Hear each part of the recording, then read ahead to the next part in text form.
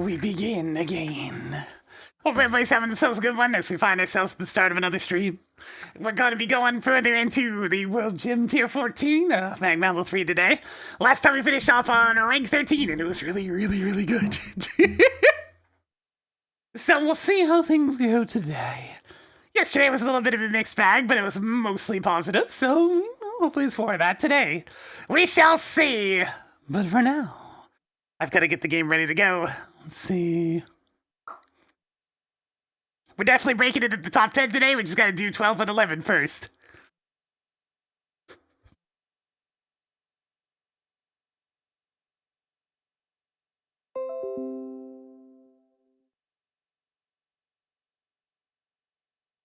Let's see.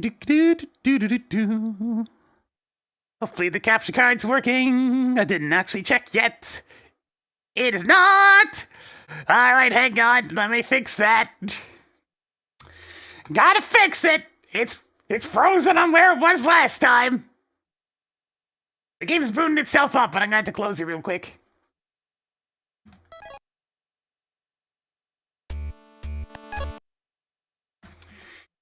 There you mangy capture card. It's time to fix you again.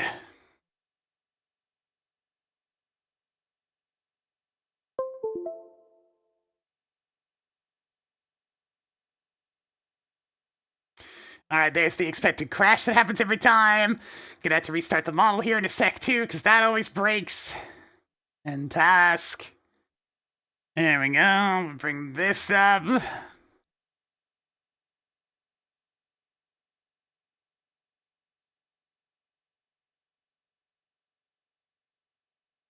Oh hey, it's mystically magically working again. Now it just needs to survive this last refresh. Hey, woo, it worked! Yay! Hooray! Okay, let me restart the model real quick.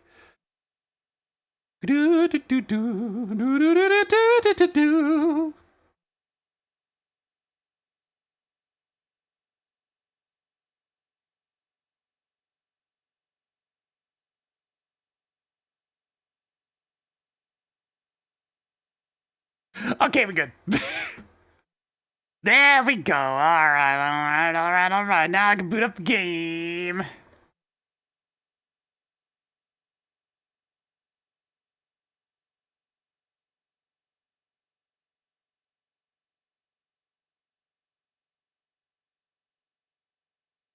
Yeah, the latest crossover thing with Twitch is a bit weird. Who the hell even uses Apple TV anymore?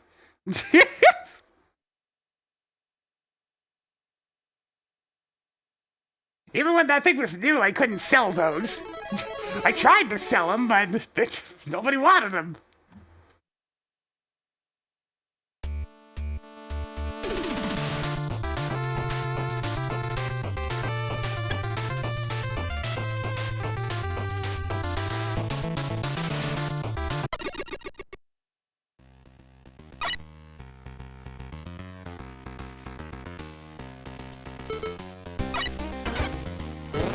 One quick thing before we do anything else. I have been sent something truly disturbing.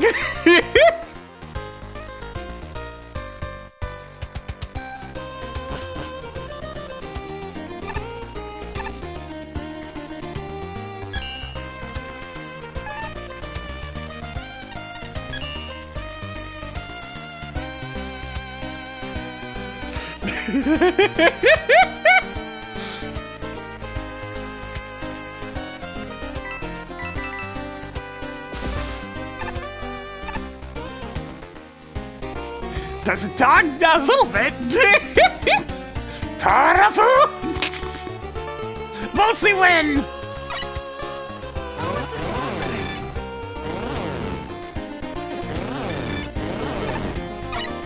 How is this happening?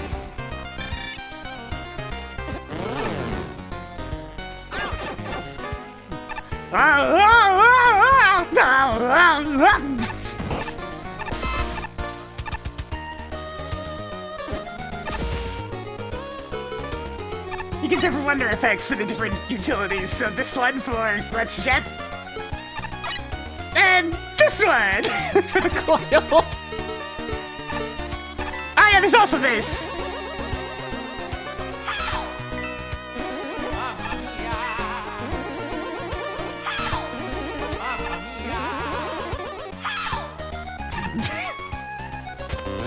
And Nina's told me to go take a look at one quick thing, so we'll go take a look at one quick thing with this. Hey, there's no more convenient place to check out a victory animation than X6 meme.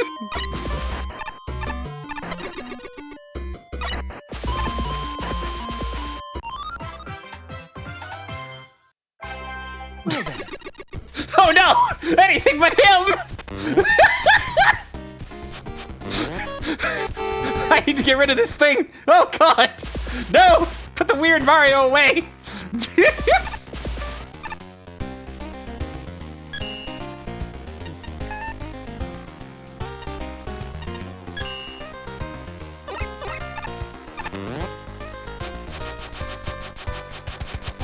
long, long Mario.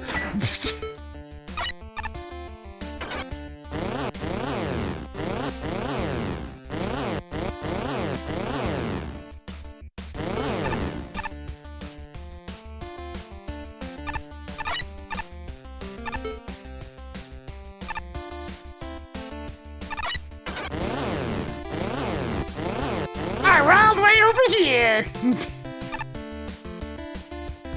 Yeah, the Mega Man 11 rule sprite's a bit too busy. Makes it a bit harder to tell where you're landing and whatnot.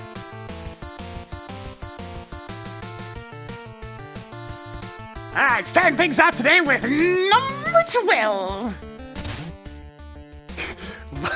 Wide open. I get it.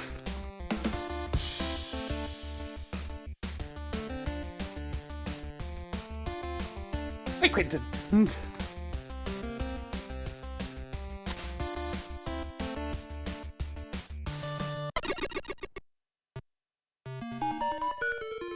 Why do I get the distinct impression I'm gonna want to bring out the... Nope. Where are we going immediately? I'm always concerned when we're immediately taken to a side area with a boss tour. Yeah?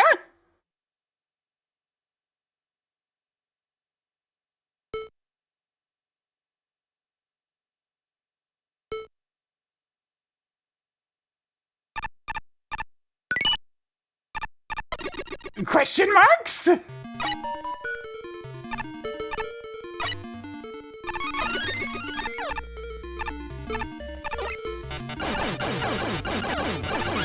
Is this gonna be a stage almost entirely full of Joes? There are at least shields that don't, I mean, Joes that don't have shields, so there is that.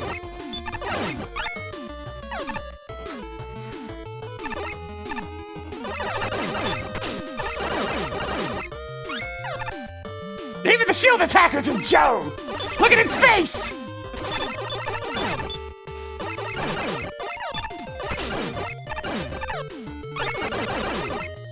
The tellies are Joes! Everything's Joe!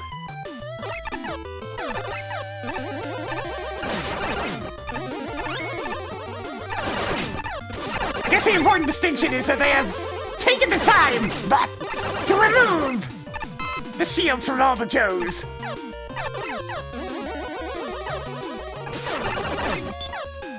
Well, hello there! Oh yeah, by the way, I spent some time playing the baseball minigame and got this. So we might be seeing a few more capsules today. On top of that, actually, I kind of want to link this. It's gonna take me a sec.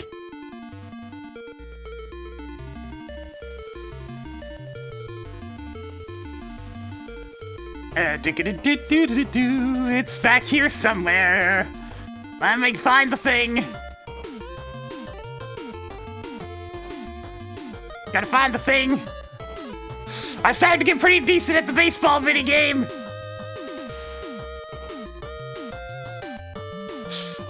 I got this from the baseball minigame. It was pretty good. It's pretty good. Not bad considering it only takes less than a minute, unlike solitaire.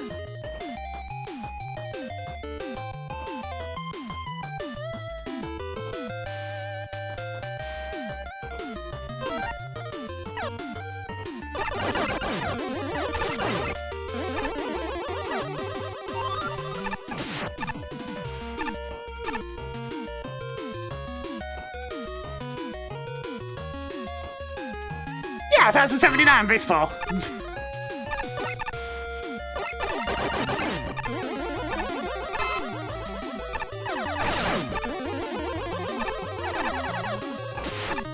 It's the old ring throwing baseballs at the bottle game. And guess what? It's just as rigged as the actual casino. Those hitboxes don't Make any sense!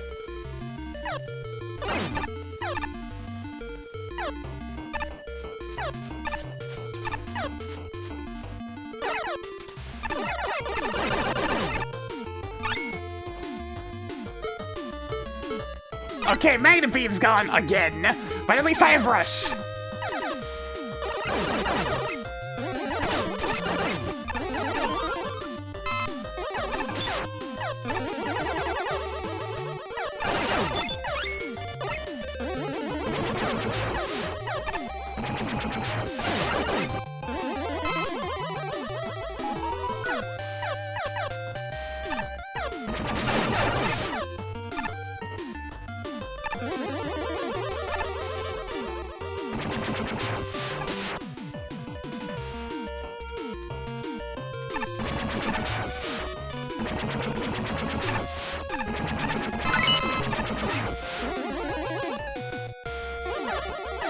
Yeah, the Strike Man game requires both speed and accuracy. Only one will not be enough. You need both. You can't just spam the shots. Strike Man ain't kidding when he says that your accuracy matters. The more you miss, the more points you lose.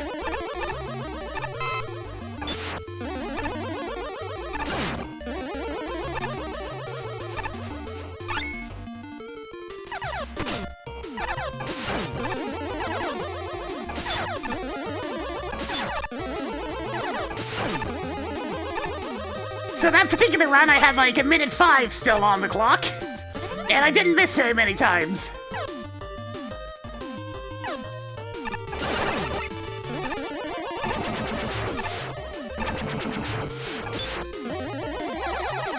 Man, I gotta say, there better be something other than Jones to carry this stage, because, I gotta say, it's all just different takes on, and then they shoot you.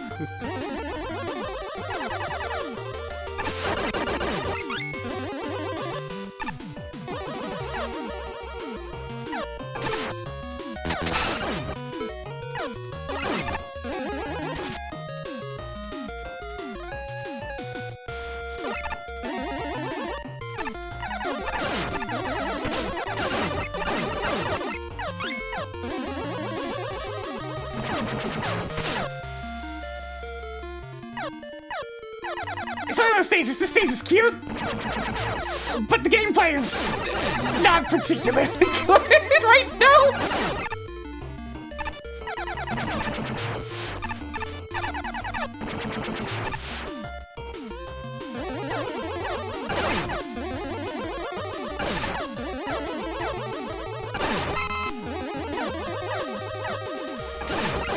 That would be a pretty fun stage to speed through, though. Since there's a lot of potential for skippy nonsense.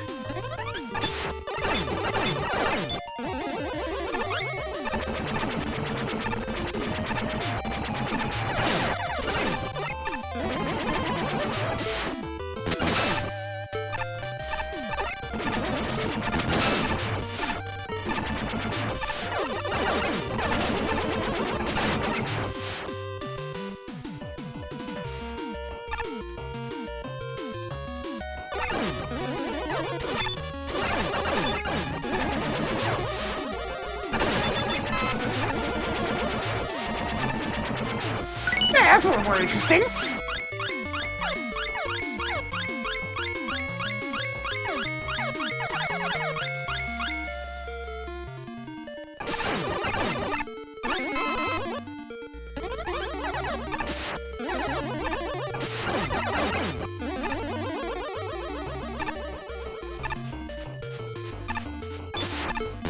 Yeah, I can definitely see this stage getting elevated for the fact that there's so many stages that are just full of Joe, shield attackers, vents, etc. But to have one where those enemies exist but their shields are taken away is a lot more novel.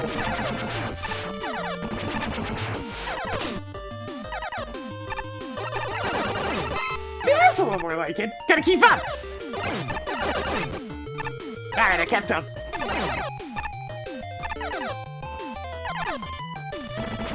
Joe is still shooting.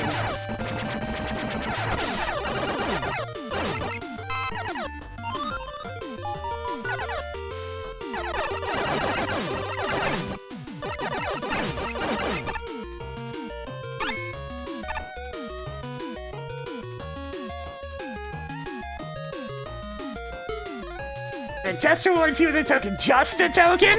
That's still a part of completion!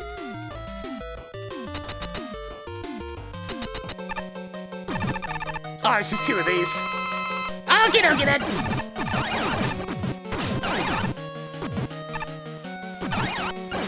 I have to imagine this ends up in undodgeable combinations sometimes.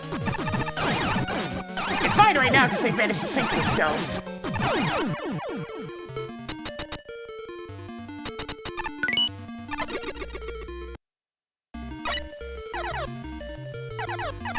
Yep.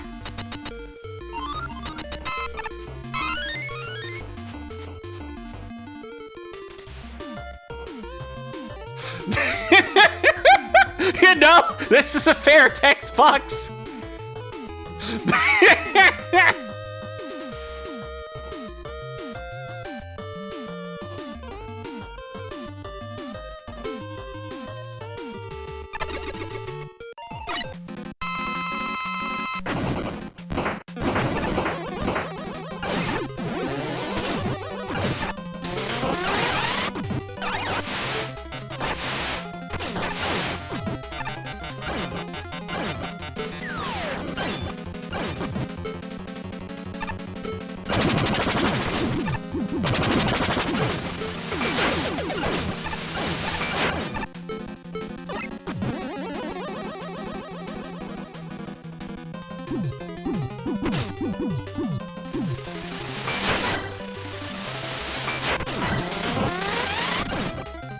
Okay, it's not bad.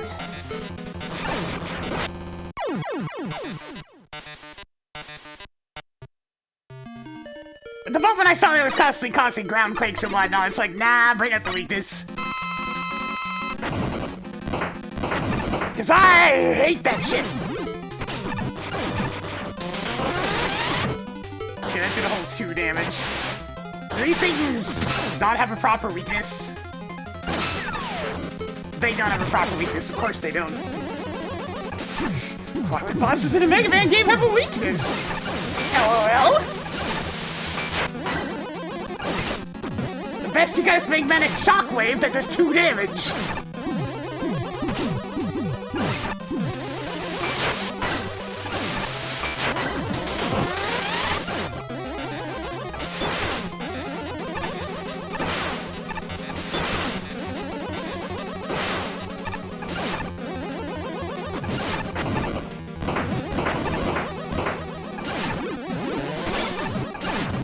Nah.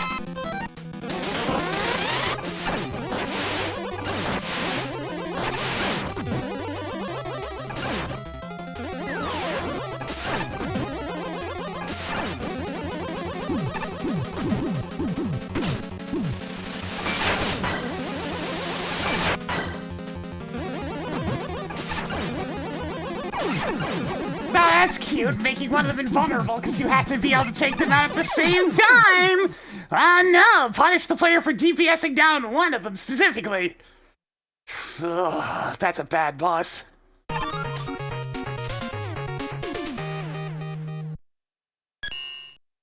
How dare you try to use strategy of any form against my boss! Buster only it! That's the only thing you can do! Hey! Keep away from children. It's...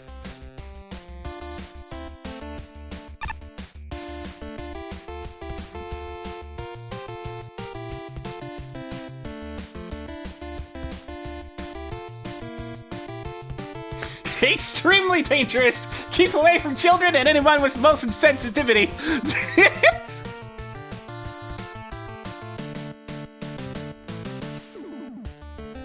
I just felt the stage was really weak.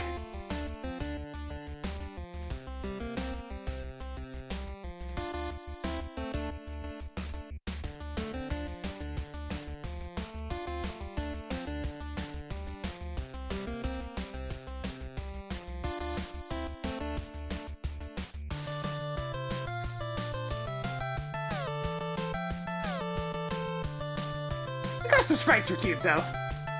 The actual, like, tile work itself, nothing too crazy. It was very monotonous.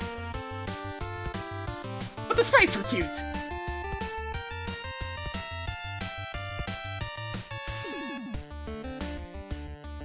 The 32, 38, 47.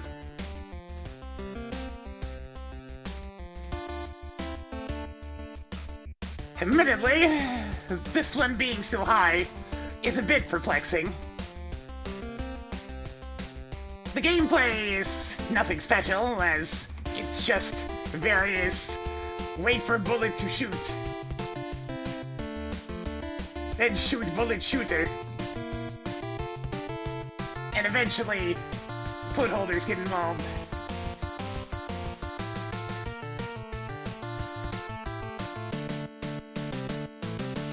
By the time bolt total, it's just whoop, it's nothing crazy.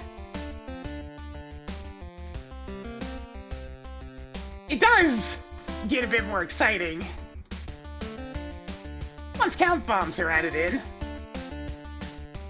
Especially the section where you need to keep up with your platform the whole way.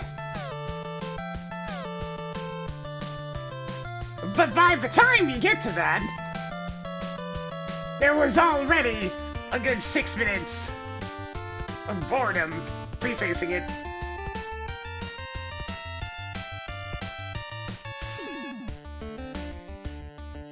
I did like the token challenges. Those were all good.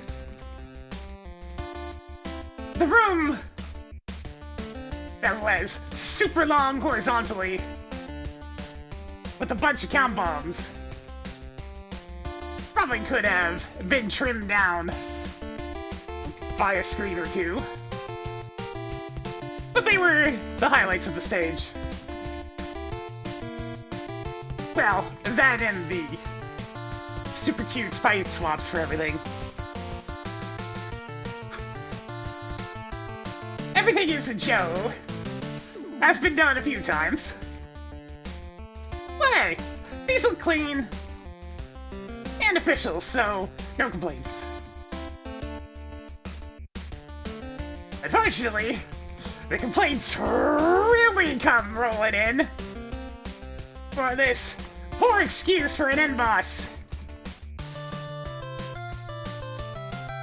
Did we really need to throw out almost every classic Mega Man convention at the same time? Alright, to list them, a multi-part boss with 2 separate health bars. This is more in line with X than classic. No weakness, which is practically a felony in classic design. And oh, did you dare try to focus one of them down? You fool! One gets automatically invincible when it hits 2 health. Go DPS the other one down slowly with the Buster, instead of the attack pattern getting any easier. How foolish of you for expecting the ability to use any variance in strategy at all, other than dodge bullet, shoot Buster, repeat.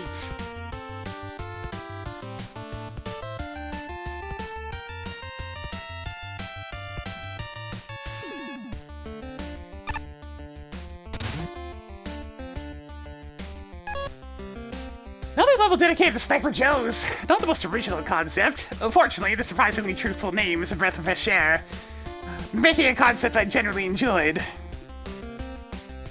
I especially like that all the Joes were visually distinct. Makes it quick to see who's who, and the other Joe reskins show dedication to the theme. Furthermore, Every level piece is introduced well, and there's some excellent setup in here. Personal highlights go to the Joes on count bombs, a number of the foot holder rooms, and the third token. In general, this is fun to play. Wait, the third token? But the third token is the first!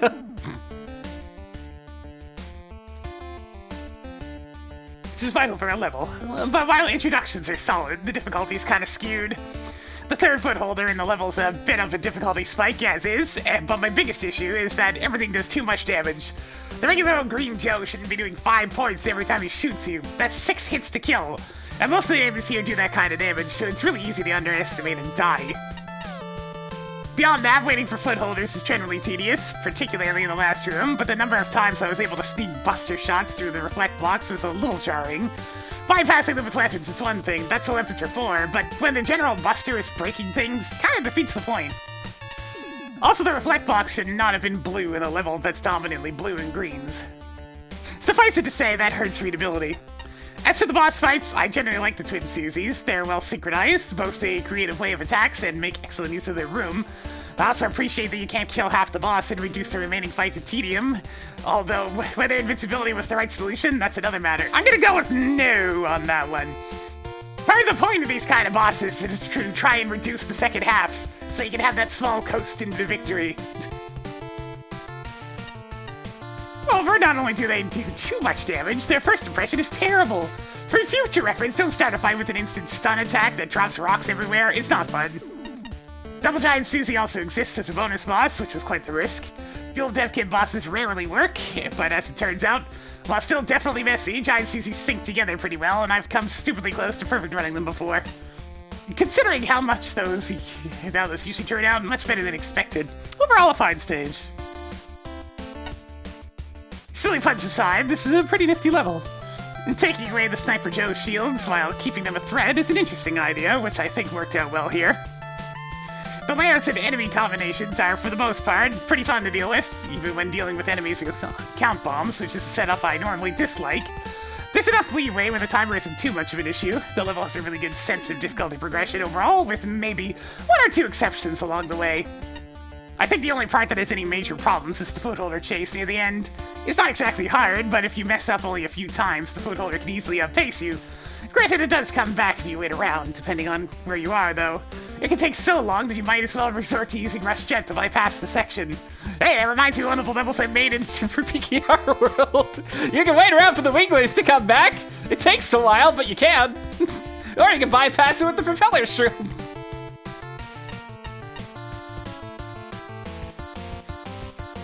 Then there's the boss. I'm a bit torn on these two because there's both good and bad aspects to them.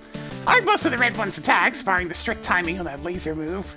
While the green one feels a bit more annoying to deal with, aside from his higher contact damage, I think it's mainly the Mirror Buster-esque shield he starts during the combination attack. It makes him pretty much untouchable to anything with Break Dash, which only deals a single point of damage.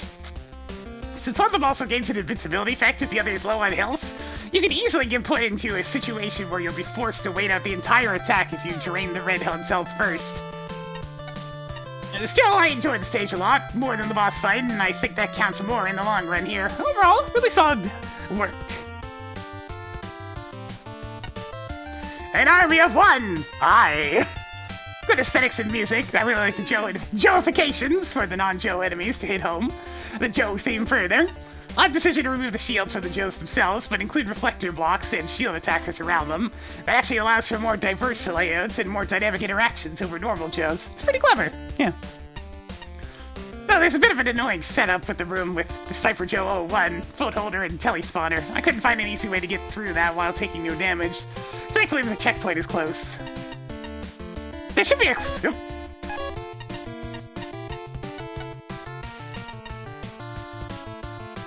There should be a clear indication of low gravity areas because it can be overlooked to the player isn't paying attention to the sound effect of the gravity changing during the room shift. Usually the player is put into a jumping challenge in a room without them realizing the gravity change. The final section with the footholder race can be quite tricky to no damage through if you want to keep up with the platform. The split path room with the main boss and extra ones should be devoid of enemies. It gets annoying to fight the same 2 Joes every time the player dies to the extra boss. You should probably also make it clear where the energy element would be so the player doesn't get kicked out before they can collect everything in the level. The two giant Susies aren't too bad once you realize you want to focus on taking one of them down. Still, some of the patterns can become impossible to dodge with both of them jumping around frantically. The main boss, which amusingly enough is also a Susie lookalike duo fight, can really benefit from getting toned down a bit. Although the fight's rather pattern-based, there's no real telegraph to when one of them is going to explicitly move into place, more often right into where you are, and deal massive contact damage. The falling rock attack is especially unfair due to Mega Man getting stunned indefinitely during it. You have to pray that none of the rocks are going to spawn on top of you. Unlike the giant Susie duo, you have to spread your damage evenly for this fight because they get a super shield once you wiggle them down to 2 health, until their partners also wiggle down to the same amount. They are also heckin' durable, taking only at most 2 damage from weapons, Charge Buster and Magnetic Shockwave, and the latter is very easy to run out of. All of these factors combine just to make the fight long overstay its welcome.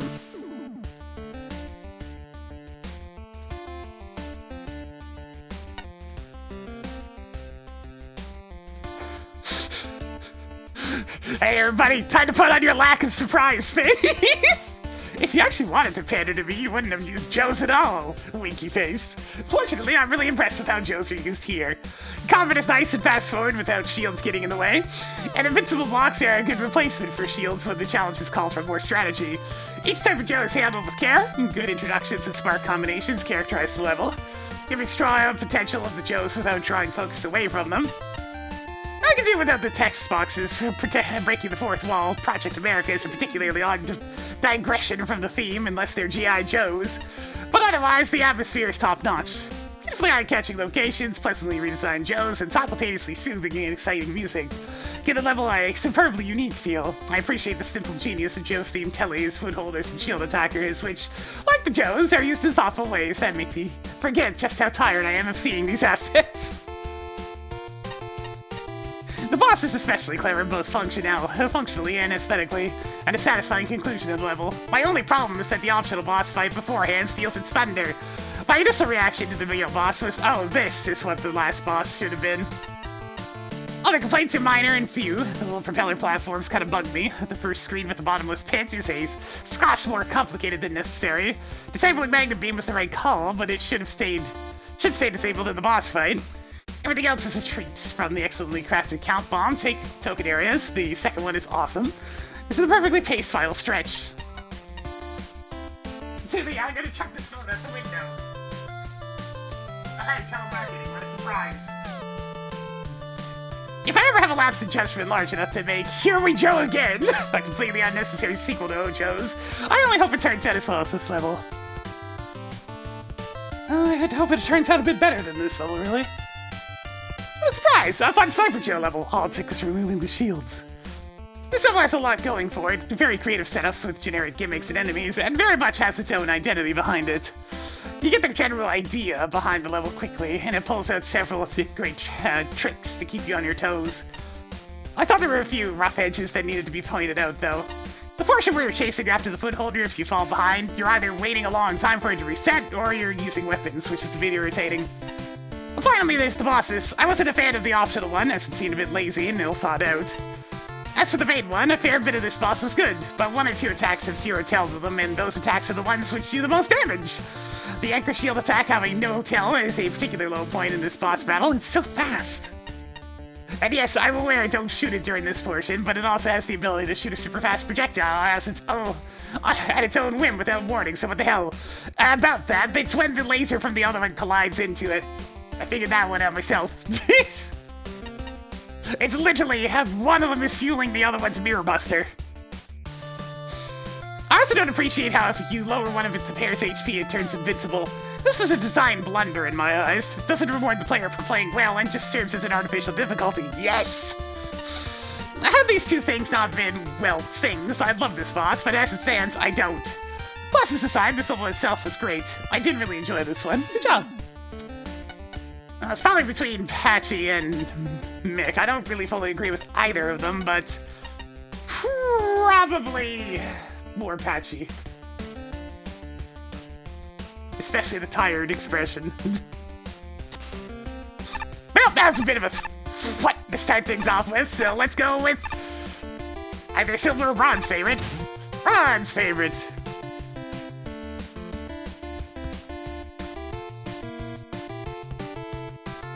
Access corridor. Alpha. I'm...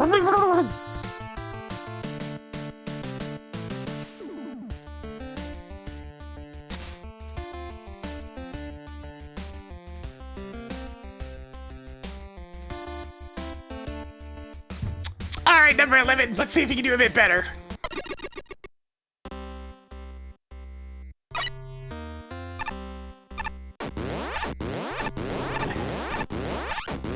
Ah, this is a different take. Oh, is it trying to tell me they got rid of my utilities again? Man, I'm getting real sick of my utilities being gone.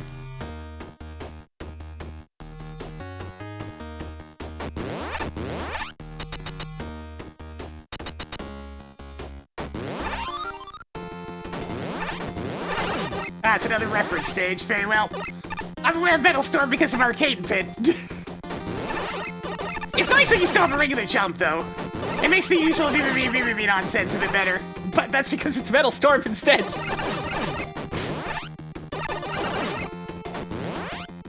Because, you know, Metal Storm did it first, you know. Oh, god, we have screen wrapping as well. Alright, alright, alright, alright. Sure.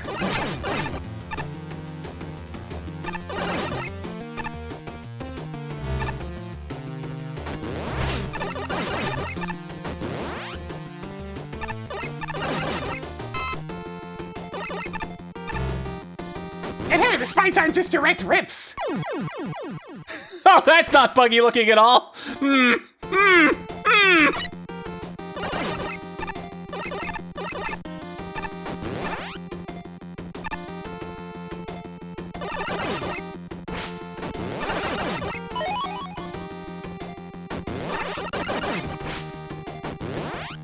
nothing wrong with just allowing the mobility tools to exist.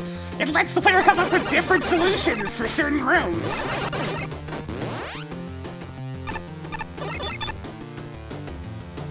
That's why being beef is there's literally nothing wrong with just letting the player come up with their own thing. That's Mega Man in its purest essence. To limit that is to go against just how the games normally work.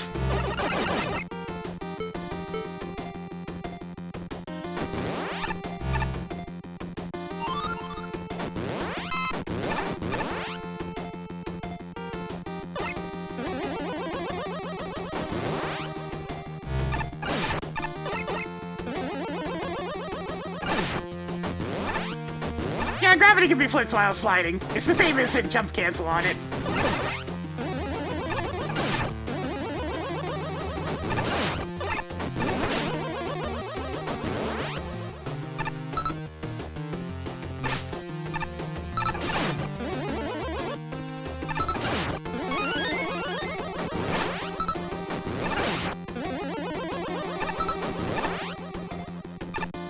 The big thing is, at least the graphics themselves have been worked to actually work with Mega Man. Like, that in itself is pretty major. A lot of these reference stages kind of forget that bit.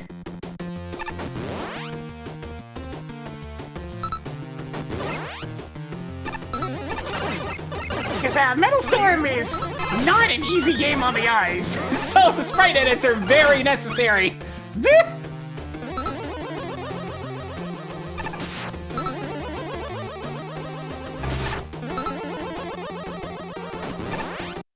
Oh, there's spikes there.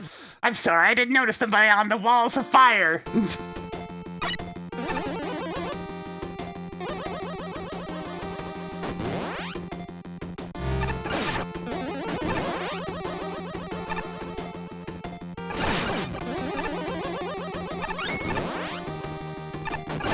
Hey, at least this particular non-Mega Man level actually goes with a jump and shoot game. Instead of like Kirby or Mario again.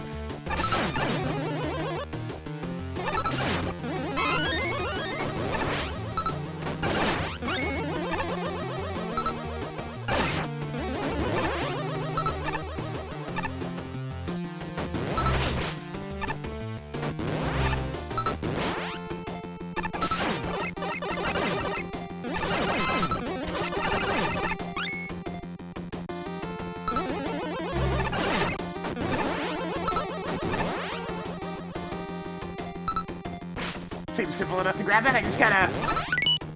Yeah.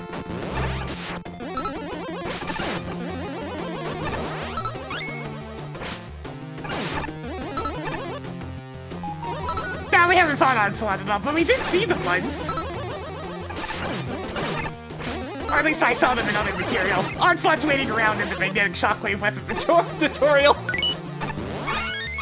And yeah, there's the protagonist from it here, right here. Surprised mech suit noises.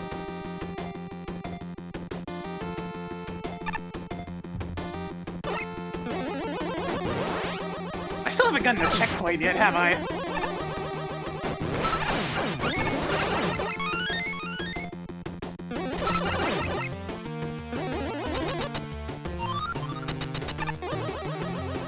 Is there really only 2 checkpoints in this entire stage? Technically, there's only 2. There's the midpoint and there's the boss, and that's it.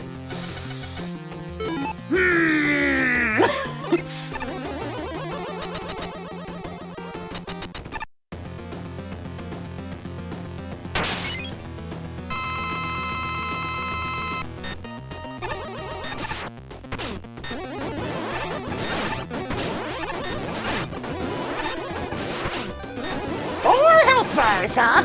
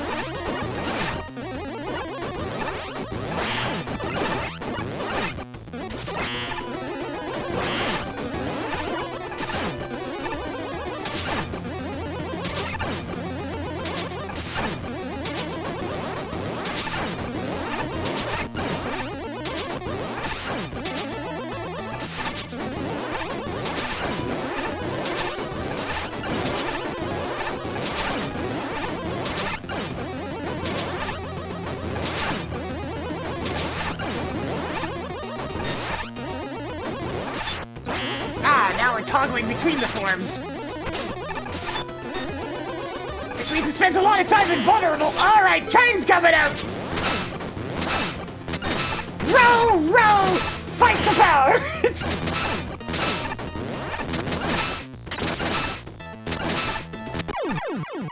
You're not gonna have 4 goddamn health bars and then spend half the time in the last form invulnerable, thanks.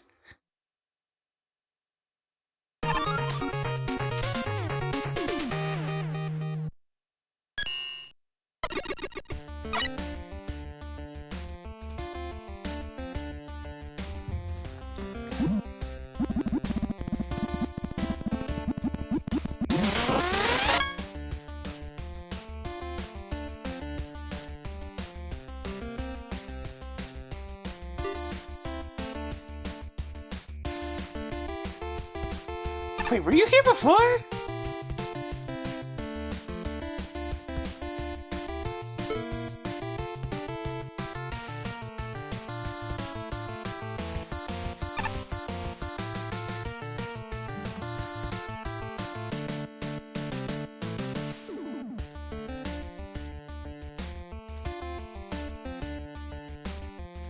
A little better, still not great. It being a reference level really stings on the creativity, though.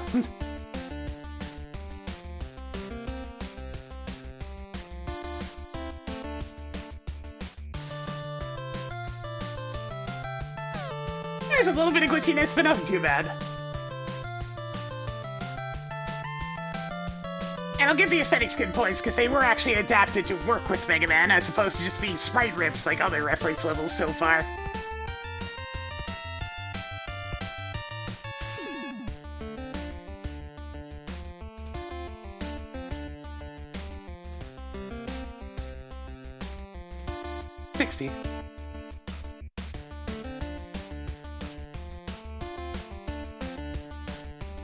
Oh, geez. Level that decides it is time to be an entirely different game. Haven't seen that one before.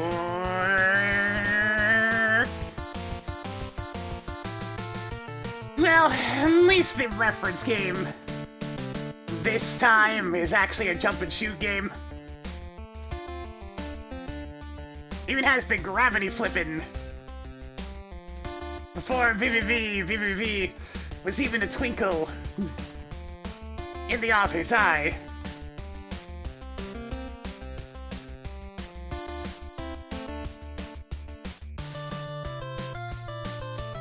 There's work done here that I do appreciate. Even if reference levels kinda suffer hard when it comes to creativity.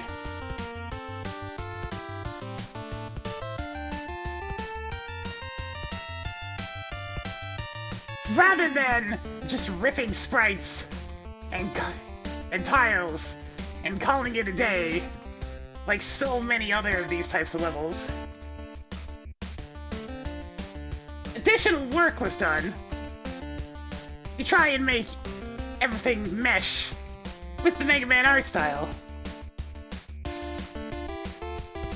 As much as possible, at least. I appreciate this, and it is reflected in the aesthetic score.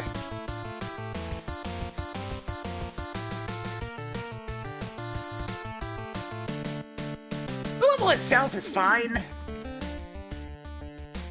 It's another gravity flippity type of stage. And having manual access to the flip, while also still having a jump,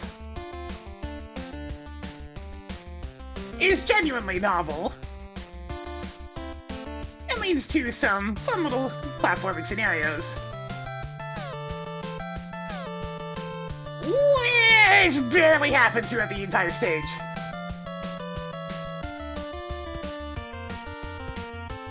The stage kinda plays it way too safe. So most of it is just the Metal Storm experience. Charge forward a little bit. Shoot the bad guys. Charge further forward.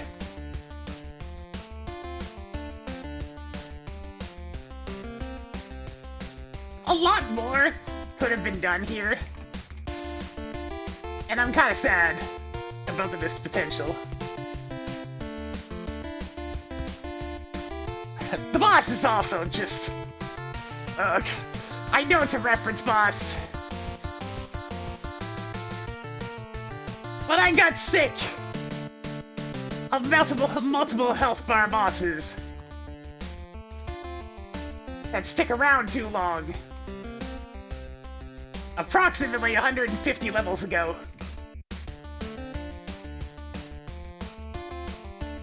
Also, the last phase, shifting forms, so often being invulnerable the entire time. Now that just sucks to fight with the Buster.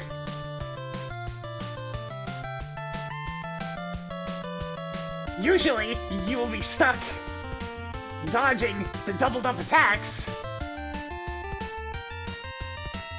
and miss the opportunity to actually land a hit. Nah, Laser Trident's coming out.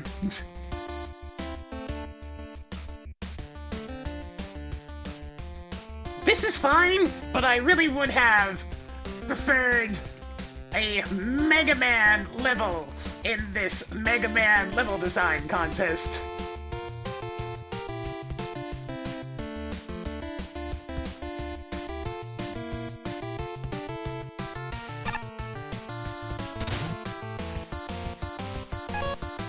I recognize these visuals. The full crossover with Metal Story, complete with at-will gravity swapping. Considering Gravity Man happened, this is not unfitting, and the G-Rev system handles like a dream. The introduction is excellent, quickly explaining everything you need to know, and the level that keeps things fresh with a small variety of gimmicks and obstacles. Particular props go to the screen warps. They're an excellent way to get more use of from the level space, as well as avoid the problems this would have with ladders.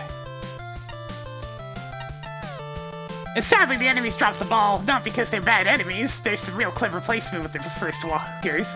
And the gimmick-type enemies, the fire crabs and the green rail bots, were outright excellent. However, the majority of the enemies might as well just be target practice, especially the wheels. Getting around them can be slightly tricky at first, but they all die to charge shots. As a result, once I understood the gimmick, none of the outright enemies were threats. Heck, I didn't even notice when the walker robots got cannons. They just weren't as important as the green machines on the walls. The end result can be dull once the novelty wears off, but at the same time, it can be a relaxing way to unwind after a frustrating experience. That said, there's one section that's decidedly not relaxing. Atlantis, the boss, is a significant expansion from the original. For better or for worse, the core issue with the fight is its length. While I like the idea with the multiple phases, the first three take way too long to die for how little they actually do. The first two in particular really don't encourage gravity flipping beyond being tedious if you don't, which doesn't pan out well. The final phase is at least interesting, and I really enjoy the variety here. Unfortunately, it's a massive difficulty spike over the other phases, no thanks to the excessive iframes. Overall, not a bad boss, but it definitely needs some polish. Full disclosure, I've never played Metal Storm before. If it's anywhere near as good as this stage, though, I'll definitely have to rectify that. Unfortunately, Shinryu, it's not. It's really not. It's so goddamn spammy. You don't have enough HP. It's just a miserable time.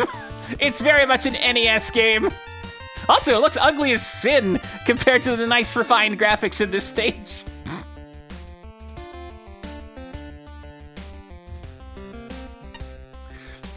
While gravity flipping mechanics are nothing new to Mega Man, it's hard to think of a stage that pulls it off as well as this one does. Not only can you flip gravity whenever you want, but you're allowed a second flip if you happen to mess up with your first one. It's a great way to elevate a simple gimmick. Certain enemies and hazards being affected by flipping gravity adds onto this quite a bit, which the stage design leverages. Well, especially in situations whenever screen wraps or those fire wave generators are present. Yeah, that's why it's in the arcade pit! Yeah, it's a conceptually really neat game, but its execution is terrible!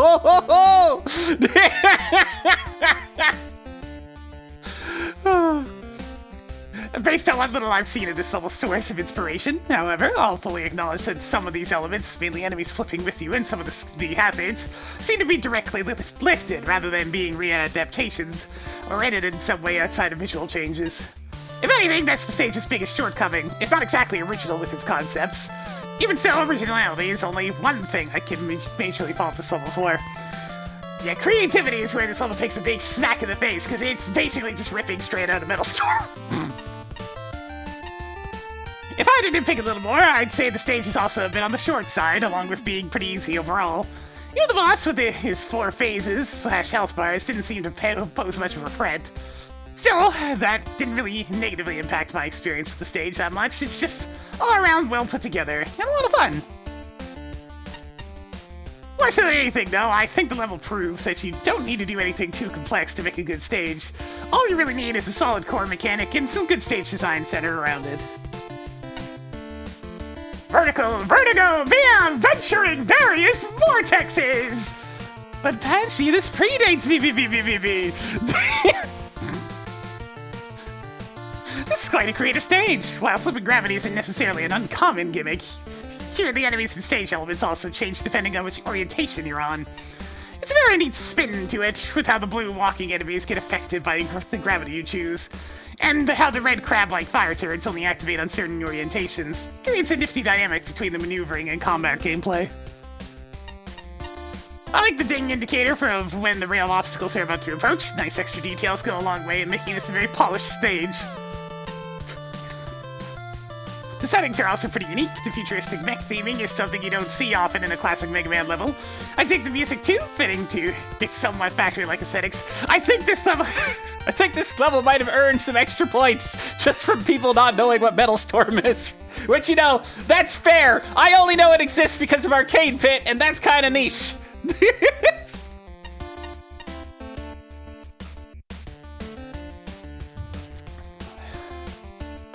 The only real downside with the stage is its length is a little on the short side. I'm certain that more could have been done of the elements of the stage. They have quite the potential. The boss starts out simple, then gradually introduces more complex attack patterns where the player would need to utilize their gravity change as the fight goes on. Simple but very elegant way to implement the stage gimmick into the fight itself. It can be a little bit of a drag with its 4 health bars to eat through, but its damage and iframes are nerfed to compensate, which is appreciated. It also helps make up for the overall short length of the actual stage itself. Yeah, the arcade bit. This is awesome! As a standalone level, this checks all the boxes for me. A smooth learning curve that suddenly teaches the player before testing that knowledge. Novel, varied, increasing difficulty, but fair and mildly puzzle-oriented challenges with properly secret secrets. Length, checkpoints, power-ups, and two-way transitions that are thoroughly appropriate. A boss with the right number of health bars for what it's trying to accomplish. Check, check, check, check already! I don't know about that last one there, Flashman. As a crossover level, this rocks my sockets. Metal Storm was the first game to satisfy the gravity-flipping hunger I had after playing Mega Man 5, and even taking elements from the NES Cult Classic and integrated them back into Mega Man, paying tribute to the former without eclipsing the latter. For me, the balance is absolutely perfect. Ah, yes, see. Yeah, wait! We're in high enough that Flashman has earned a two-sided smile! It looks kind of cursed, I ain't gonna lie. But yeah, just having an actual nostalgic punch for Flashman makes a lot of sense at this point. It's like, if you grew up playing Metal Storm, then this stage is probably a whole lot more exciting. I didn't. Sneaking it, sticking for the 35 months. Didn't know it's been a little bit more for us today. Yes. Not only do the graphics capture the messy futuristic vibe of the source material, which I can forgive for being a little hard on the eyes because that's accurate, but they elegantly incorporate some Mega Man aesthetics. Yeah, that's the big thing. Like, to actually taking the time to make stronger outlines and to make things a little bit less messy. The enemy designs are outstanding in this regard. Similarly, the music sounds just like Metal Storm, but cleaned up to feel more like home in a Mega Man game. For once, I am completely on board with the weapon lockouts. They ensure the main gimmick is always relevant, and I appreciate that you've shown up front what you can and cannot use. Flashman and I are very much on opposite ends of the spectrum when it comes to weapon lockouts. I absolutely despise them! The only faults I can find are technical ones. Boss projectiles should ideally disappear when the boss dies. Time it right and you can flip yourself into the floor or cause line-guided enemies to fall off screen when they spawn. I'm obligated to report these issues. I'm not obligated to care about them. Seriously, thank you for making this level. Leaders from the Earth Nation will now bestow upon you a reward greater than any medal, and more valuable than all the gold known to man. You have earned 11th place in MAGMML3! Oh man, 11th place kind of hurts though, because you're one off of top 10. That's like the depression zone. It's like, no, so close! It's like there's two spots that hurt the most in this entire ranking. 4th and 11th.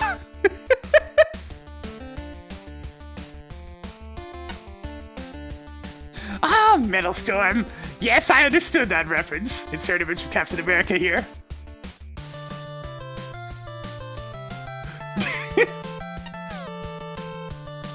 That last of these is often something to chuckle over, especially when your name is X6V. What about 6th? Nah, top 5's not nearly as nice as top 10. Because the thing about top 5 is, it has the podium of gold, silver, bronze. So that matters a lot more than 4th and 5th.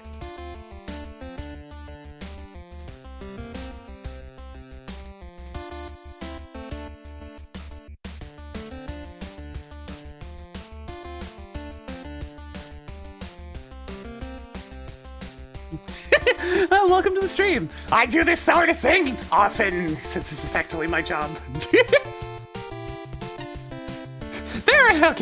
That's the issue. It's just perfectly serviceable rather than outstanding. The gimmick isn't quite pushed far enough for my taste, and the level seems over too soon. The major problem with this level is the spikes. They shouldn't blend in with the rest of the background. Yeah, I walked into those accidentally without even realizing they existed. Not once, but twice. I died to these rather too many times because they are very hard to notice, which in a stage with such an attention-requiring gimmick is really a big issue. There isn't much else to complain about other than I wish it hadn't done more with the idea. I think the enemy that's only active and firing when you're in the same orientation as it lends itself to some of the more pleasurable segments. Pleasurable, that's a word choice. The boss has issues. It's a bit long-winded and entirely too simplistic for how much health it has. It's a fine fight, but it really needed to take more damage for the buster/weakness, or just had less health or earlier phase changes, as you see all its tricks within seconds of each phase. I turned on the final phase. I like the hectic nature of it, but the fact it's immune to damage during transitions is pretty irritating. You can eventually get the timing down, but it does cause the final phase to arbitrarily take longer than the rest. If the health management had been more streamlined in the earlier phases, this could have ended up the real top-tier boss. Shame. Tokens were sneaky, but not unreasonably so. I am 308. Yeah, think about the face on this one. Cover some of the aesthetic issues, boss issues, etc. Alright, I think we have a tier boss coming up.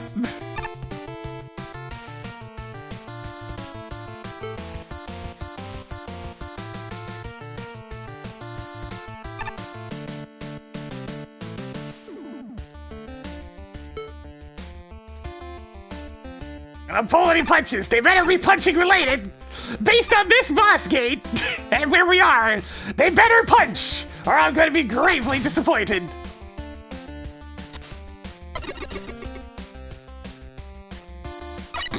Hey, Class Joe, how's it going?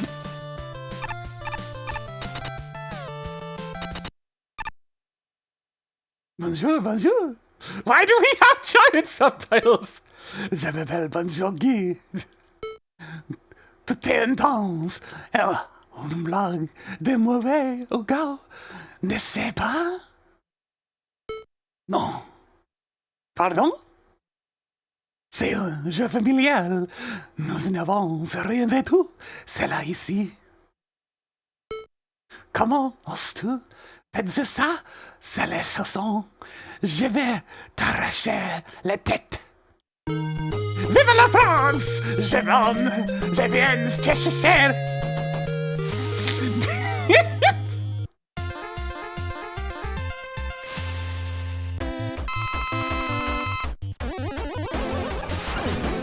I'm Canadian. I've heard French before. Now that said, it is Quebecois French, so it's A bit, a bit off from regular French, but still. Oh, hey, finally threw a punch!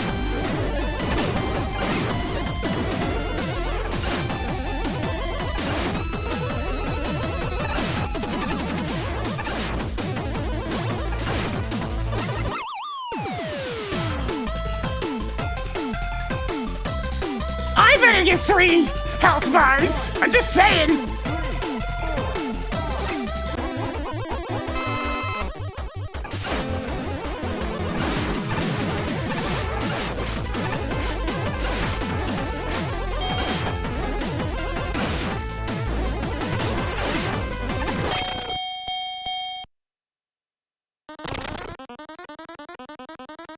The song for the robots. Item any bounce pad completed. Get your weapons ready. I'm pushing the equivalent of select. I better get some health.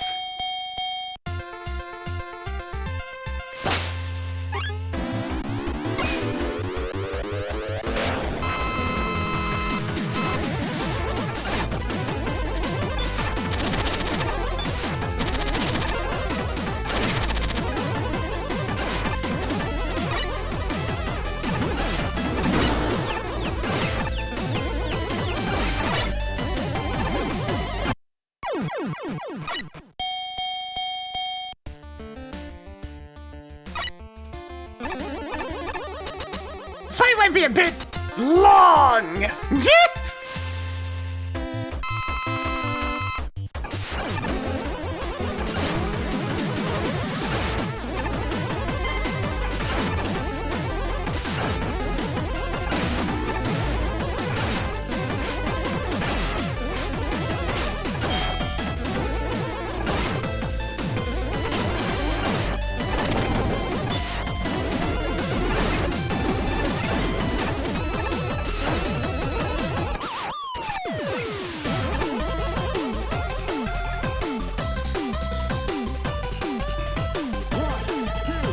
I said I asked to have 3 health bars myself! I get 1! That's bullshit! Why am I not allowed to get back up, huh? What kind of kangaroo boxing match is this?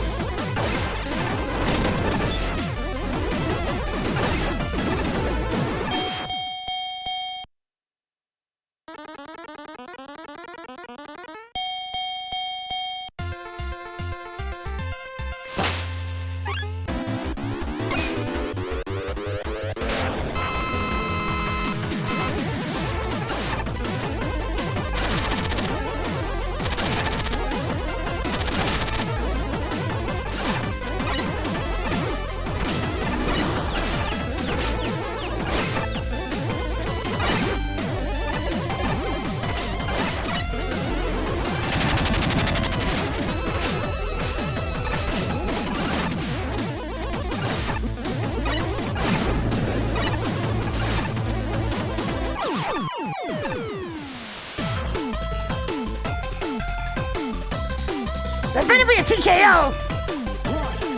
Go!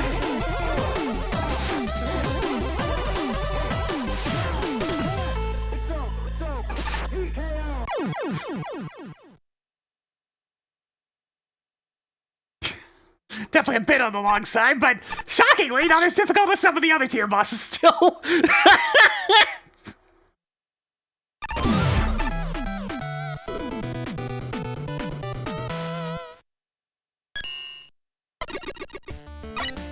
I guess it normally is a single round. Well, we'll take a regular KO then. That was neat, but it went on too long. Should have been a checkpoint at the second form if you're gonna do it that way. Or let the player also have the ability to get up. Come on now. Little Matt can get up, why can't we get up? Why do I have to take illicit drinks to get back up, huh? Where's my Doc Lewis massaging my shoulder and giving me extra HP, huh?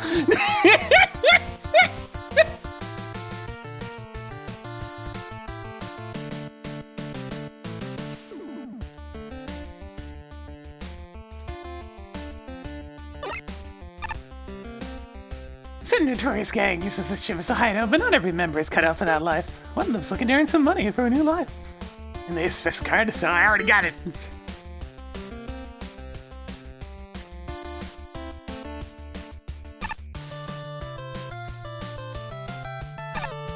Speaking of the casino, though, let's go spend some more chips.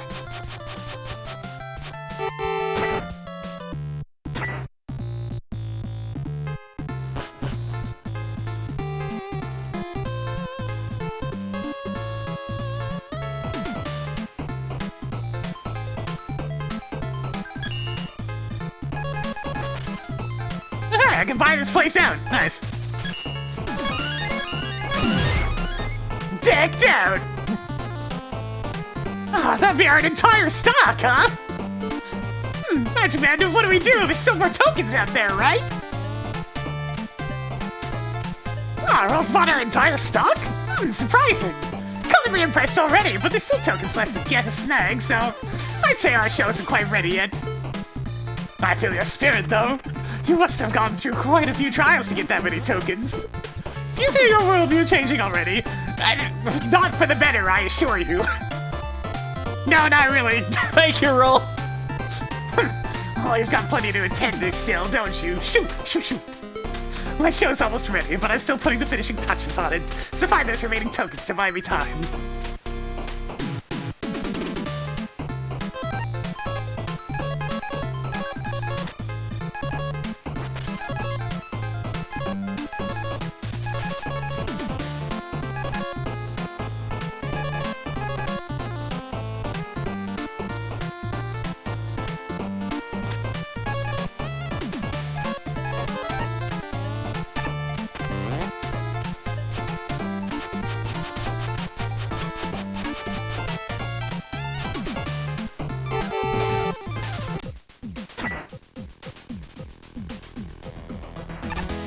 Alright, let me clean up the spreadsheet real quick, because it's time for the top 10!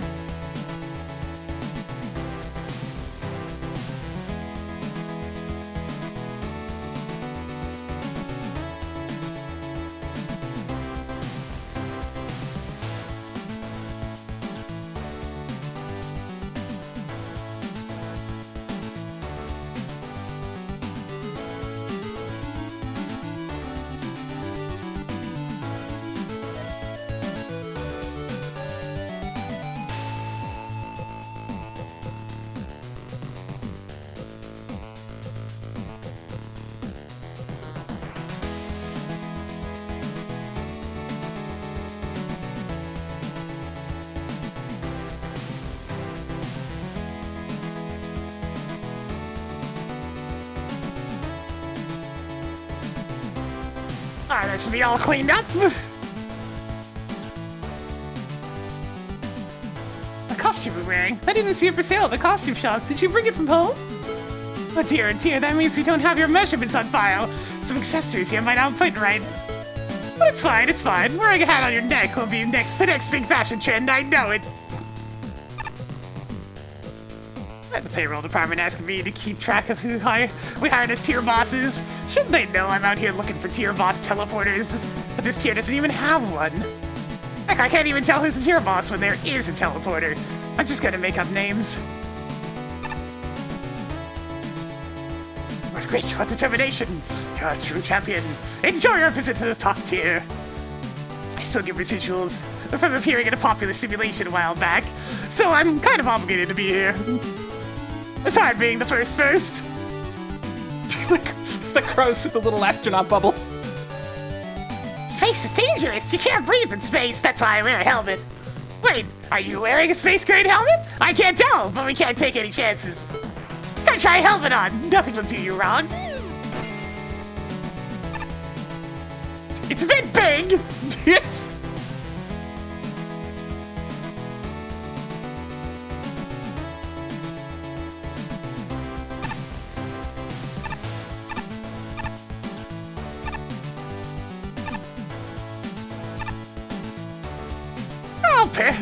Y'all are paranoid. People love us. Why else would our kind show up in so many simulations? Oh no! Science for variance! Can't well be unpopular if we don't get used enough to be annoying. I don't know, Ro. What do you reckon? Should I listen to these two and give up my hats? Yes. I'll dip me in batter and call me a hush puppy. If it means that much, y'all, I can't rightly decline. Ro, well, take care of my hat, would you? If fighting is sure to result in victory, then you must fight!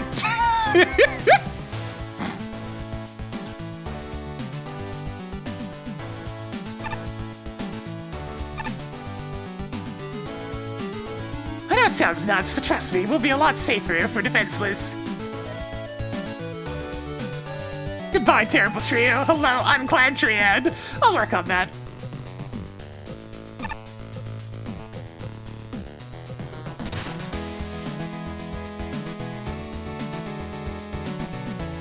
Forgotten factory. Alright, I didn't really jive with the two most recent stages, so let's see how this goes. We're breaking it into the top 10.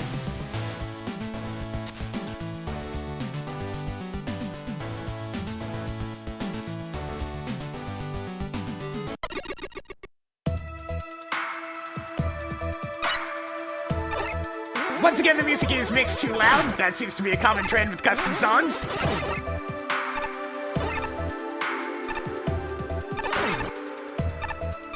Sounds like it's a remix of DKC1's factory theme. Makes sense.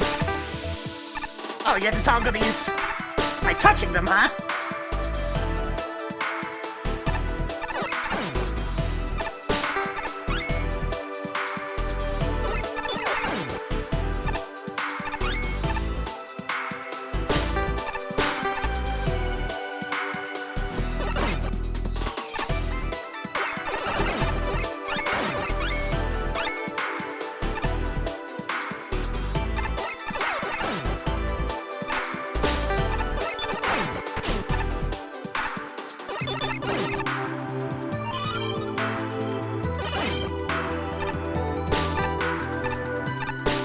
I do love the source song of this one quite a bit, so that helps.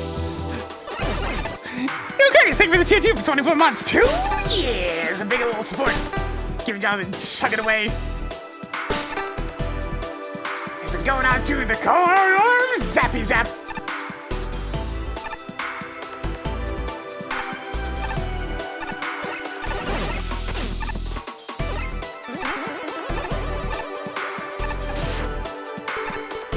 Holy crap, I have all my utilities.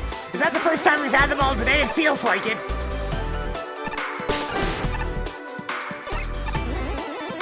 But what if I...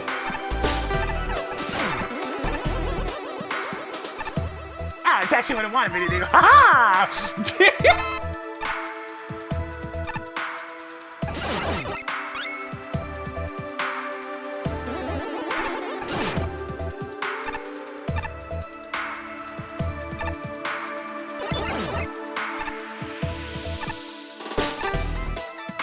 that's gonna be a spicy jump.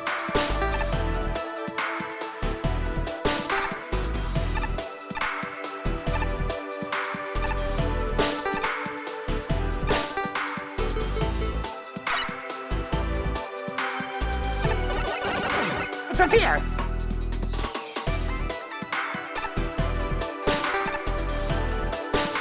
Wait, but the token wasn't even marked on the map up here.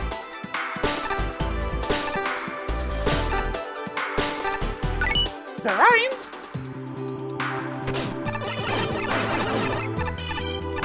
I guess it's because he was off screen? Did the compass even ping for that one? It feels like it should have.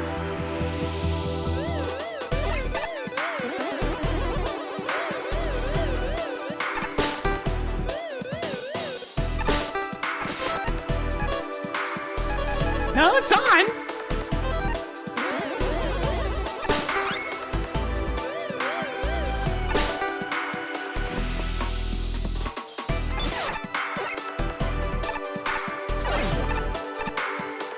Yeah, but still, the compass has been good about pinging about whether or not things were Easter eggs or tanks or tokens. It still would have been nice to have a ping there.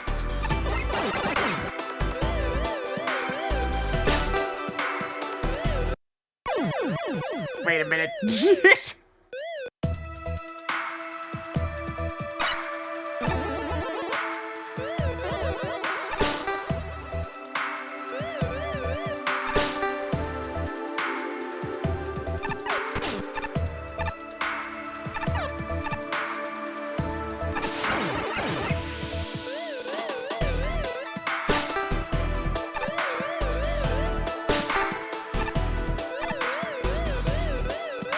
Oh, there's a wall here.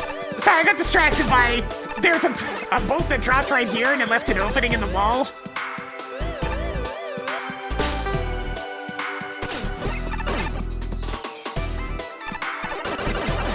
I was too busy staring at that.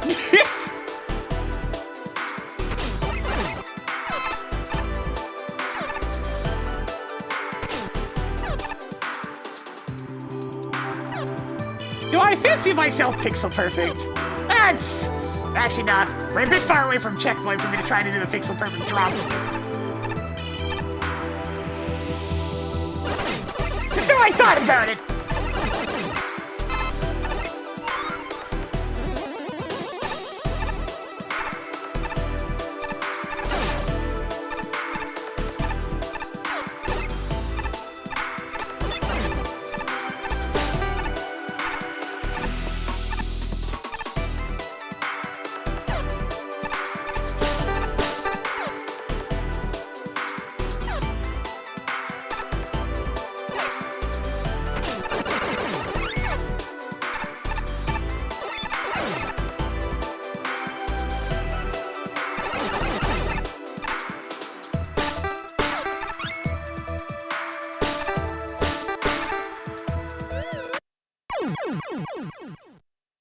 Gee, I can see that one coming. Might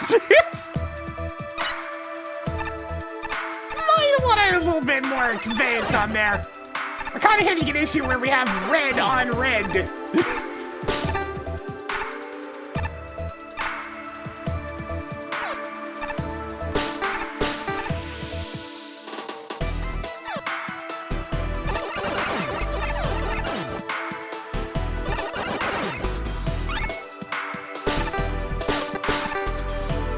Okay, I can see it now. Nope. I hope that enemy responds.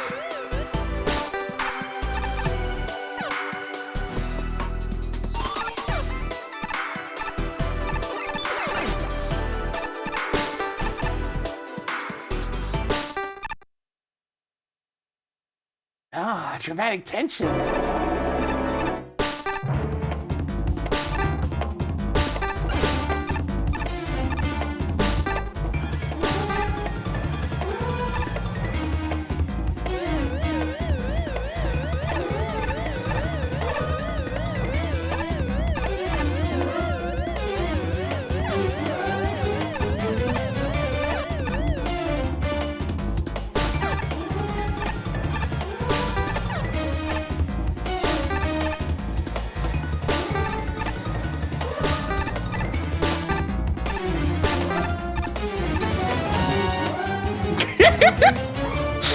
I appreciate the Donkey Kong Country Returns little diddle-diddle-diddle-doo.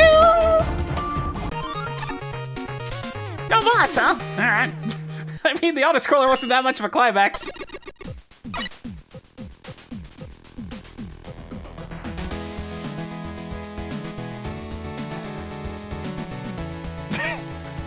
That's alright, I guess. That's a cool setups of these flip blocks, and the fact that you have to do them with your touch instead of shoot does make things a little bit more interesting.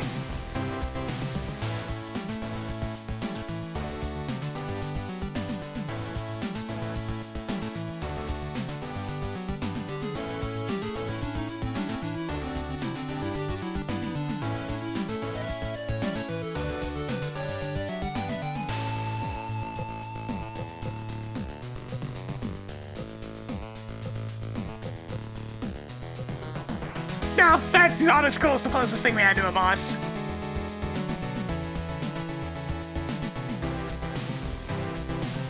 Showtime! The boss is the. Oh no! Oh no! Twitch didn't do it in the right order! Now we're gonna have 24 spins! Oh wait, no, never mind. It might fix itself. Showtime! Curse, thank you for what appears to be 26 gifted subs! It's just that 2 of them got separated for some reason. So now we should have the Pepino, right? Right? There it goes! Going on over to Mike as a fighter, 6-lit Path Dunk! Generic Fire Demon, Mojave! Oh god, here we go! Oh god! Remtooth! Zyrodorno! CC Dot Guy, Steve 420, Penguin Prince, Draco Crowley, Suzaki Sky Chaser, Dark Link, Yoshi Adam, Projectula,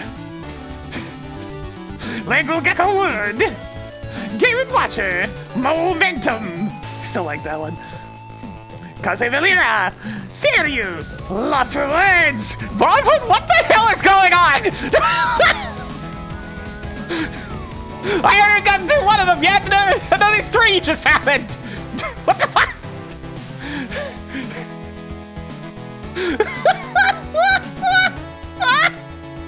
It begins! Lost for Words! Bob Pilon! Hingles! And Bogashi! Alright, the next one was Lightbox with 25 gifted subs. Going on over to Dunk Bloom. Zappa People rocks the 4th. Suyuri, Bead, Miles, Gimpu, Kuma, Mike the Magician, Game Face, Evil Knievel, NASCAR Guy, Durwago, Flash Trickstar, Circuit, Fireball, Fireball's young, Inkstains, Siromaru, Penguin Gamer, oh my god, Winter Spark, Yoshi Chief, Cat in Space, Thresher, Voivode, Breppy, and Casual Crocodile. Jesus Christ. And 10 more for Midnight Dreams going on to Boku in a Cup, Forktail. Hey, I know that guy. Dogbot, Meowser. You know, it's kind of like this. Rockland Bill, Dead Carpet, Microphone Kirby, Rocket Nerve, Rift Chopper, and 8 hugs a day. That's a good amount of hugs. And Render with the 25 gifted subs. Got on over to Renoku, Nurbing, Scarf the Smith, Headphone Box, Subwoofer Ice Cream. We're getting a lot of, like, sound accessories. That Haps, Ryusu, MB Woes, BTN Wesley, Striker Nova, Dark Zoma, Kizra, Glaze Gwyneth, Exploding Rubber Shark, New Titan, Happy Black Mage, Happy Yoshi. What the freaking hell? What do you mean there's a 50 in there too? What my god? Guys! Are you insane? I'm only in 2 Oh god! Yeah, I'm just gonna hold down on the on the D-pad while I'm reading these.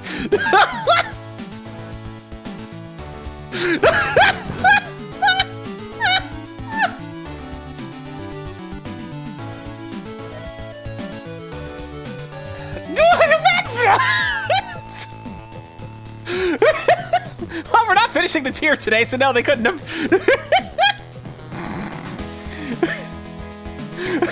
Oh yeah. Alright, where was I? Alright, Sonic by Super Mario DS64. Carbonu! Tamayaki! Dash speed! Fast defense! Dragon hideaway! And Jolly Clo! We scroll on up, we get to 100 bits from Game Face. Oh, never mind, it's all reload. Tense of the red going on over to Darkness! Awesome Punch! To Nims! Zoe!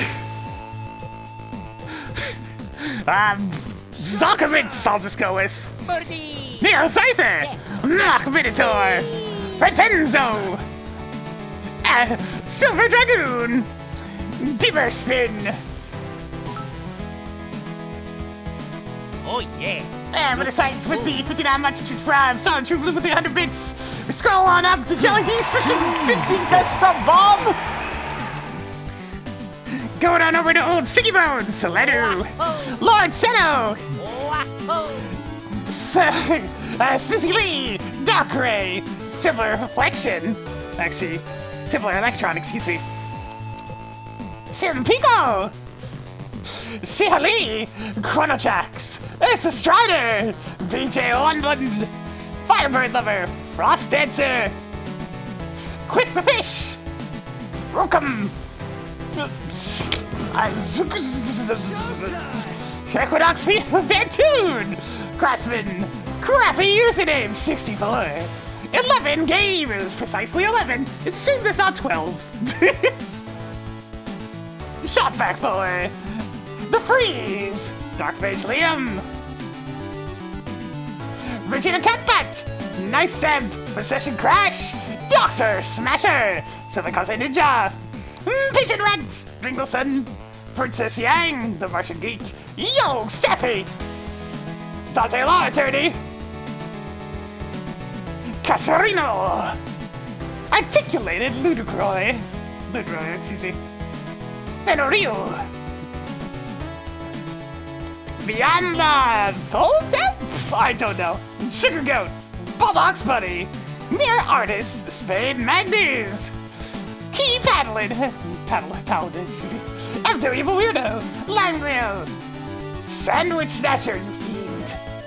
The Silver Ice! Candela! Mumbo Token! Gumbo Gum! And Miss Badger!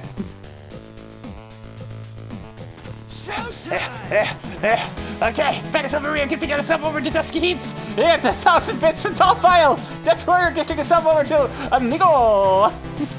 And Lord and Poodle with a tier 2 gets its sub going on over to Geyer. Okay, I think we're caught up. Holy shit.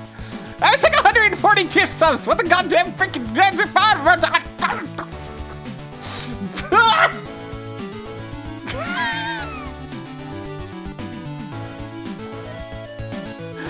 Dear God!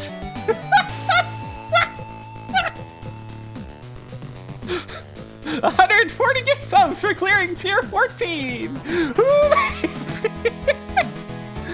Oh dear. Alright, I was in the middle of typing the aesthetic score and doing my totally. Alright! Mission statement! Remember when I just played! Actor, my brain has been fried! That's a difficult mission! 64. There it is! It's the start of the month! What level were we on again? We're on Forgotten Factory! Thanks for calling with the 100 minis as well. Oh, jeez. Alright, thank you guys. As always, it's super appreciated as it allows me to keep doing this here thing that I do. I gotta type my review of the stage though. It's important. Central gimmick. I know all too well. It is neat that the switches have been modified to require touch instead of shooting, as it allows for some tighter platforming segments.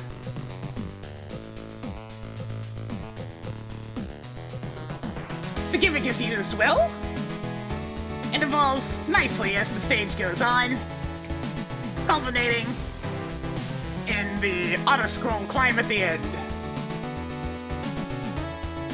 It's a very focused design idea, but it does have its shortcomings.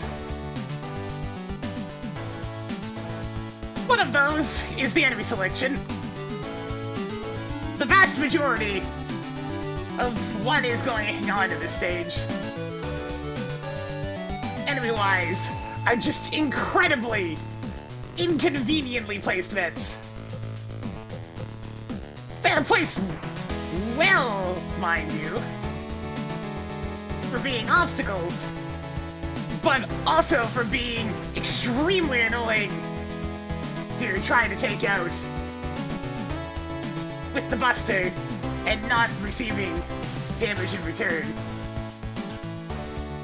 So, you know, row, row, fire the trident.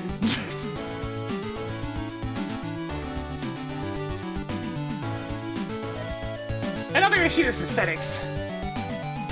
For more than one reason, really. First, the color palette is very drab. It fits with the background music, but it does result in it kind of suffering. The fireman, the stage effect, where it is not the most pleasing thing to look at.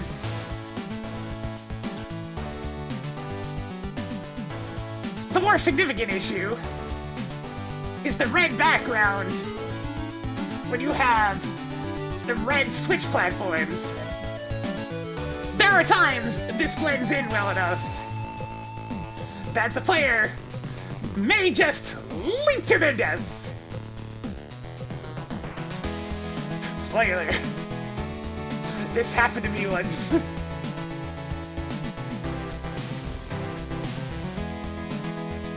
Mostly minor quibbles overall. Though, I must say, with this being a classic Mega Man level design contest, I much prefer actual bosses at the end of the stage, rather than just a slightly more difficult platforming segment. This was at least one of the better non-bosses. At the very least. Very minor thing, but your audio balancing also needs work. The music is considerably too loud. Not like blowing out your ears, loud, but still too loud. Good level overall.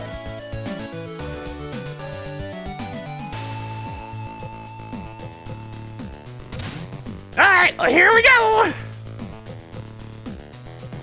I wasn't expecting much from my first impression, but this level pleasantly surprised me.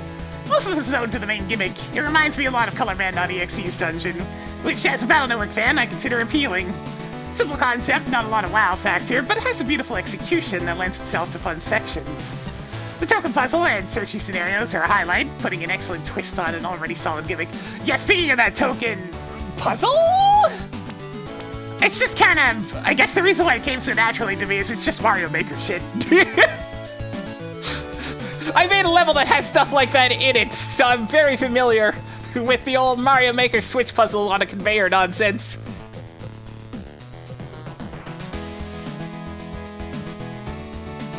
The token puzzle and searchy scenarios are a highlight, putting an excellent twist on an already solid gimmick.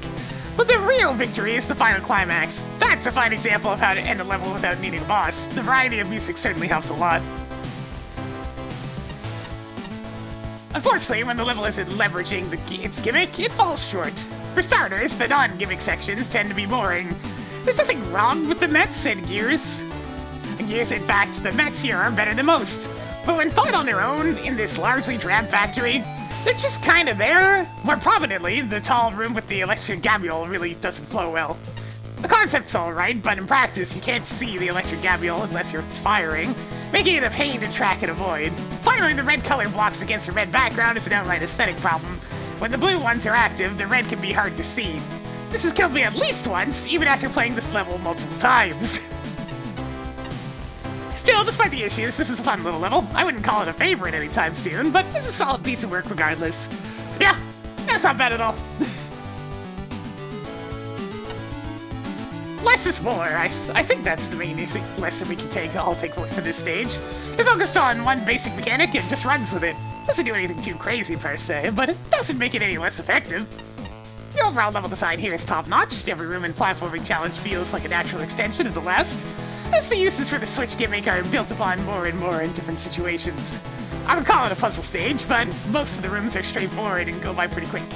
So I guess it's more of a light puzzle stage instead. By the way, I'm fine with this, since it means less time messing around in previous rooms if you happen to die.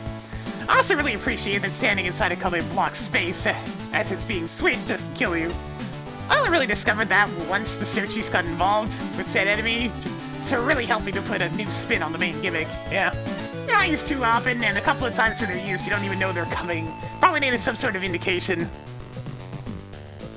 Yeah, it's one of those things. Flash Minute, I understand that our what we like and what we don't like is very different from one another, but that's just what it is to be human, yo. Everybody has their own tastes.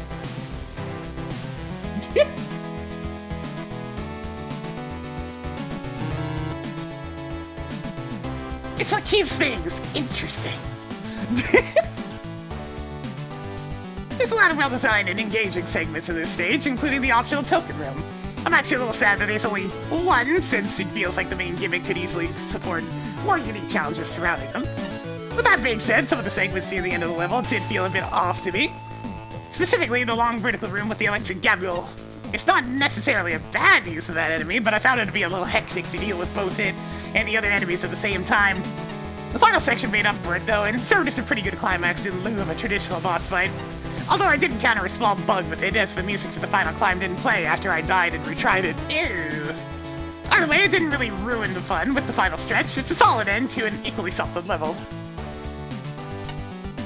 I forgore. Skull. Fashy, no. No, don't encourage the kiddies. That's a unique take on the toggle block gimmick that you see often in the other entries, making it trigger via touching instead of shooting. The stage makes good use of that to design challenges around. I especially like that the scanner robots also toggle those blocks. Love it when the enemies are able to interact with stage elements, opening up ways for clever designs. Checkpoints are also plentiful, which is appreciated since its death hazards are plentiful in this. Also a neat way of making the token gravity-based for that timing challenges, though it can get a bit annoyingly strict sometimes. The difficulty could have been stripped down a bit. I really like the auto-scrolling at the end serving as the stage's climax. It really pushes the player to test on manipulating the switching gimmick while under time pressure, even down to including the scanner enemies into the mix. I only wish it was a little longer, as it felt like it just ended abruptly as it was just getting started. The only real unfortunate thing about this entry is that the name, it's almost about as generic and forgettable as it can be for a stage that was actually quite competently designed. At least it sticks to the factory aesthetics quite well, with the clanking-like sounds for the music resembling machinery, and the mechanical tile sets mixed nicely with the Metal Man background elements.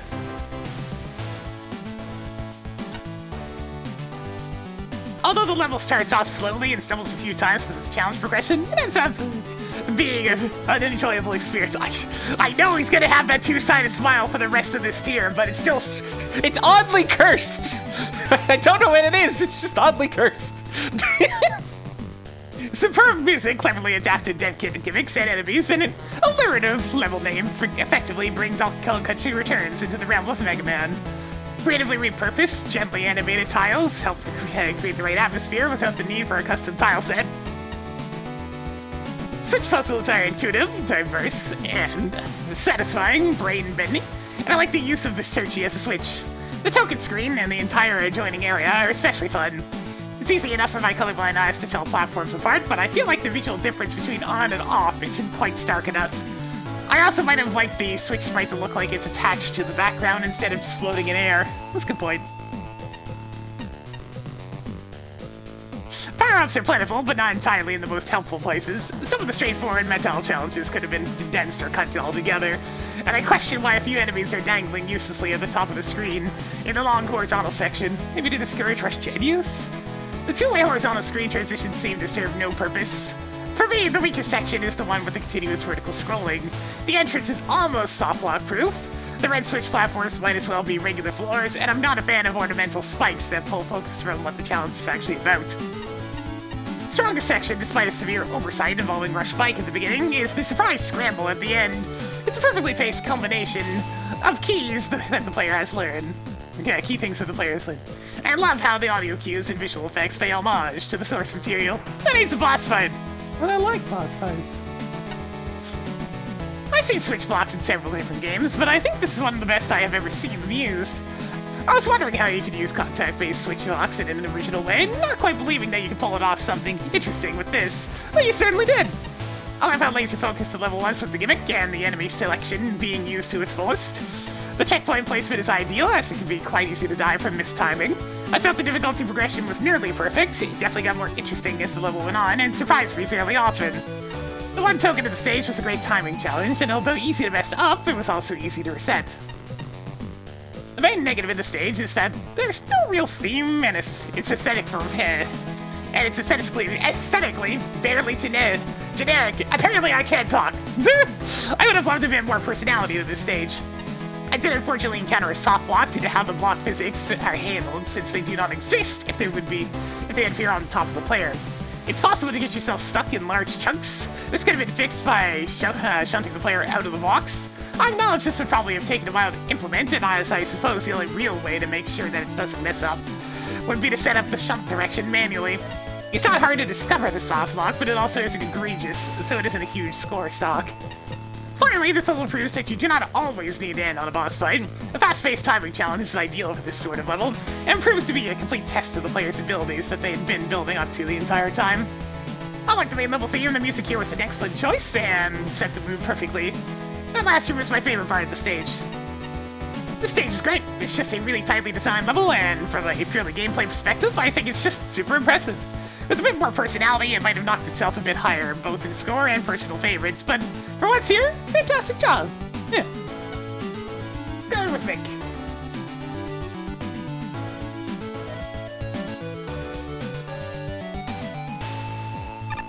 Alright.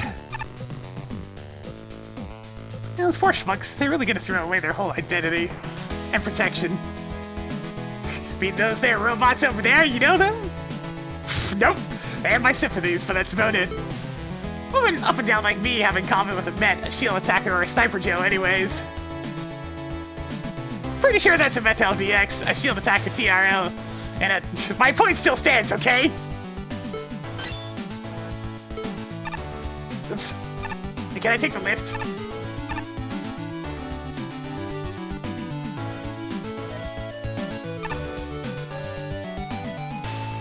I try so hard not to spoil the outcome of the tournament for everyone. I've seen how it unfolds. First there's event redacted, then new action redacted. But suddenly, surprise redacted. It's adjective redacted. I can't believe you die at the end. Ah, yeah, sure, buddy. I've died several times, don't worry about it. Oh no! Not another wet title! Get wild! Get wet! I see sketch.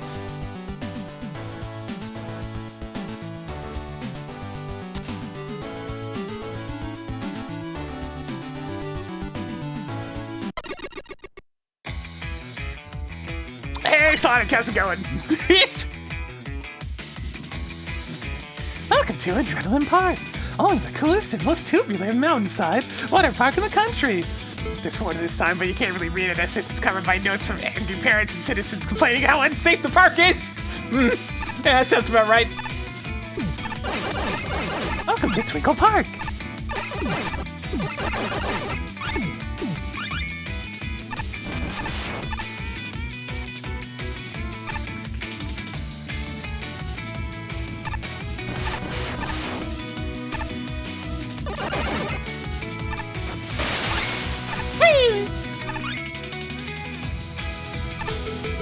Okay, cool. I have all my utilities.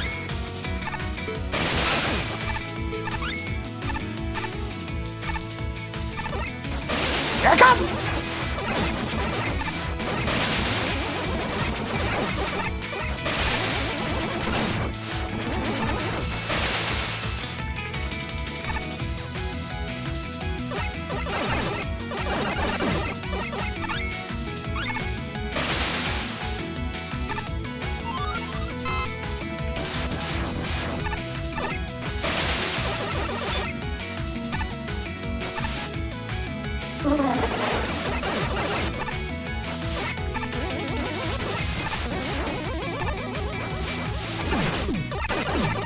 Yes, the Sonic colors. There we go.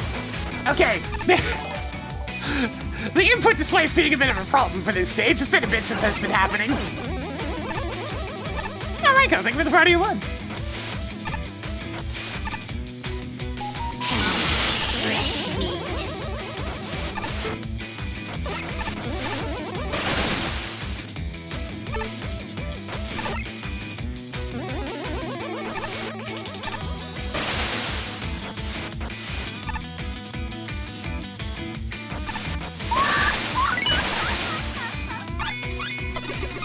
Oh, that's just an auto teleport. Well, excuse me!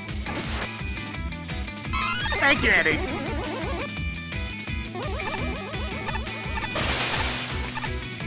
Gonna take you for a ride!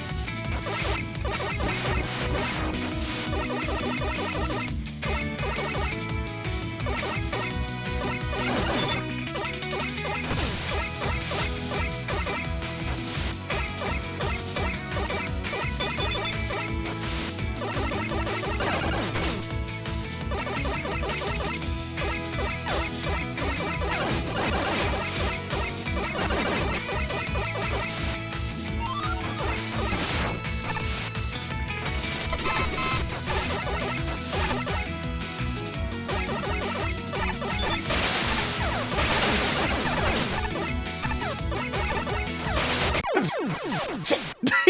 I tried to rush a little too much.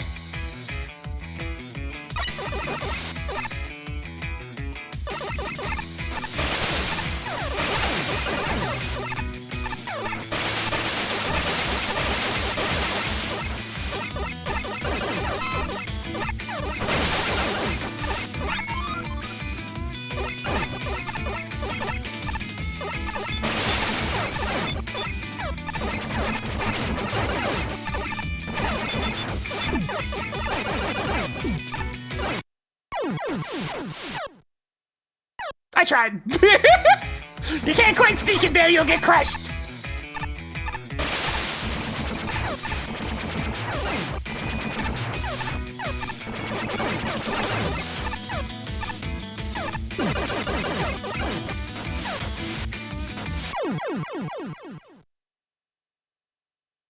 Okay, I think I understand what it wants me to do. How was I supposed to know there's a pig down there?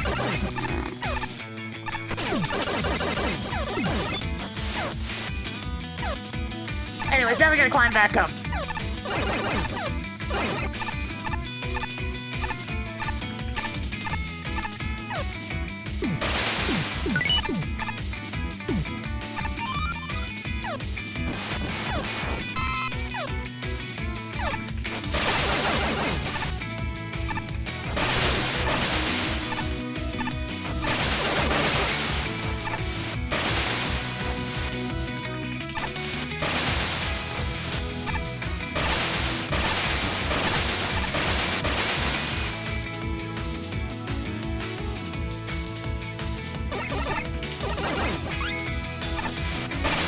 Very square aesthetic of this is because they're using Windman tiles. Because let's face it, Mega Man 2's tiles are not very good. They're early, they haven't quite figured out the art style yet. They're very square as a result.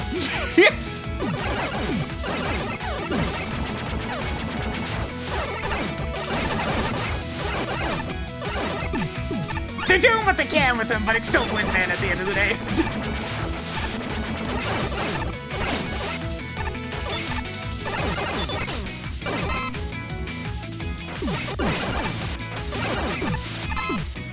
Okay, if I time a really slick jump, I might be able to... Ha-ha!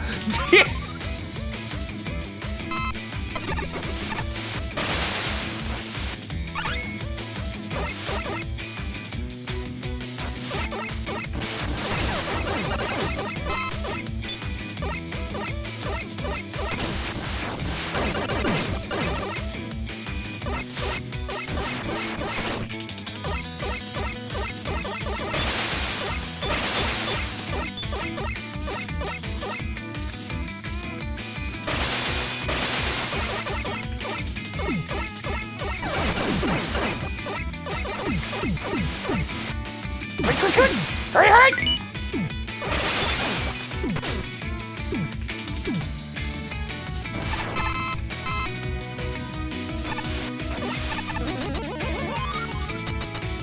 What you got, Eddie? Oh, just what I needed.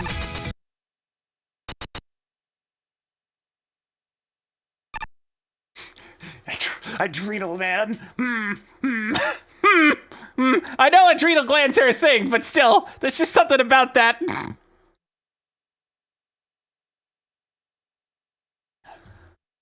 The boat kept bouncing due to invisible springs? Oh god, no!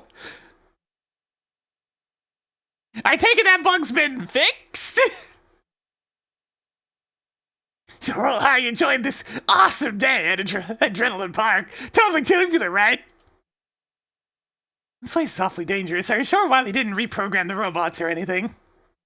What? Adrenaline Park has not been compromised. It's been running just fine. Business as usual. I'm shocked you'd call this park unsafe. Well, there's robots dropping missiles, your beach ball holders have assaulted me numerous times, and your bumper boats have very little leg space. I think this park breaks all of the safety laws on the planet. What? As Adrenaline Park's mascot and public relations director, I have absolutely no bias when I say Adrenaline Park is the safest water park on the planet. I bet my life on that fact. Well, about that.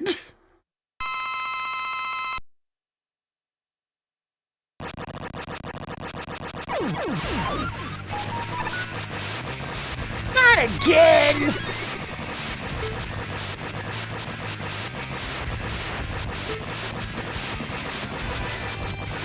So we're having 2 non-bosses in a row? Really?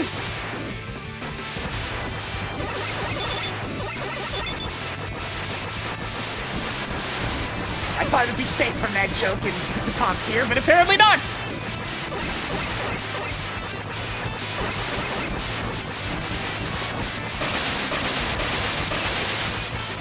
As delicious they may look, please refrain from licking the rides. No, people have been sitting on those rides with their butts. How disgusting.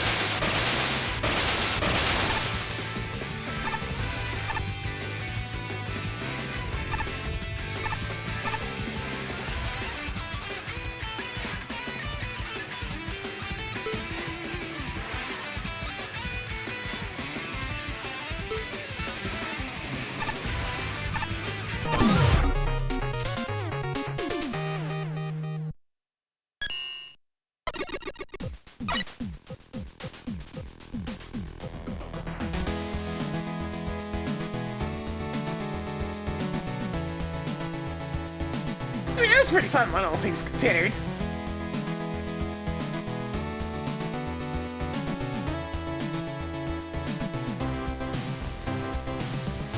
Definitely a lot of fun, like, that water spout giving that was established early on was used in a lot of different ways, and this had the most interesting jet ski segments in the entire contest by a Rather wide margin!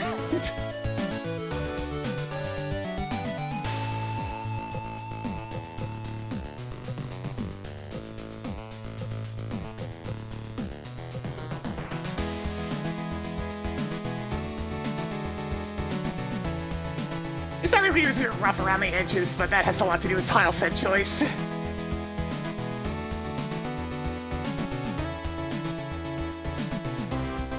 Six, 64, 74.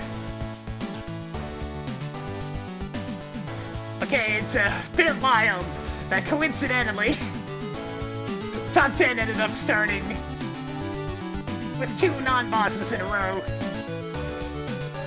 This one being the tired joke of, lol, the boss dies instantly at random. Certainly, did not help things. But hey, at least the stage surrounding it.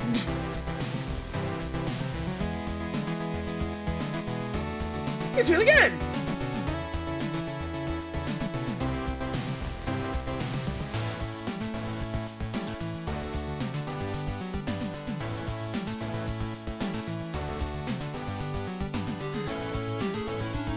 Well, Blink, remember who you're talking to when you're trying to say a platforming segment's the boss, right?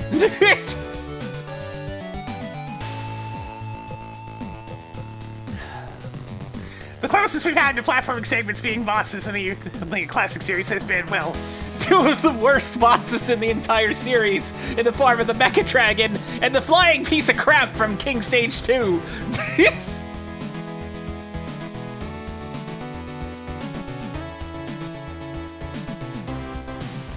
this water park is a lot of fun. And a lot of it has to do with the execution of its two central gimmicks. The water jets and the jet ski. Jets. The water jets are used both as something you need to get off of quick, lest it thrust you into spikes, as well as something to boost you when you need more height. The stage design complements this with tricky jumps when the timing is tight, and stuff to dodge while you're waiting on the platform to boost.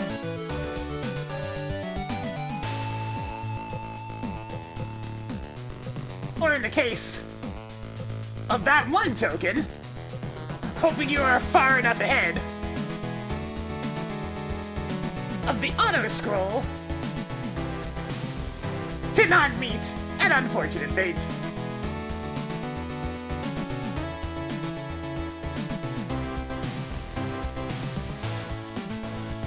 Speaking of the auto-scrolls, dang, these were definitely the most fun jet ski segments I've had in this entire contest. Not that there were a lot of contenders, mind you, but it was still head and shoulders above the others. It is a little odd that the jet ski stops its forward momentum on solid ground, though it makes logical sense. It does make the platforming feel more awkward, but the stage is well designed around it, so the awkwardness is nicely canceled out. So the vertical rooms involving getting into the right position for the water jets was pretty fun too. Though the one where you need to knock all the reflector blocks out of the way and then climb back up has some conveyance issues.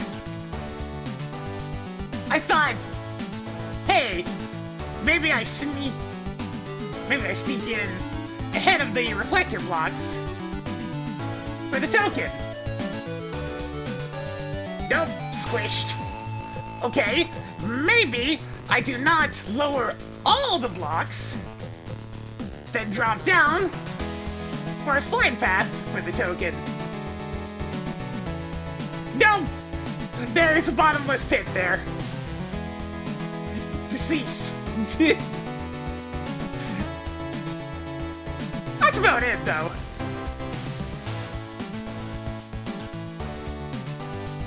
Also, I do really tire of non-bosses. One of the best parts of classic Mega Man level design is the boss at the end. So for so many to go the idea of promising a boss, only for them to spontaneously combust, man, really gets tiring quickly. Well, a cool boss fight. One more jet ski segment is fine and all, but I would have much rather seen the adrenaline pumping action Adrenal Man could have provided. Oh well.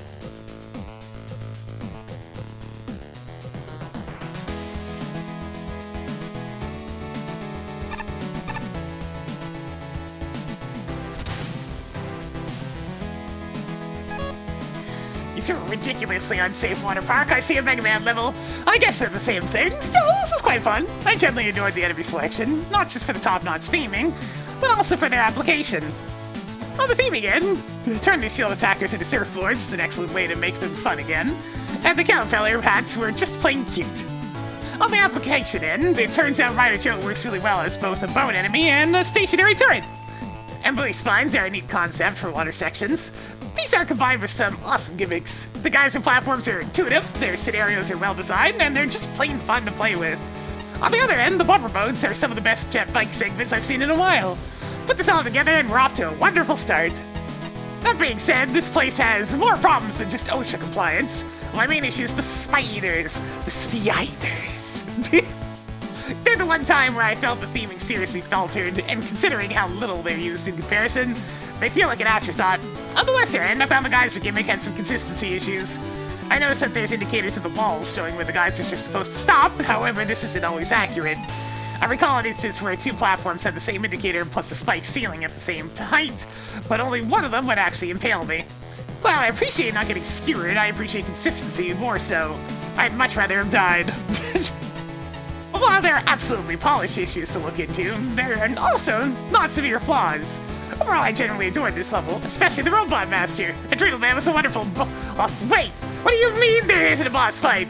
Not gonna lie, you got me good with that.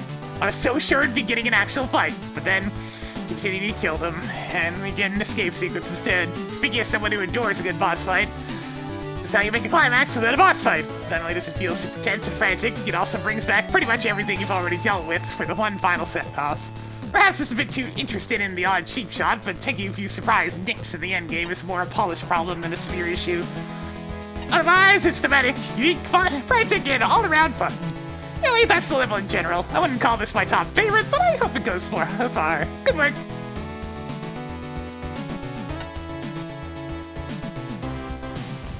I can't say anything for the other judges, but your none too subtle references to Action Park weren't lost on me. Freaking Action Park, man! That thing was so dangerous! So many broken arms! So many issues! People getting stuck in water slides! Oh god! Then again, it's not my job to judge the quality of your references, so how does the stage itself hold up? Well, despite it being such a dangerous place, I certainly had a lot of fun with it. Almost everything here is really well thought out, from the platforming challenges to the general theming. The geyser platforms are a simple but fun gimmick. They see some decent variety in how they're used. The block room in particular stands out among these, to the point where I would have loved to have seen more setups like it. I also love how the enemies have been changed to more suitably fit the theme of the level, which also extends to the wave riders being changed to bumper boats. Although, speaking of which, I ran into a few problems with the boats, sinking below the water tiles, and sometimes constantly bouncing out afterwards. It's not a huge issue that breaks those sections, but it's still noticeable. There's only really a few other spots I can point to where the design gets a little iffy, such as with some of the enemy placements. After the first auto-scroll bumper boat section, there's one particular Joe positioned just off-screen who managed to knock me into a pit a few times, mostly because he appears right after jumping from one of those geyser platforms. I also wasn't really a fan of the first token room, mainly thanks to how tight of a space the gabules are packed into. Timing the geysers to get past them unscathed felt like more trouble than it was worth. Those are ultimately just minor issues in the grand scheme of things, though they didn't negatively impact my time with the stage in a major way. I still had a lot of fun with it, and the rest of the level design itself is really good. As for the ending, well, I was a little disappointed that we didn't get to fight Adrenal Man himself. The whole joke is executed so well that I honestly can't fault the level for it. Plus, the final bumper boat section served as a pretty good climax of the stage in its own right, even though I did get stuck on one of the ramps at one point. All in all, this was a fantastic level. Dubious safety hazards! Dubious safety measures! Potential water hazard! The strongest part of the stage is absolutely the aesthetics. It's super charming throughout. The reskins of the enemies are really cute, making it really feel like the Robot Master stage for a water park mascot. I like the occasional signs poking fun about unsafe nature of the park as well, and the interaction with Adrenal Man generally made me laugh. I'm just gonna be over here being a grump, don't mind me. The water stream platform gimmick is simple, but used effectively with the level design. I especially like the part where you need to get rid of the destructible blocks for the platform to make its way down. A little bit of a rude placement of the token there if you stay in the alcove for too long. You're basically forced to die, but it's fine since the checkpoint is in the same room. The water ski on land, where you have to jump your way through, is an interesting way to change up the dynamics of your typical ski section. Though it can get a bit awkward to adapt to when, especially when auto-scrolling is involved. It also gets rather hectic with the projectile spam in the later portion of the stage, where the limited mobility really hinders you from dodging properly. The fake-up with the boss was funny, but it's a shame we didn't get an actual fight out of it. Instead, yet another section with the water ski. While it serves fine as a finale, it's quite a missed opportunity for a proper boss fight. You had the characters designed for this, after all. It's almost so much fun. I love the premise and the story unfolds with a sense of humor that's right up my alley. It certainly fits with classic series, that's for sure. This level is corny. And that's just right. I appreciate that the credits, which so often disrupt the atmosphere, are treated as part of the level universe. I can't help but smile when I hear the infectiously happy music. I like the boat sections, and I especially like the geyser platform gimmick, including how the background subtly indicates how the platforms will sink and rise. Great attention to detail. I'll admit the level feels fan-gaming in many respects. Clunky architecture, inflated screen count, recycled tile sets trying really hard to meet the need for a custom tile set. But nothing so egregious that it leaves the fun out to dry. Load times are moderately long, but they're bearable thanks to the audio kicking in before the visuals. I don't mind that I can't quite tell what one or two of the otherwise really cute custom sprites are supposed to look like. I can forgive and even enjoy how ridiculous the boat sections are if I proceed without bothering to get in the boat. As far as intended challenges go, my only significant critique is that the vertical box puzzle room could be a little more intuitive. Otherwise, I like that quick reflexes and careful planning are equally viable strategies throughout the level. I approve of there being an escape sequence in lieu of a proper boss. Introductions are handled really well. Challenge arcs are just the right length. Every enemy earns its paycheck, and generously distributed power-ups ensure you'll stay alive long enough to die in a platforming mishap instead of in light combat. Radical dude! Party dude! I can't do Michelangelo.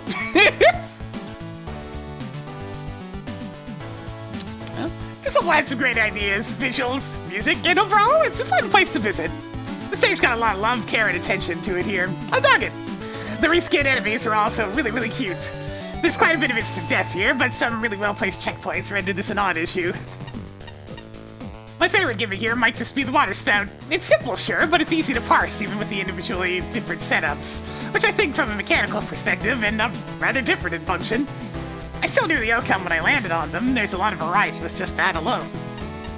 I think the wave bike segments end up occasionally brutal, but it's not enough to knock it down for me.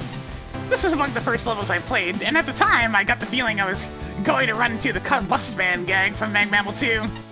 The idea that filled me with dread and annoyance. Annoyance? Boy, hamburger.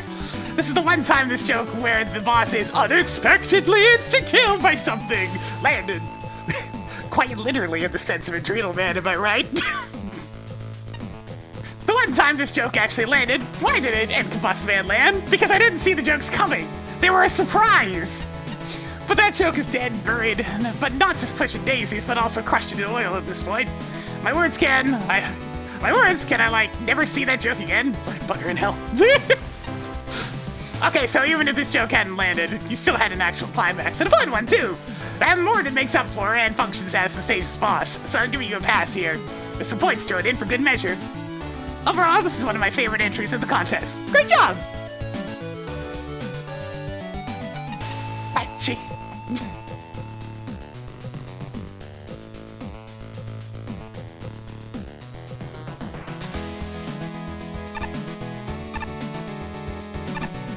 Oh, Elephant Man, I'm sorry. I still can't spell you. I've only got 2 of your friends. I need more of them.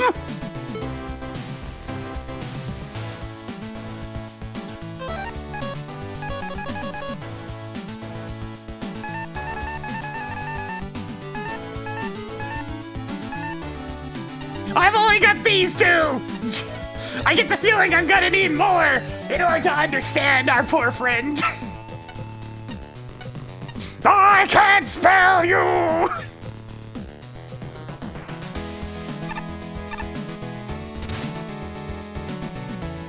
Oh, hey, a pyro stage! Alright. not a judge, so can actually take part.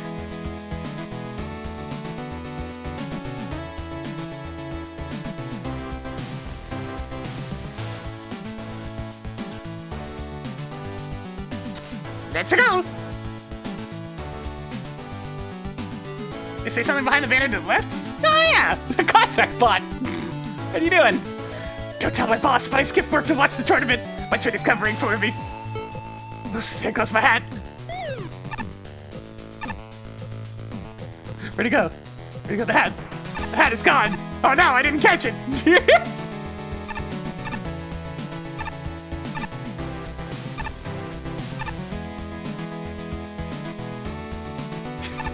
No, it's gone! Aw, I missed the hat. We'll try and get out to the stage.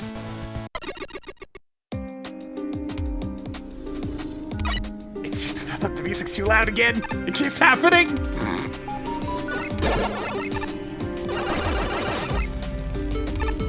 Alright, I have all my utilities. Good, good.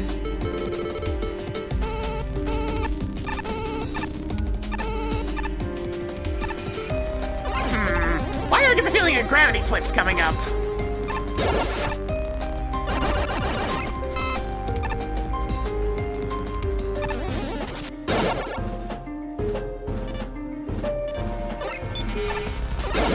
Okay, not quite a gravity flip. It's decidedly a bit different. Oh god, he's like weird momentum on it and everything. Yeah.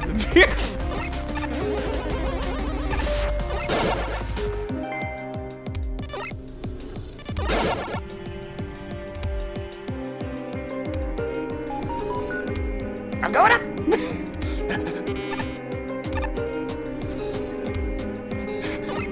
I can fly and I can sing.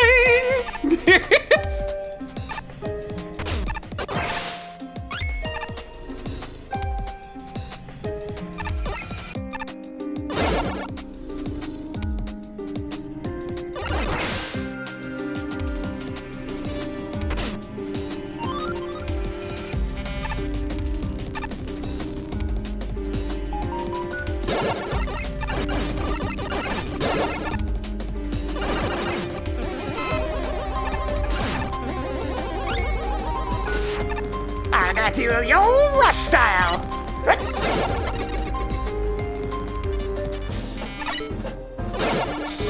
Oh god!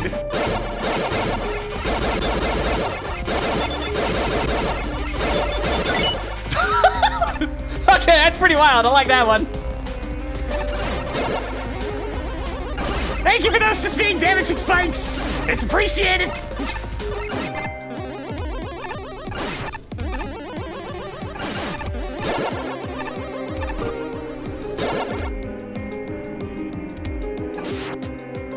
Go, go, go! Ah.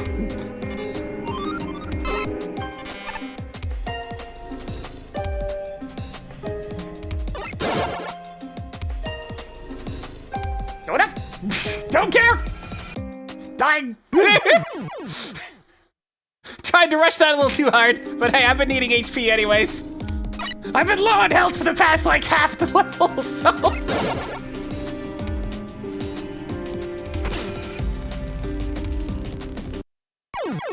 Ah, dang it, I got caught by the momentum.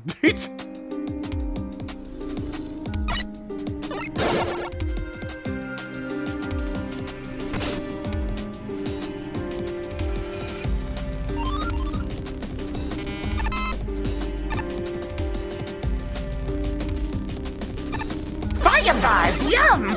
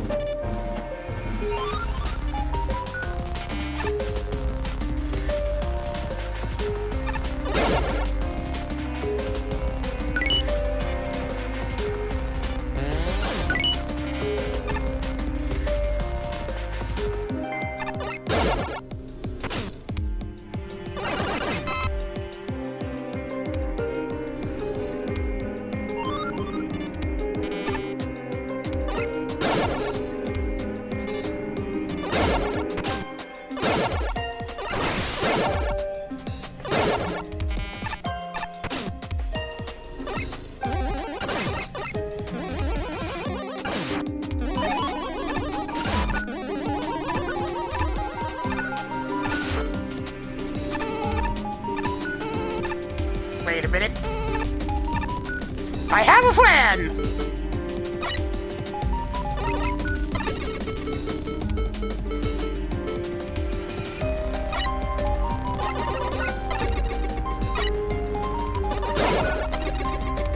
That'll work!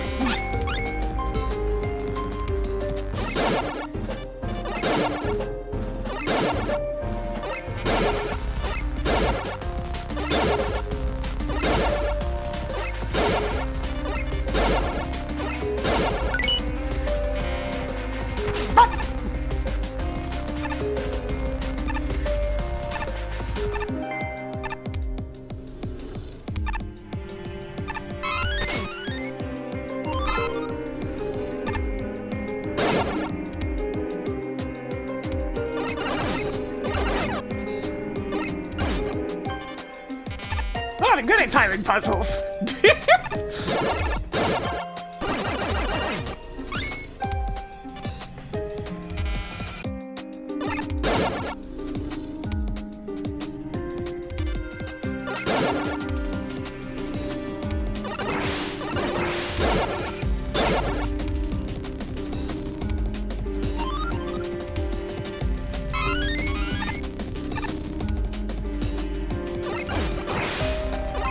Oh, gotta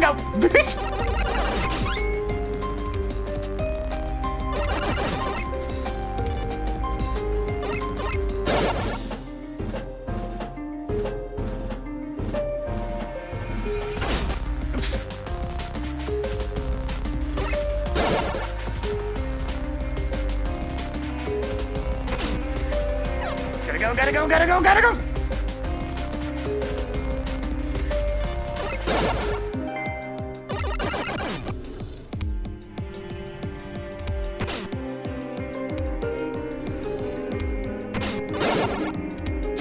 I've gotten hit by pretty much all the dropper enemies.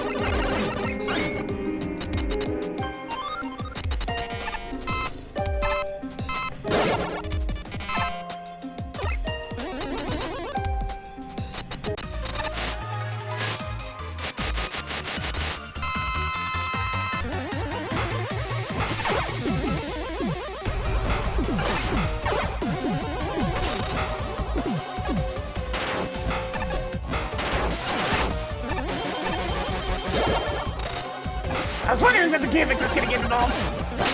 Oh, jeez.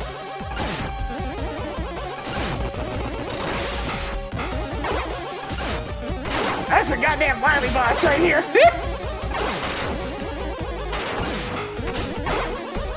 Get back here! Not done with you yet! Of course, this is second health bar. Ah, thanks for the extra health, though.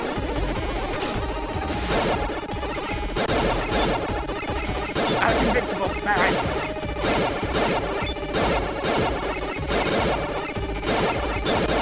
I did that.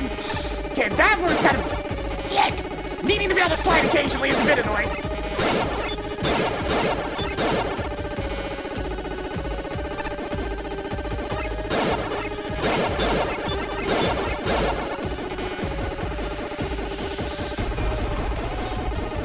Are we still going?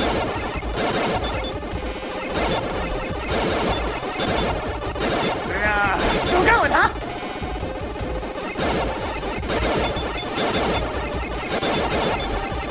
The boss better just die after this, I'm just saying. Okay, good.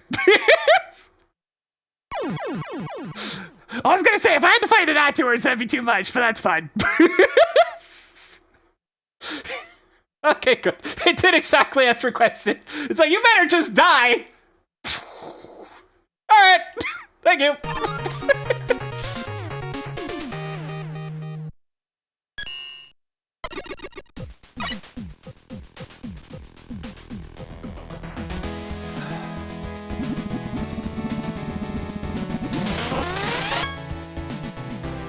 Insert the clear eyes. The commercial here for that one.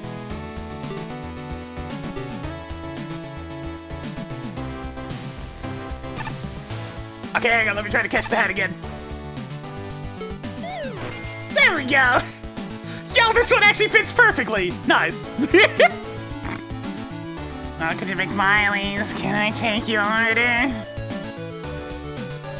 Say you want a double order of chicken McNuggets with a side of sweet and shit sauce. Understood. Alright, that was fun.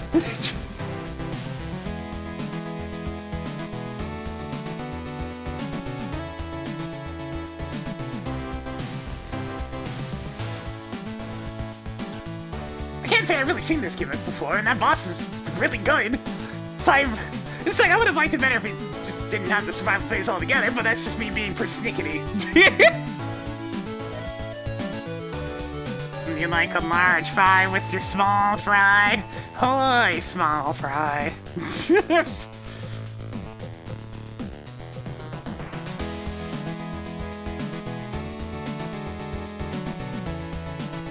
Didn't really run into any issues with the functionality. Everything worked perfectly good.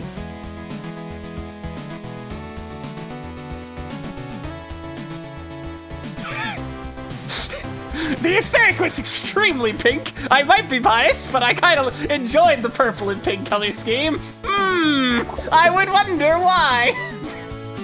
And I appreciate the shootable switches stood out from the rest of the stage because they were a completely different color scheme. It's very important for something that's very important to see. The boss was a little drab looking, but I mean, that's kind of in line with most Wily style bosses.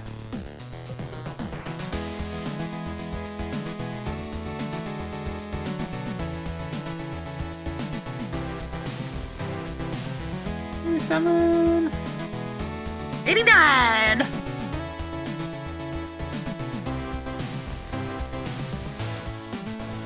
Whoa, Nelly! There's a gravity-style gimmick I haven't seen yet.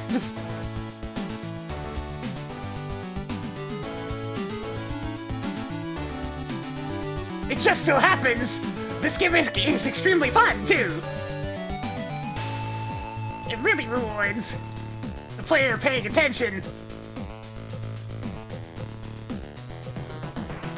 and not being afraid to just hit that accelerator and go, go, go! Alright, so maybe being a bit on the rush happy side on my end got me hit by a ton of enemies, but like, it's not like I died to damage at any point. So it's fine, right?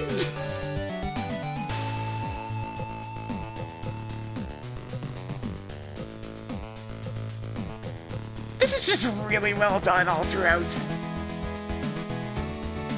The evolution of the gimmick as you go along. Introducing switches that give you other duration for longer and shorter amounts of time. Switches that move, the fire bars, different enemy setups. It gets iterated on so much, and it is quite lovely. The token challenges, in particular, were wonderful. And I felt pretty damn slick making it through those.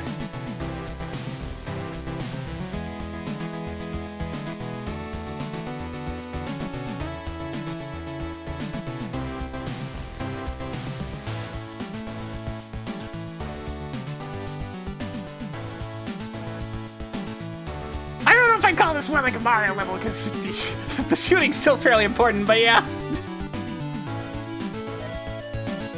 now that said, my main beef with the level is the enemies are just, well, they're not used much for enemies outside of the ones that charge at you, at least. Most are more just additional moving obstacles throughout the stage. Which is fine. But I would have liked some more combat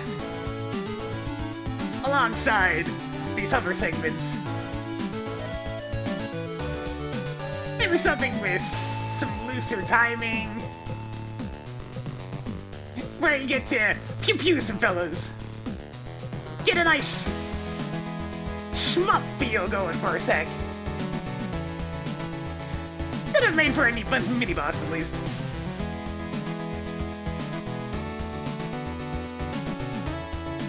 Still though, as the scores show, it was not that much of a damper on the experience. I like the boss quite a bit.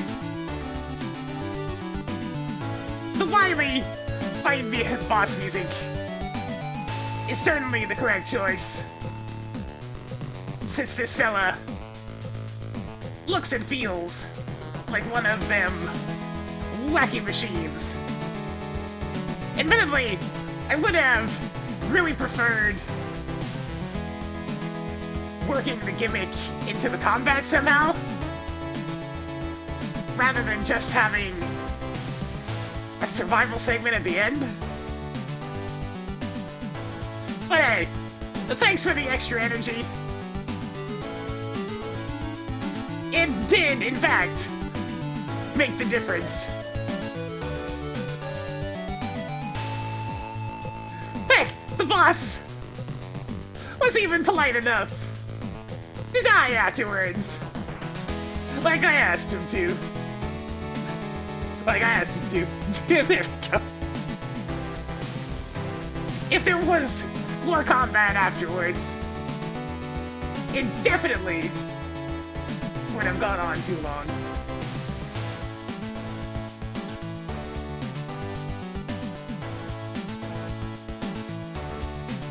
This is likely gonna be one of my favorites of the set.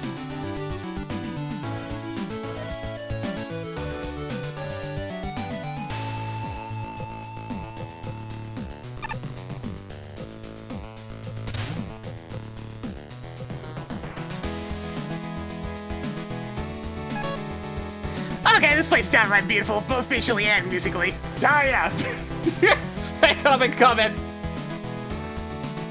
Alright, the music is too loud. This is pretty much universal across a lot of levels. So, that's where the one functionality went. Across a lot of levels. It just keeps happening. It drowns out the sound effects a bit.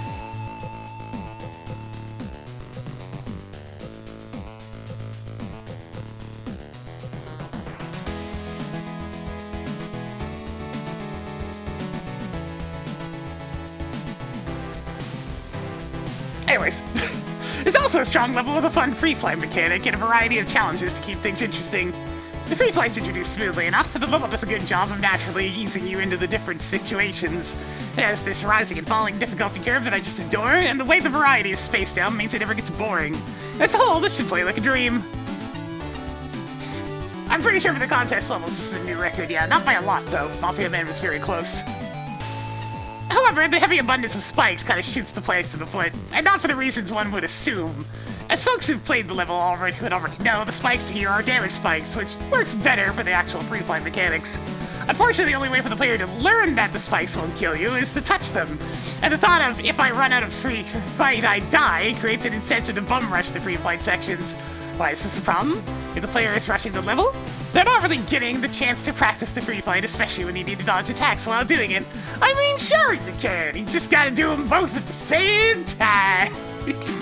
I definitely ran into a lot of enemies. Unfortunately, prioritizing not dying over actually dodging comes back to bite you in the level's dodge or die sections. This will break the level by itself, but the moving, crushing balls really exacerbate the lost practice. Yes, their timing is consistent, but if you're focusing on not running out of the death timer, tracking the timing of the walls isn't something you're doing. It also doesn't help that it's not 100% clear what does and doesn't stop the things.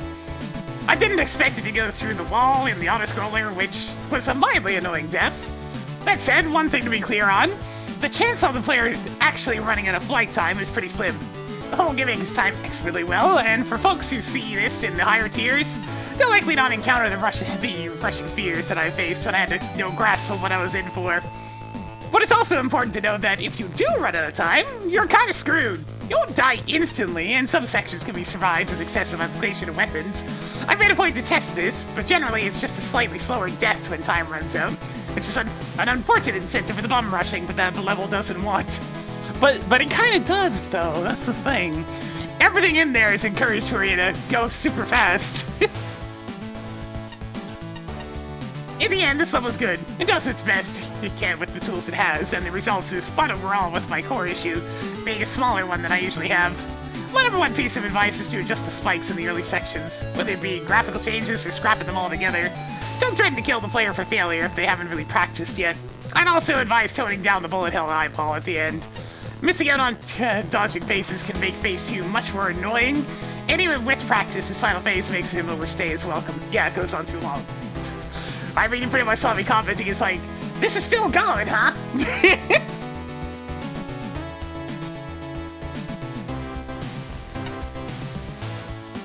It's always nice to see a new take on a somewhat overdone level theme or gimmick. In those regards, this is easily one of the most memorable and well-designed anti-gravity stages I've played in a long time, but it's a different kind of anti-grav. It's not the one from Mega Man 9. It's 9, right? Yeah, it's 9. It's different. You have full control. It's more schmuppy.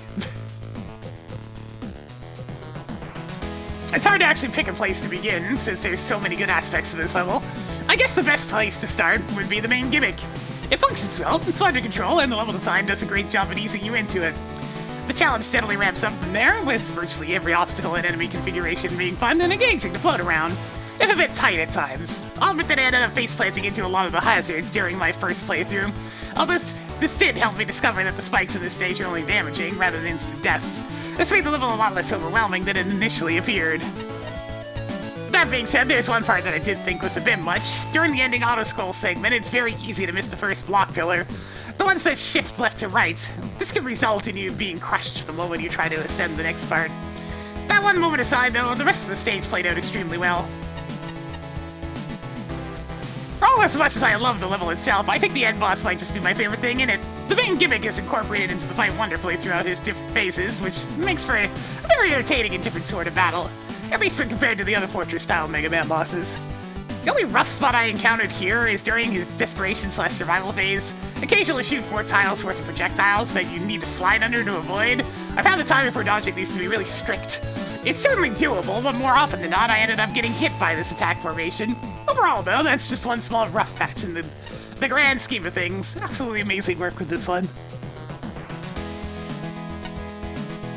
Critical error and cascading. Neat and unique central gimmick with the orbs giving you temporary flight. And the stage definitely used it to its full potential, combining with them with Mario-like spinning fire bars and fast-moving blocks, serving as obstacles, making for a pretty fun stage to blaze through. One problem is that there's too many variants that give out their own specific duration of flight. It can be hard to keep track of how long your flight actually is in the heat of the moment, with some orbs allowing for usage faster and some not recharging at all is another inconsistency. I'm not sure if there are any graphical distinctions between them. Mostly just the color of the orb on them, really. They can also get triggered by special weapons, which are some parts, like the auto-scrolling section. You'll probably run out of the flight at the wrong moment if you decide to toggle those orbs with a different timing than the level is designed around. I appreciate that the spikes aren't instant death in this one, because there's definitely an abundance of them here. Being crushed by those very fast walls is still instantly deathly, though. The boss, which I assume is the system cores in question, is pretty cool, with the incorporation of the flight gimmick designed around some of its attack patterns. Though the boss can shift around so quickly that it can be hard to land shots on it. Also, the final phase can probably do without the constant firing sound drowning out the boss music, which is already way lower than the stage music. Audio mixing! Yeah, but that's because the stage music was too loud! The boss music was actually pretty much correct. It keeps happening! Before recognizing the clever trick to entering the last token area, I noticed I was this close to getting there using the anti-grab buttons in the shaft below. This obvious, infuriatingly precise solution technically and eventually worked, but the incredible aggravation damaged my ability to fully enjoy this level. When I look at the meticulous care that went into every single screen, it makes me realize that I was an unobservant dunce. Still, I can't think of ways that confusion could have been avoided. I wish I could shake off the residual frustration from my first playthrough because I otherwise held this level in very high regard. The atmosphere is outstanding, graphics are characterized by detail, simplicity, and soothing color palette. Although the relaxed intensity of the main music and the boss music is a great segue. Although the anti-grav buttons rely on color recognition, at least I can tell them apart. Yeah, there's a reason why Flash fans back smiling. Have you not picked up? I mentioned it a couple of times, but as you go through the tiers, Flashman's expression changes on where you are in the placements. So he's at maximum frown at the beginning into maximum smile at the end. The individual levels don't have, like, portraits for Flashman assigned. It's the rank. It's just a steadily increasing amount of smile. Until we get to the kind of cursed one here.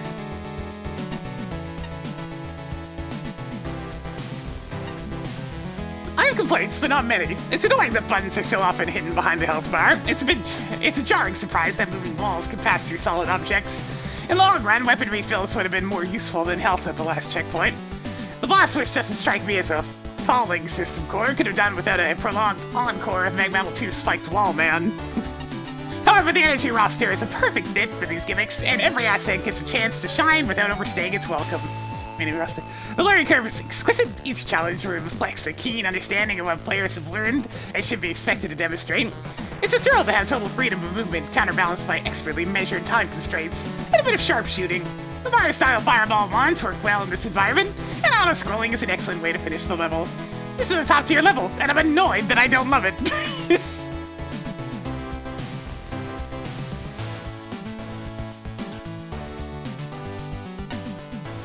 I like this stage quite a bit. More than a bit, actually. It's one that I think lends itself to replayability, mostly due to being fairly easy to learn but difficult to master. I think that it's a rarity that any stage in these contests make you want to scratch the competitive itch, or better you're playing, but this does. It's that switch-activated flight gimmick. It's very unique and fluid. And I tend to get the most enjoyment out of a well-designed mobility gimmick, and this stage does not expect too much of the player to see it through. It sees enough use to challenge the player and builds upon itself just enough that the one real bright spot is the final climb. One final grand challenge, putting the skills you learn to the test, and an excellent cap to what the stage has introduced. The side token challenges were also rather neat and often required weapon usage. I didn't use the weapon the whole time, pretty much, other than getting to them. But it was designed such that it causes the player to figure out what and how to use, which is my preferred way of making forced weapon usage feel earned, and not just use this obvious thing to progress. I might have preferred introducing the crushers in the main level first, though rather than in a side room, but that's a nitpick. It's also graphically pleasing. Pretty tile-set details, animations, and parallax help the level come alive. Despite being one of many mine shaft levels in the contest, this one has a unique look to make it stand out. Yeah, you don't really think of it as a mine shaft when it's purple and pink all over. It's very much NES aesthetics. I do wish the new gimmick activators were a bit more obvious to see. I found they blended into the tile set a bit much, which does hurt parsing what's going on during the really hectic segments, meaning some areas require more visual attention than dexterity skill. But I have one part I really wasn't a fan of. I just do not like the stage's boss. Its problems are twofold. No time is devoted to any of its early patterns, so there's no real chance for the player to get used to them. So both parts of the first phase might as well not exist. Do one easy-to-dodge attack, move on, never see it again. Or maybe the player bungles dodging some of the other attacks, but it's already moved on. Well, no real idea what it even did, so I guess I'm only learning what on earth happened through repeat deaths. But what I really found lacking is the final phase. You don't fight it, you time it out. At best, I despise bosses that time themselves out for reasons I'll explain later, but dodging is dodging at least fun. I felt this... Oh, there's a missed space there. I felt this also missed the mark. This whole phase feels like it drags. It's a confusing light show, and frankly, the entire thing felt super unnatural timing-wise. It's one of the few places I felt I was fighting against the gimmick physics rather than mastering them. Failed dodges or missed time often led you to being comboed with almost no feedback from the player's failure, other than a health bar ticking down. Despite what might be some clever pattern dodging, it feels like the player has no agency in besting the boss. I didn't kill it, it just died by itself after a long sequence of not actually fighting it. That's a feel bad at best and an anticlimax at worst. 2 health bars actually feel about right for a boss like this, but not as implemented.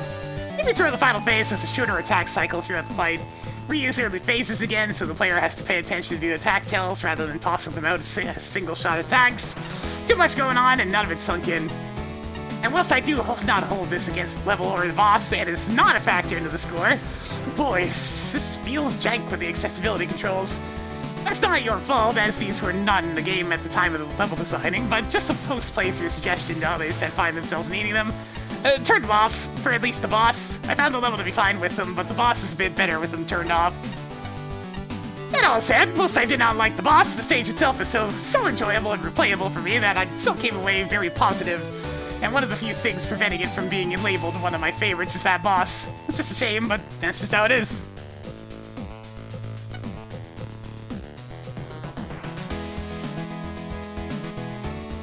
This is 1.05, so I guess it wasn't fixed yet. But yeah, I'm on 1.05. And I grabbed it well after the hotfix version of it had been posted, so I should be good to go on that one.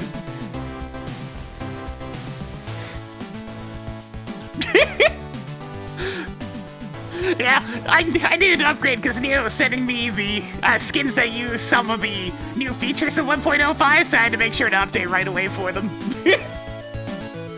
Also, I'm going with Mick on this one.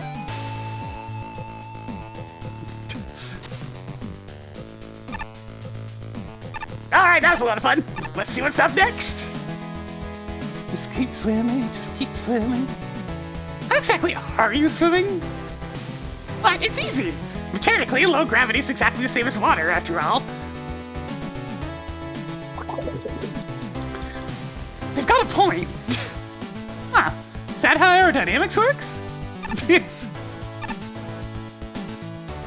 You're looking at the original Hodgkinson Model Numero Uno with the first of the flying combat staplers.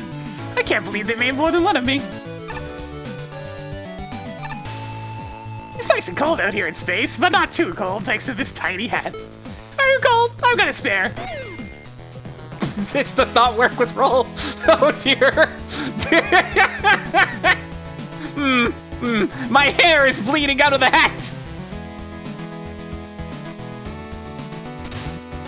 Blizzard Resort by Cruz Elroy. We're gonna make our way up to Canada, eh?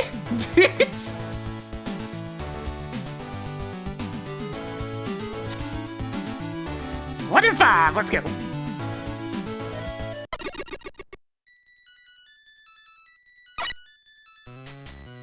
Oh, well, thank goodness you're here.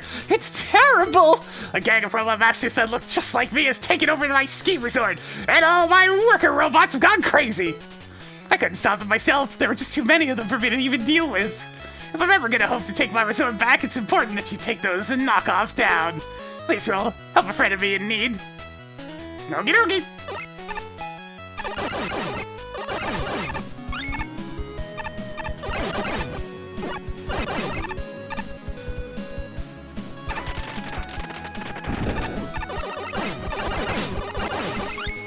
Gimmick introduced!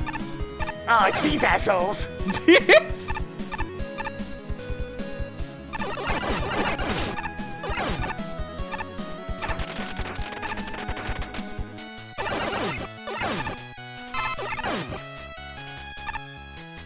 I suspect that the token is for getting through this room without activating the snow.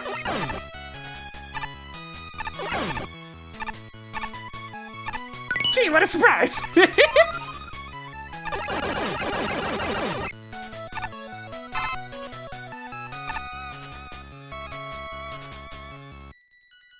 See this? I still have my utilities, right? Good, good.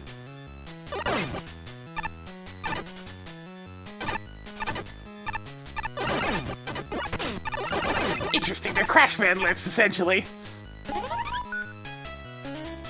Buster only? What the? I mean, that's fine, I normally do that, but at the same time, what?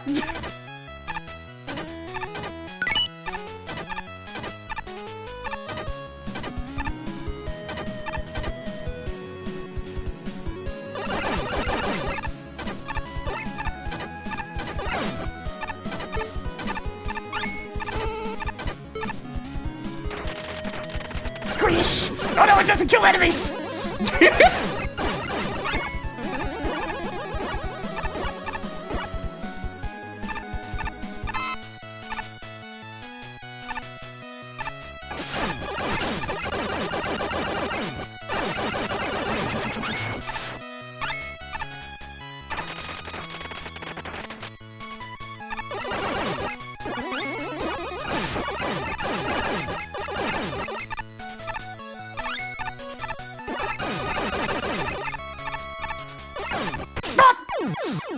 It's gonna happen eventually.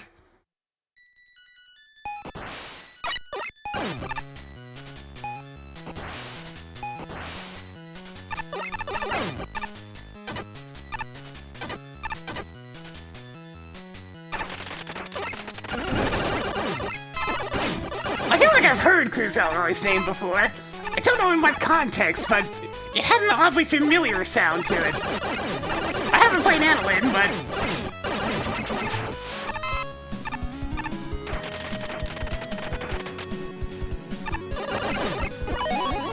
Okay, yeah, the magnet is definitely doing something.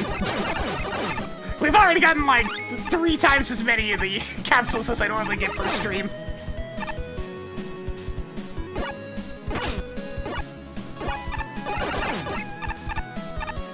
Okay, I need to get underneath.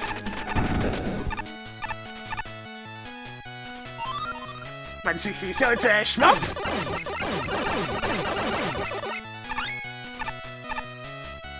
Alright, prepare the charge shot, we gotta go!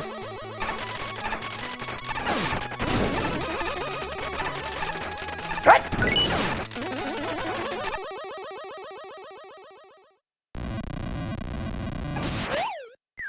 Oh no! It's the Blizzard Men!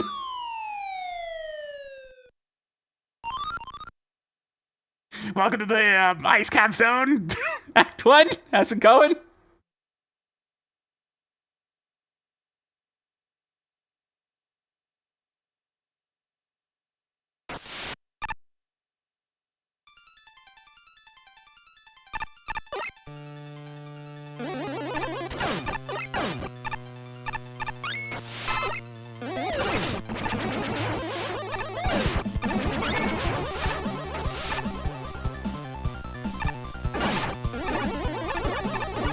Man, even the music's changed to like an Act 2 variety. Sonic presentation player, huh?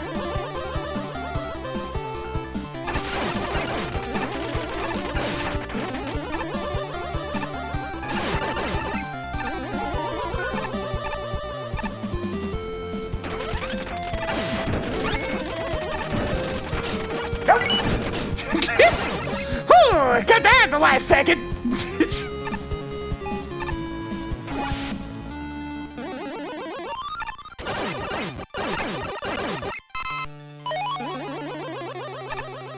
Reiterating previous segment about the magnets working pretty good. I pressed the button slightly too late. That's okay, my HP was getting low. I really don't like those seals.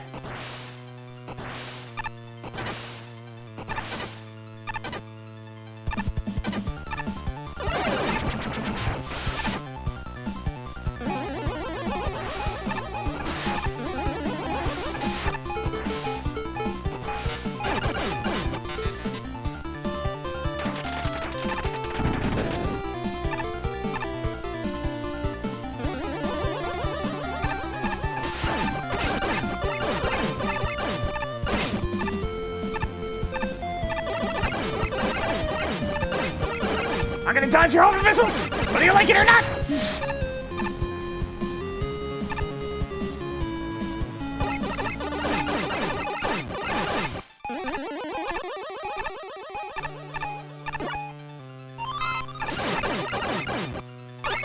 Should be wrapping up sometime soon. The stage is starting to get a bit on the long side. I'm not gonna shoot him. Not gonna shoot him. The spray shot will kill me. What?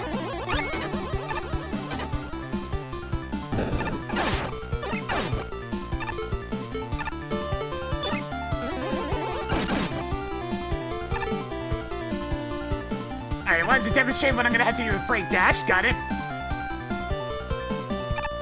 doesn't mean I can technically... Yeah.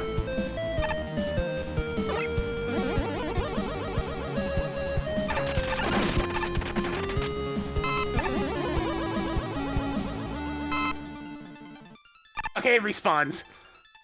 I think for this one it's better to just let it fall.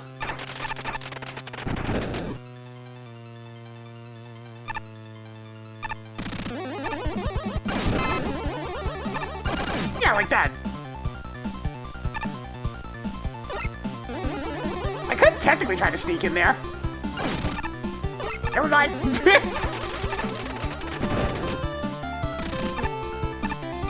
Oh, man. Wait, am I... Oh, yeah, I can do this. Just get rid of it all and use Magnet Beam. I messed this one up. Oh, yeah, try to 3-hit back. Thank you for allowing me to Still Magnet Beam back out of there when I messed it up.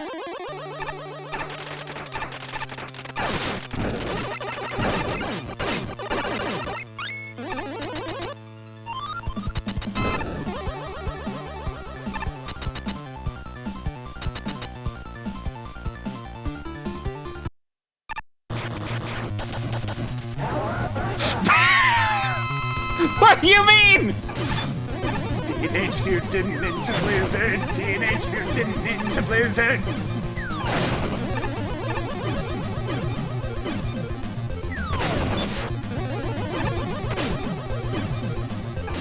Okay, this pattern's a little wonky, but anyways, let's go. Full HP this time.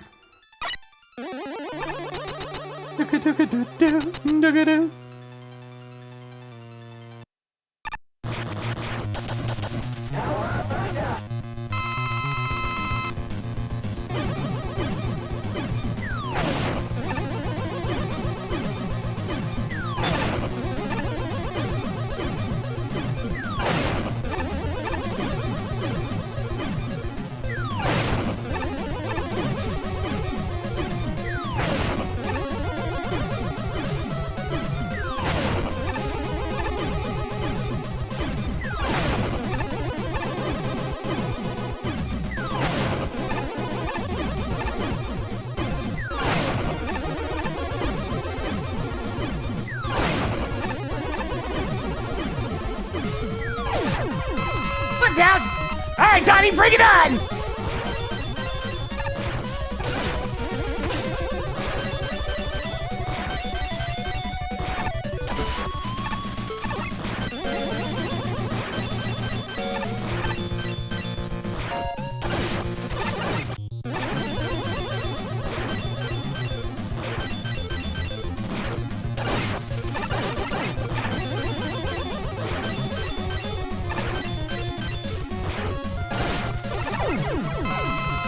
Ah, two of them! Two at the same time! Madness! Alright, Lear's the bigger problem here. Mikey's an afterthought, we'll deal with him later.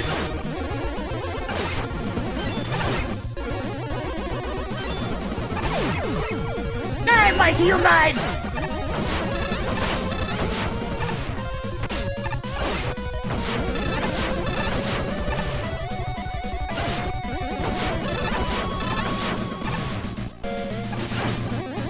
That all you got? Huh?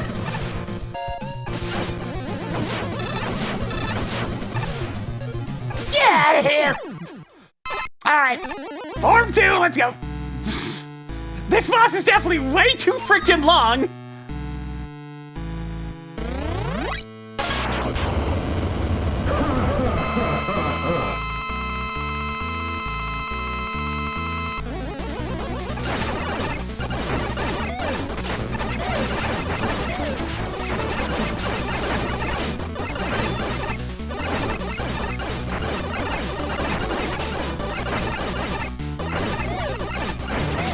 Wait, are they sharing the health bar? Beautiful.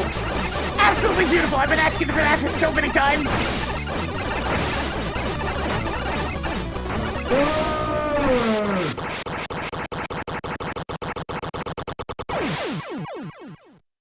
Thank you there for for them sharing a health bar, so spamming Buster Shots is actually the ideal way to do that. Nice.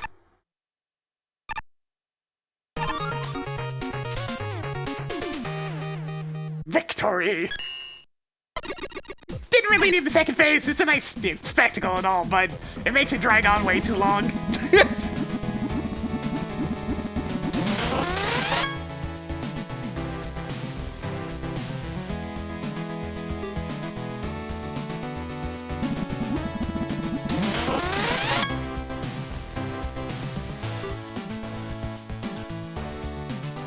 That was fun.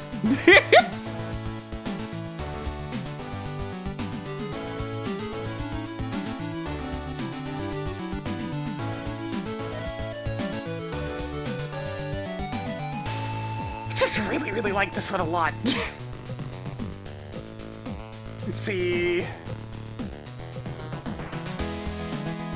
Yeah, I think I'm gonna give another top creativity points for this one. It's happened a few times now.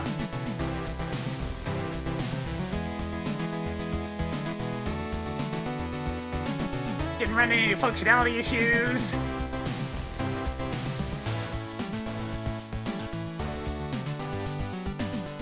The aesthetics are simple, but good.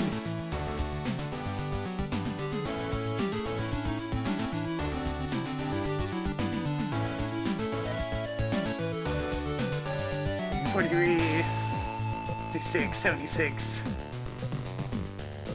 89.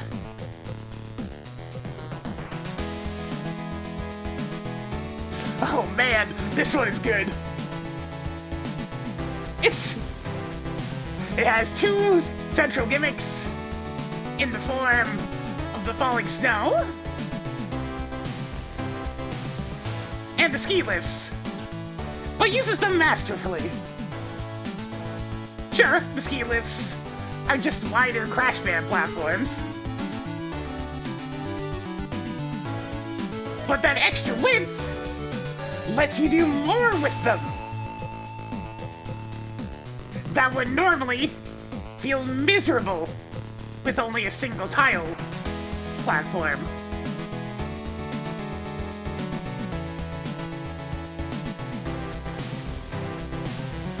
The falling snow is also used excellently. And I like the little reveal with one of the final tokens.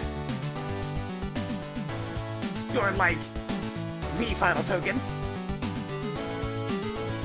That Break Dash has been able to push through the snow the whole time. That's an interesting idea for replayability. Oh, that's thunder! That's loud thunder! Hopefully we don't lose power. Just that sudden moment of, oh, that's a loud crash all of a sudden.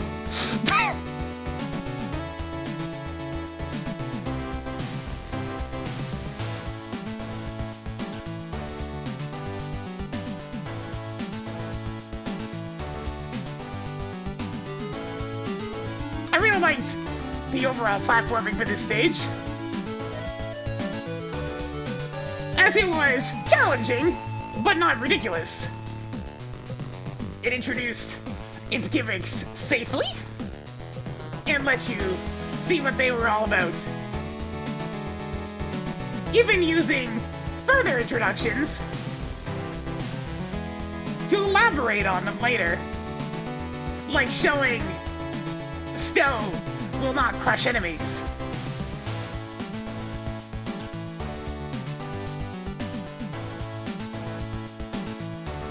The little midway section shifting over to an Act 2 style song to up the intensity as things get a bit harder. It was also super good. And the level, despite having this like 2/3 way through shift, did not feel overly long. There was one thing that felt overly long though. And what it was is not going to be surprising whatsoever.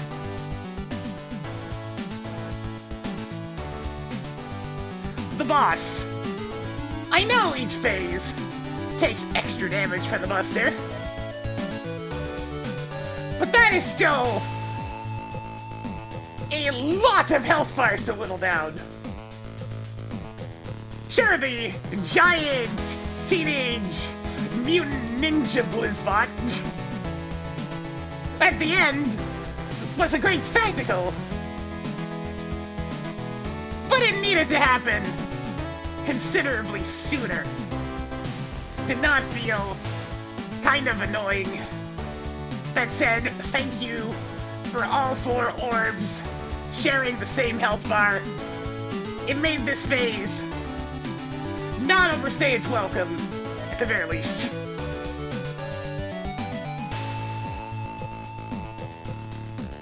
I like the main boss quite a bit, especially the twist. Let's see. Chillolangelo.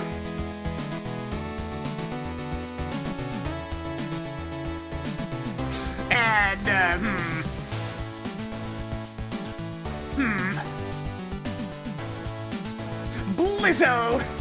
Blizzonardo teaming up at the end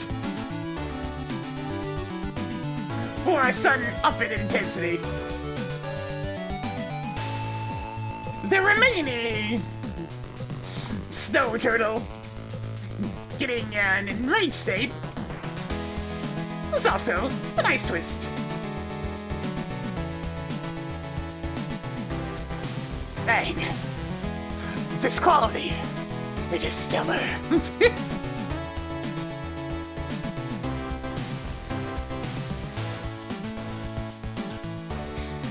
We'll see. It's still too early to end the stream yet, even after the next stage. We'll see what Mother Nature thinks.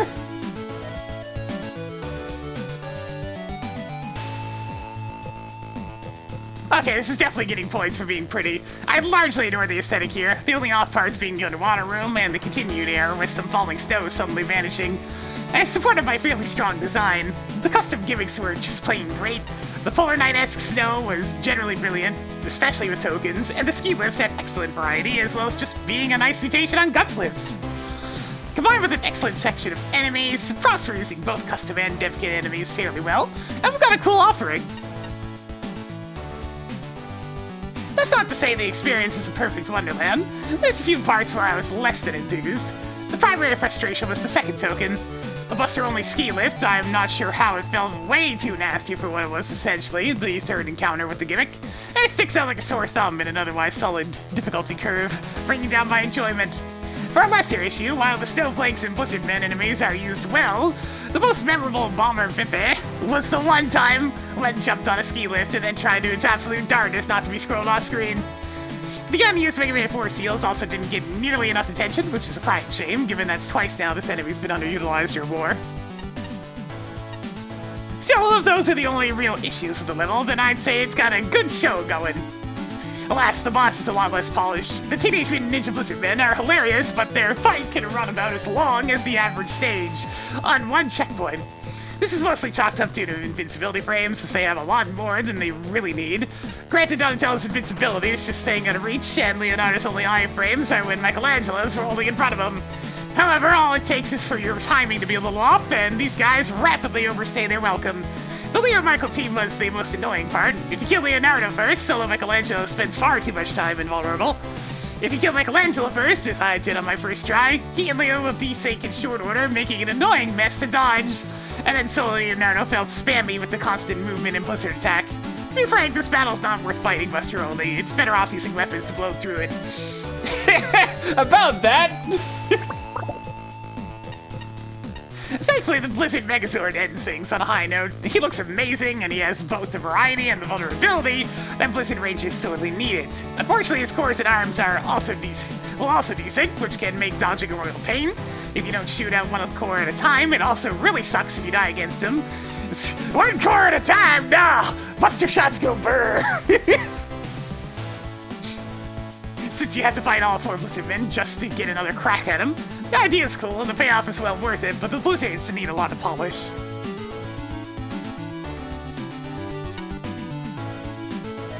don't think I've had this much fun with an ice level in a while. That's not a knock against ice or snow stages as a whole, mind you. When compared to this level, though, it's just really hard to think of one that matches the design seen here. Everything's introduced exceptionally well here, from both old to new elements. The unstable stone blocks are usually my favorite of these, since they work really well as both helpful platforms and obstacles. The challenge for the last token in particular puts this on full display. The ski lifts, meanwhile, are a bit less exciting, but they're still implemented relatively well. The only time I was ever really irked by them was when I was trying to get the second token. The time to get through the room feels a little too strict for it to be so early in the stage, especially only 2 screens after the lift's introduction. It's a small bump along the way to be sure, but it didn't ruin my experience with the level either. There is one much more major problem I have though, the boss fight. The main problem with the Blizzard Men is the really small grace period to get to actually deal damage to them.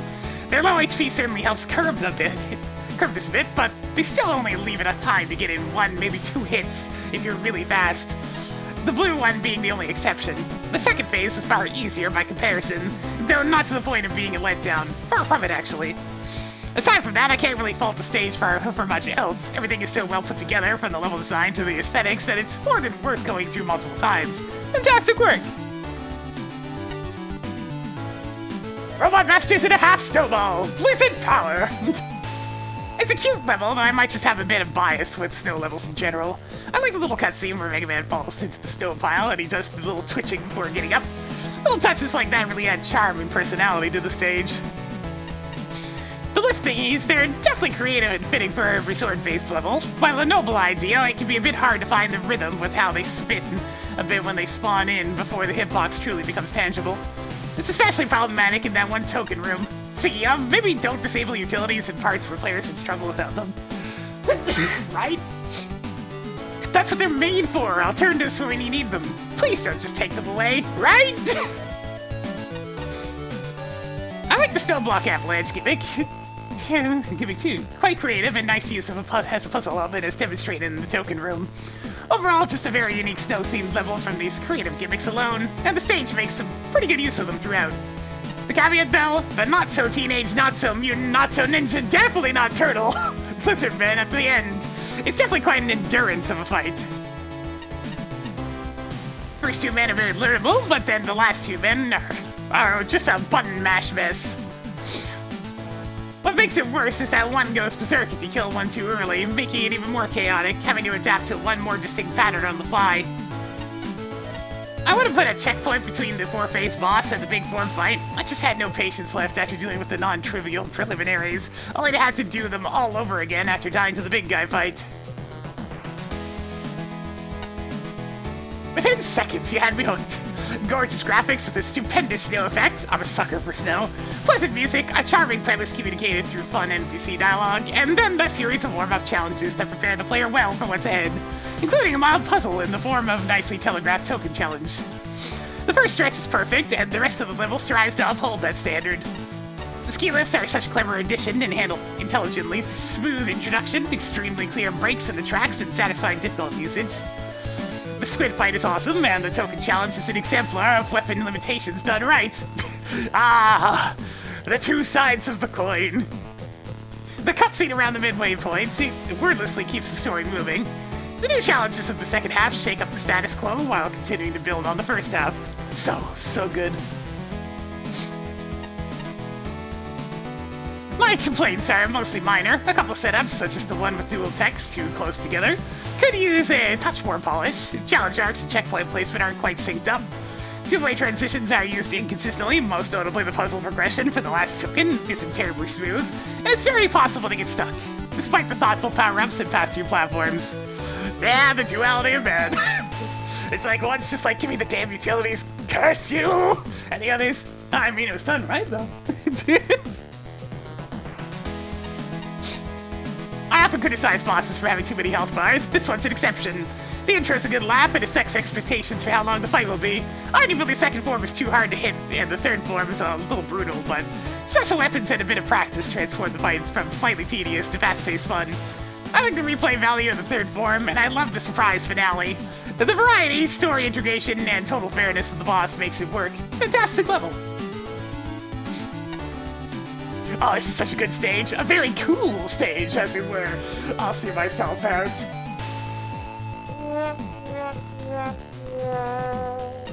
An immediate highlight for the get-go is just some excellent atmosphere, music, and graphics. It's gorgeous.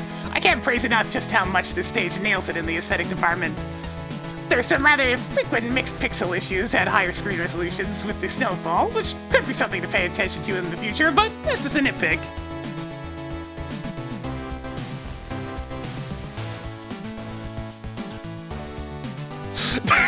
Yeah, that's a good one, Flashman. I was just having a chuckle at the time at 2 different judges bringing up the exact same 2 games. It's like, oh man, yep, those are definitely the 2 most notable games that have done this.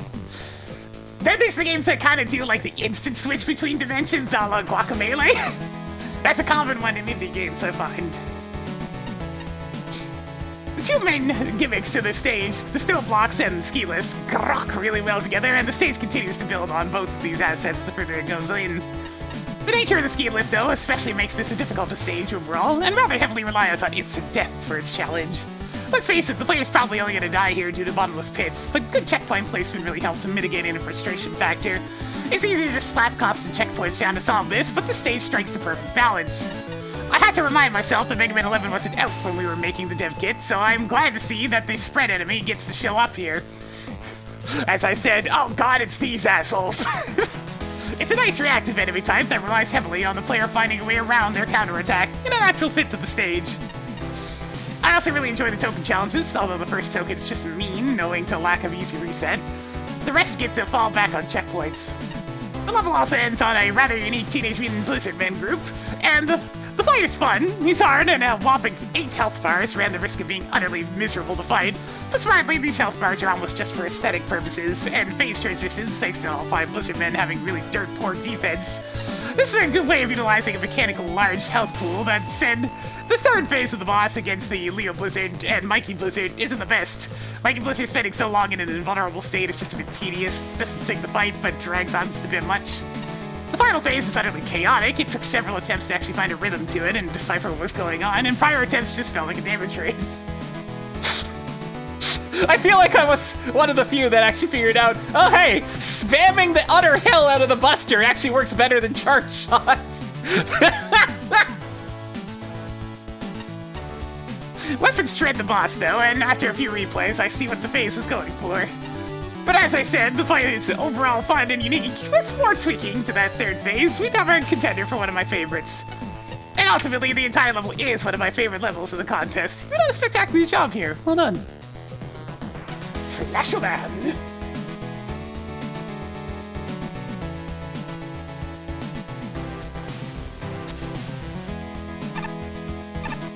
Yo, what up? Oh, Ball, I'll never forget you. I'll never play in low gravity again, my poor friend. Thump, boom, straight to the moon. I always thought I'd be super into having parasocial fans, but now that I have one, my reactions are mixed. I get it, Hardman respects me a lot. He and I, we see eye to eye, challenges the spice of life. But you know, I'm competing in a tournament right now. We can have a nice lunch at a diner after I win. Presto, no. Don't encourage the parasocial relations. It's bad. Never do it. All it leads to is bad problems. Don't do it.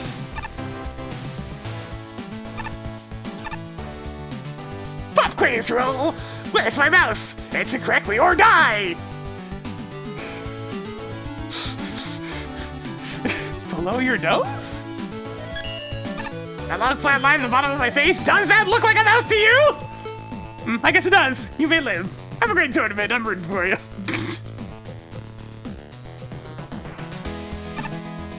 Hey, Flashman, what's up?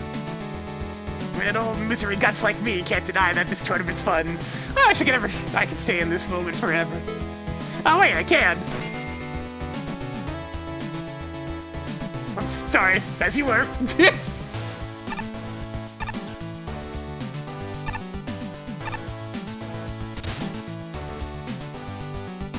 Just a water level, such an unassuming title for 6th place.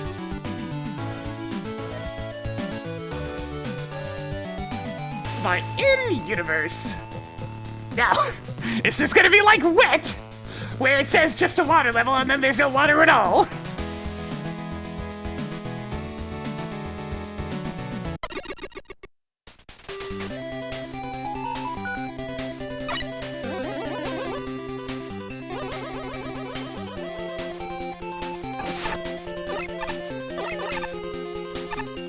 We've had this happen twice.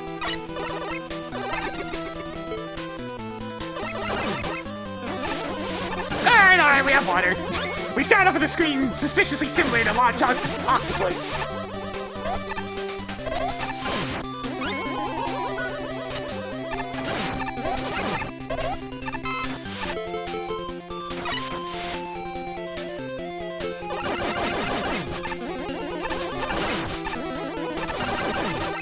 Man, these curvy enemies have a lot of HP.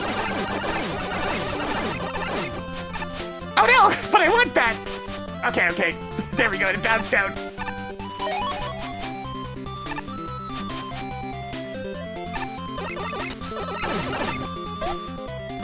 What the? It didn't spit!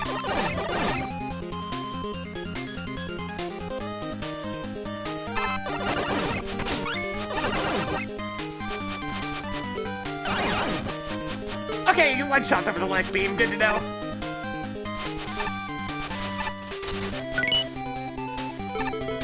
I do have all my utilities, good to know. After so many levels in Tier 14 remove my utilities, I have to keep looking.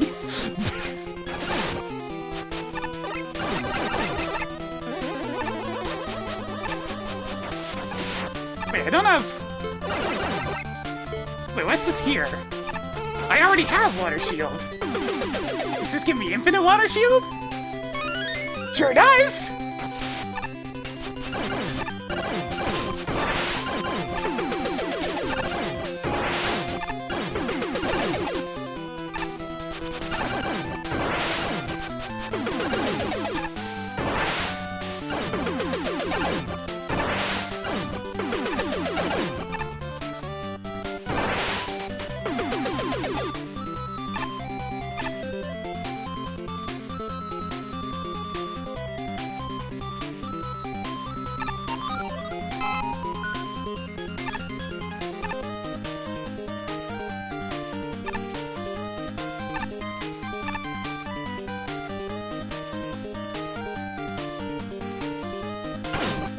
Okay, I can't steer this one as effectively.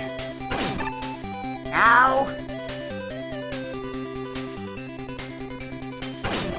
Ah, screw it.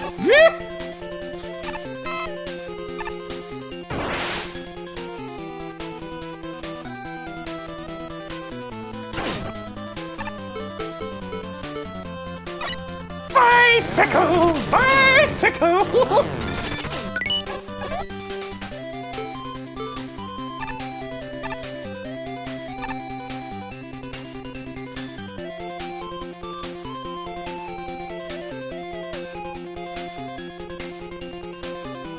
I was trying to slow down my ascent that whole time, but the gap is so small for those spikes that it's actually hard to get the bubble to slow down in time. It's like, I get what they wanted to do, but it's just not enough room.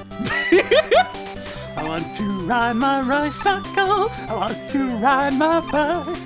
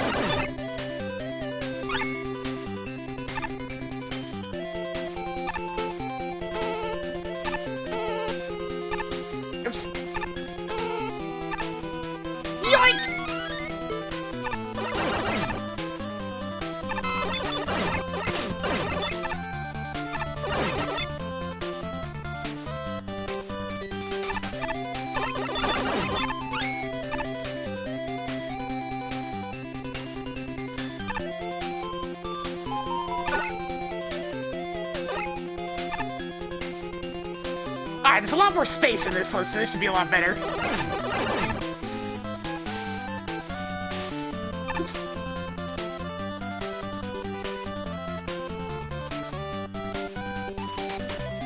charge. Damn.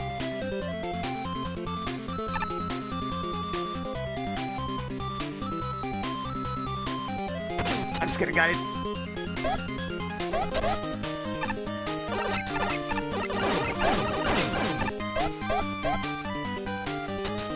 Don't care.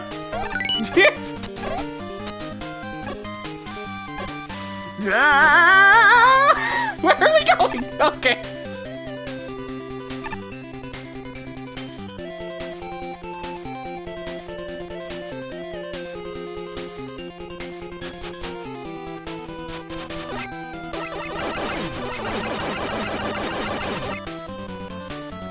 I can still shoot. You know, for some reason I thought shooting would break the bubble.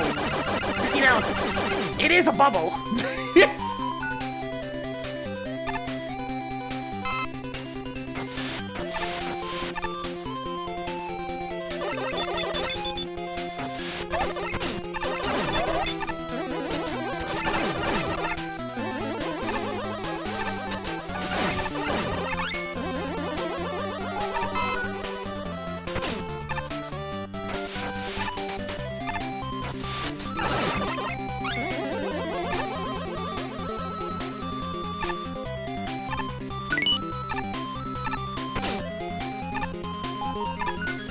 Easter egg, eh? Well, in that case...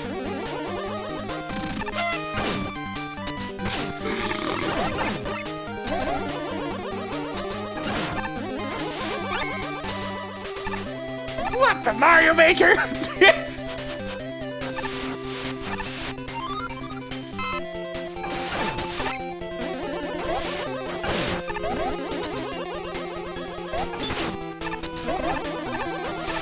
Yeah, these two levels feel very... Yeah, this and Pyros feel very fundamentally different. Since, yeah, the bubbles are here, but the main focus is not really the bubbles. The bubbles are just one of the things going on in this stage.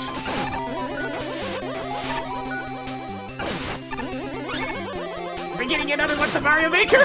Let's find out. Yep, somebody's definitely messed with Mario Maker before.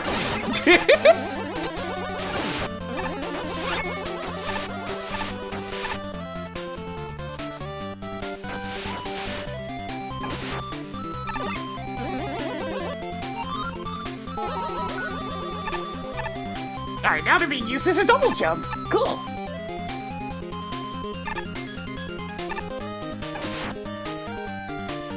Just gotta hover here.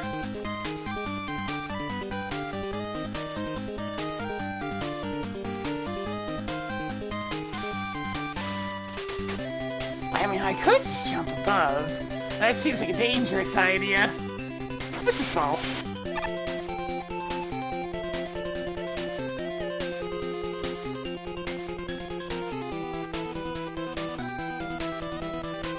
Okay, this one I can't jump over.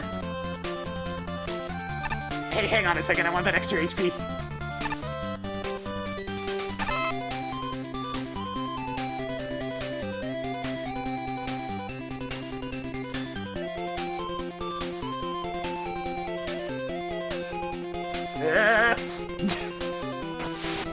Oh, that's not a solid platform!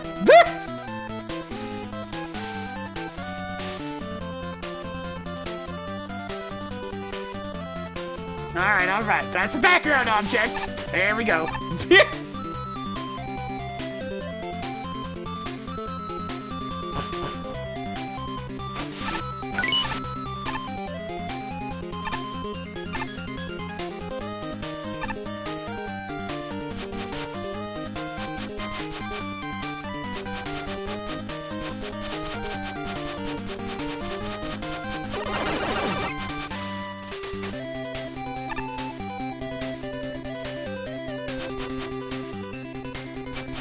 It may not have that wow factor, but I'm not super... The wow factor isn't too big of a thing for me.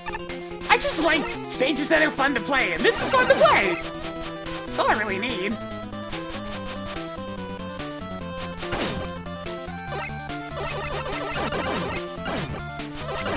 Hey, I want that, though. Nah, this is fine, this is fine. Look, we'll just do this.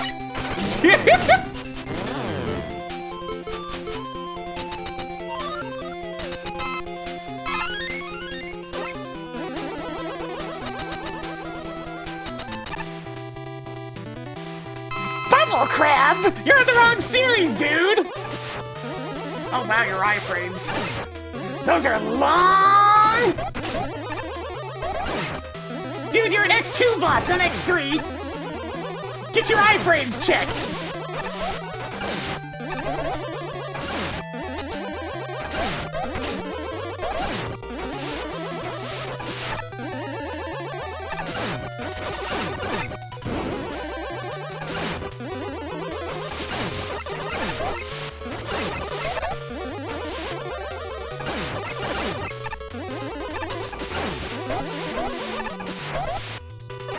Those iframes really are really long.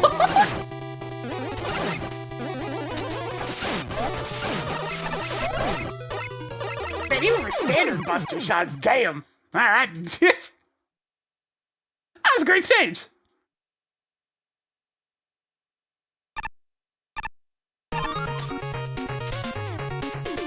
He never tried to get me with those claws of his, though. Oh well.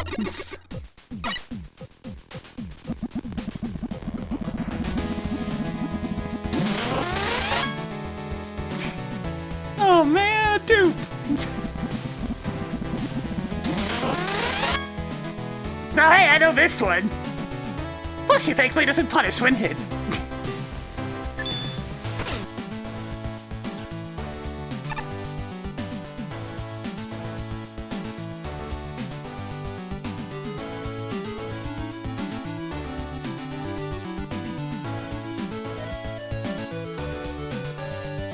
Like, it may not be the most creative thing in the universe, but it still had a lot of really fun setups, and it's well made. It's just fun to play.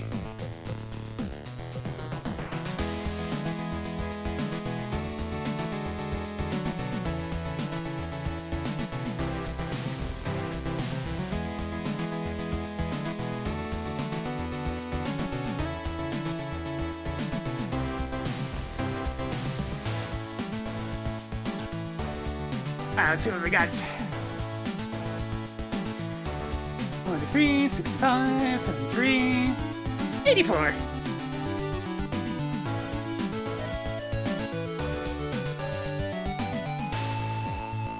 You know, for being just a water level, it certainly is one of the best water levels I've played. A lot of Mega Man water levels are the same tired thing. Underwater fish enemies that lunge at you, spikes and pits everywhere, usually a fish mini-boss. But this one takes a different sort of approach.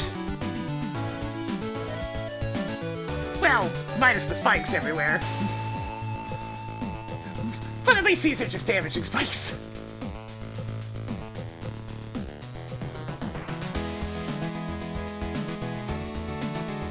The stage fully embraces the platforming aspect of water levels, leaning into the extra jump height and splashing in the bubbles for some extra jump gimmicks.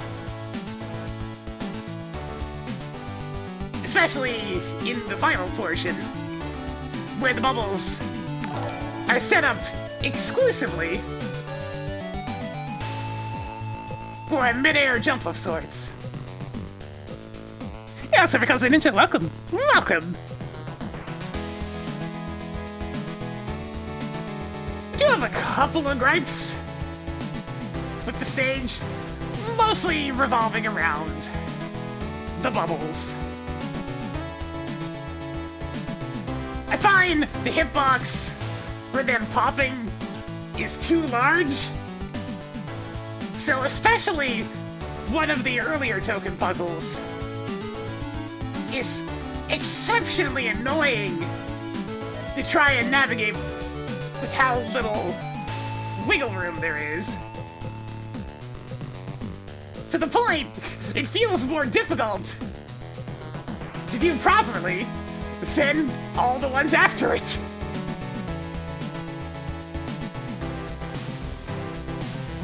Another issue with the bubbles is it is not properly introduced that shooting is perfectly okay within the bubble. This type of gimmick has appeared in a lot of games, and in more cases than not, shooting destroys the bubble. So, an obstacle of some kind. After the first introductory bubble that forces you to shoot while within the bubble would have been perfect.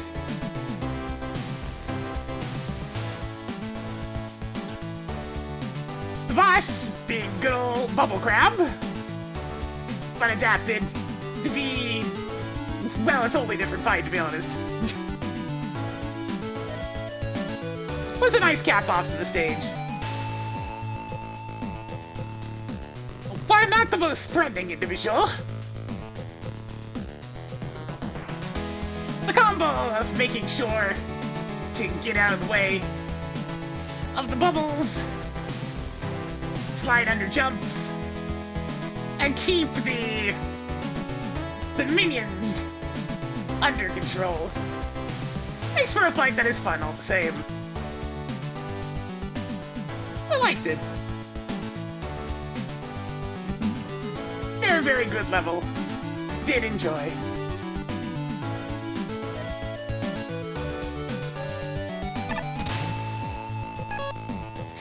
I know that naming scheme. I guess that's not going away anytime soon. But despite appearances, if this were truly just a water level, it wouldn't be very interesting. But instead, the level supplements standard water shenanigans with a bunch of bubbles and an uncommon set of enemies. For the enemies, it was a treat to see Shellin and Suramaker hanging around, especially since Suramaker has got the chance to swim around a bit. On the sillier side, I didn't expect Kirby enemies in a typical water level, but Gordos and Glunk worked really well as an obstacles. Finally, the missile-dropping water bug rounds them off as a good side challenge. As for the gimmicks, the bubble mechanic is the highlight of the level.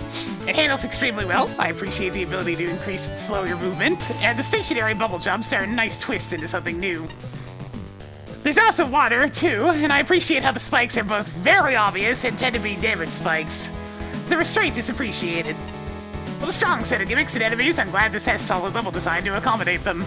Everything's introduced remarkably well, particularly the bubbles and glunks, and the level maintains a constant growth and variety, keeping things interesting. I wouldn't say it's perfect. I found the water bugs a little underutilized in the main level, though Bubble Crab is a big help. The ability to break bubbles with jumping isn't smoothly introduced, and the token challenges tend to screw up the difficulty curve. However, even together, these aren't very big issues. The level's overall a blast to play, with fun ideas and a solid flow that I largely adore. Top it all off with a pretty aesthetic, albeit with a few misplaced tiles and semi-glitchy boss doors, and we've got something real solid. In general, this level is top-notch. It doesn't have a ton of wow factor, something that's well aware of, given the name. But what it has is solid design and a lot of fun ideas. As far as water levels go, this is pretty freaking close to best in show.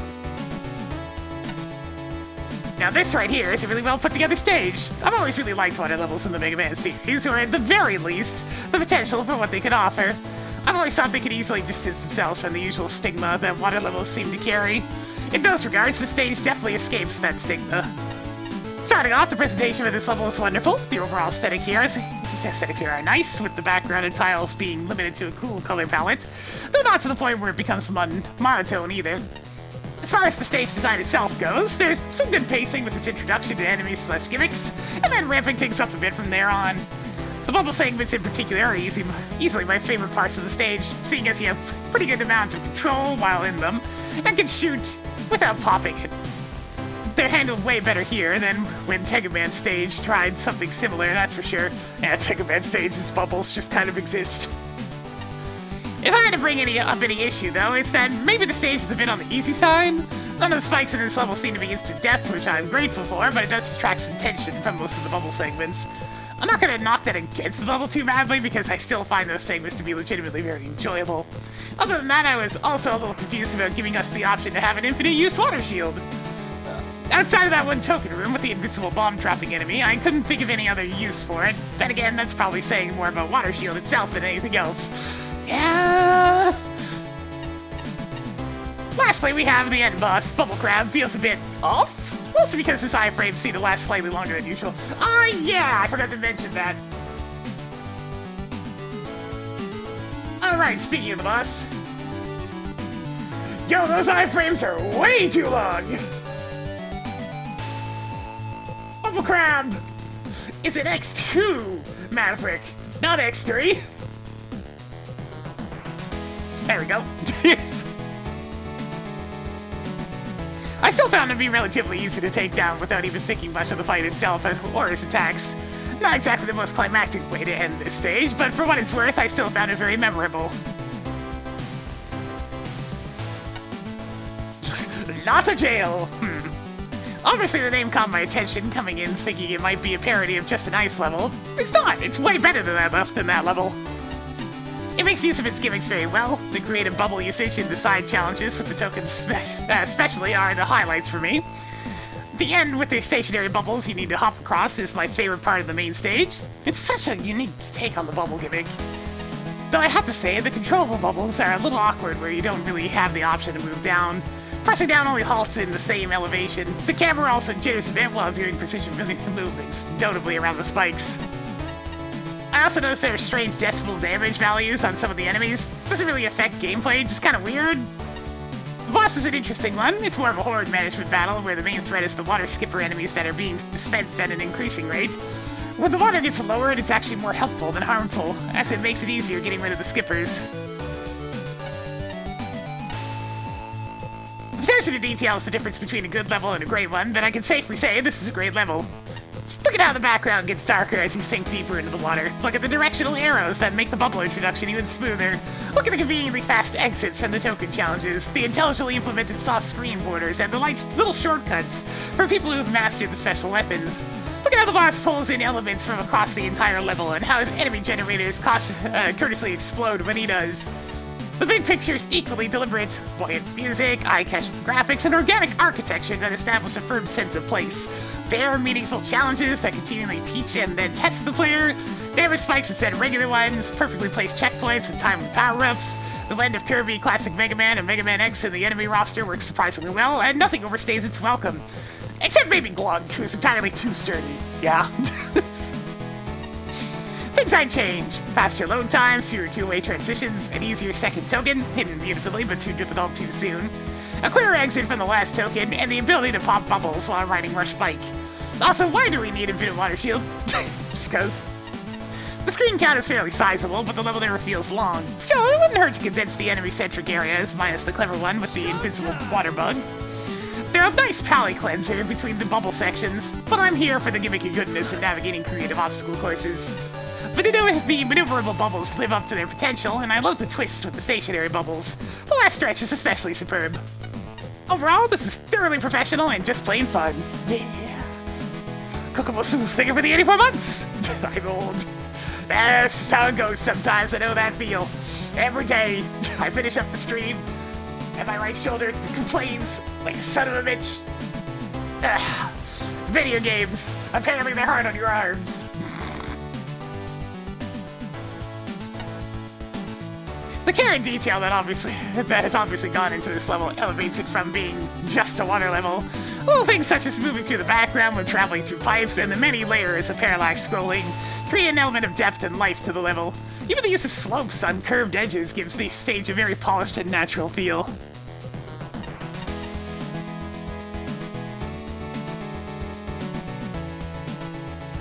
The same care goes into how things were introduced to the level. Enemies were initially demonstrated before they were in real danger, and the gimmicks particularly, something as complex as the bubble, had to be understood to be able to progress. This is conveyed in a simple and effective way, leaving no room for confusion. The stationary bubble was also a really effective reuse of an existing asset in your level. Giving the player infinite use water shield makes for an interesting challenge, and lets the player just choose how to tackle the stage. It does not change the difficulty as much as to make the stage feel different. Graphically, the level is well constructed, drawn, and has a very professional feel to it. Care has been put into the color palettes so enemies and especially spikes stand out. The music is awesome. The boss was a simple change to the original Bubble Crab fight, which still felt like a new, reasonably fresh fight. Yeah, it didn't really have anything in common with Bubble Crab as a result. I saw the boss coming from a mile away. Impressive considering it's not from a classic series, it just feels like a natural fit. there were a couple of small niggles to point out. The bubble seems to have a square hitbox, making dodging collision difficult at times. Especially so with some of the round spikes. The tokens seemed to be a very large difficulty spike, which made the level after the tokens seem a little simple. The sea anemones, glunk, had a bit too much health for killing with the Buster, and the level did end up feeling a bit samey as the background and color scheme never changes. Despite this, these are very small points that do not significantly harm the level, and overall this is an excellent submission. La Schumann!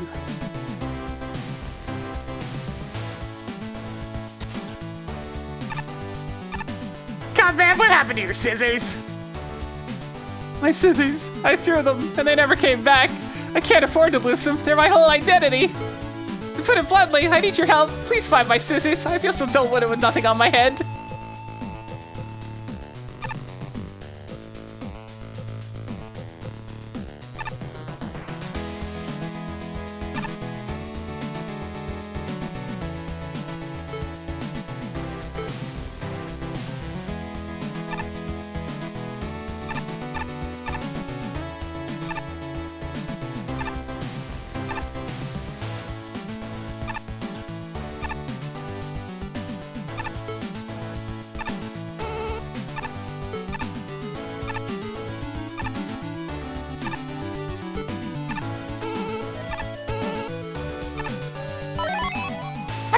What could it be?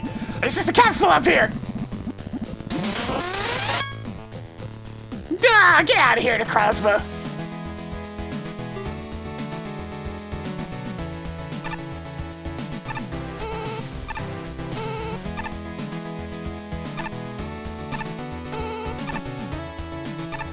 Wait a minute, that's his scissors right there! Here's a wild story. I was stomping around minding my own business when out of nowhere a flying mustache appeared. Lit it right on my face, it did. Can't get it off. Maybe I could slide, shoot, or teleport. That might shake it loose. I'll remove your mustache. What relief, I was just about to try rubbing my mustache at other people until it came off.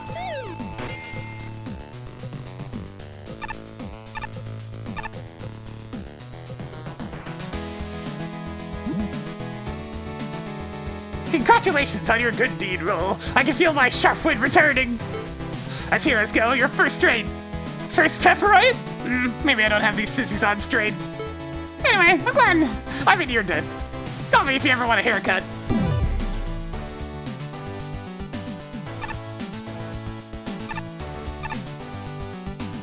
The plumber in the cave taught me the art of pulling back on my parachute to stay in the air.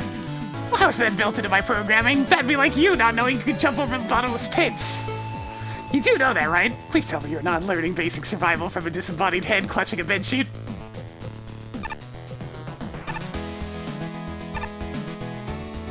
Look out below! They'll never see me coming.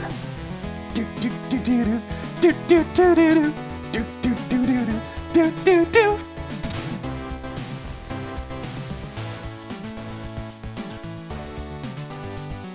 Dose of discharge. And blast.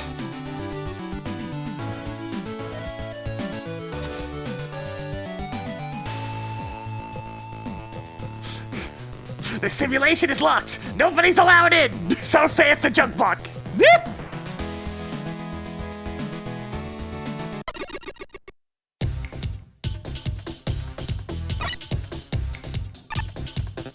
Alright, we got Paraman / Commando Man style sand going on here. Speaking of Commando Man,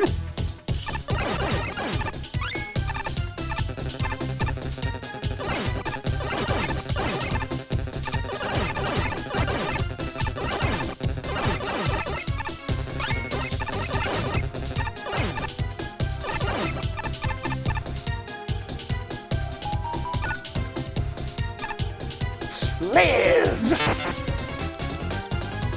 I think he was trying to go for live, but you know.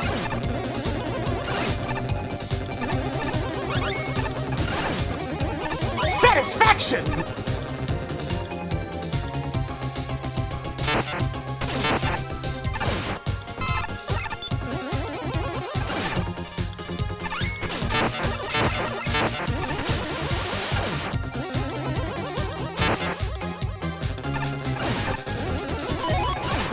Magnet's doing good work.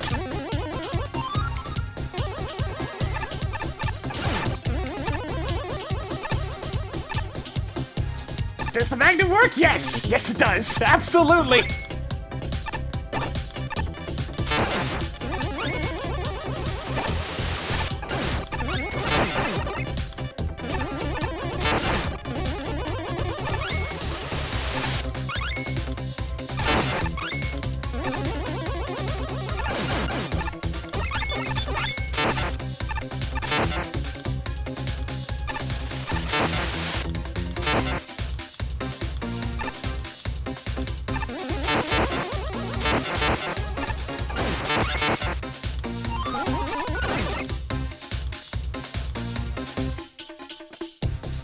Analyzing.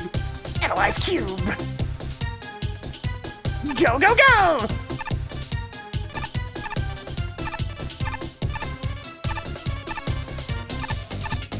Yoink!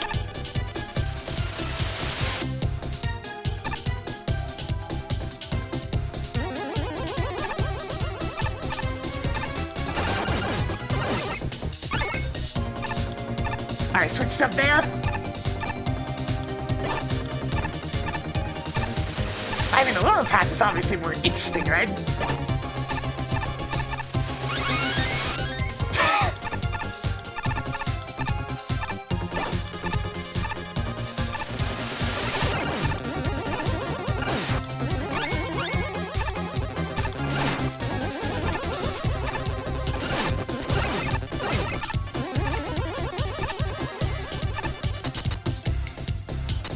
Mini boss time!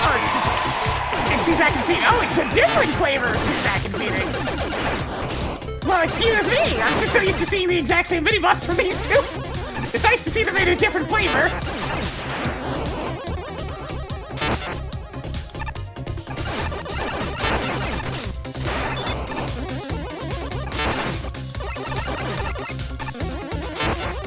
This has been the most omnipresent mini boss of the entire competition. Then that laser thing from Challenge for the Future.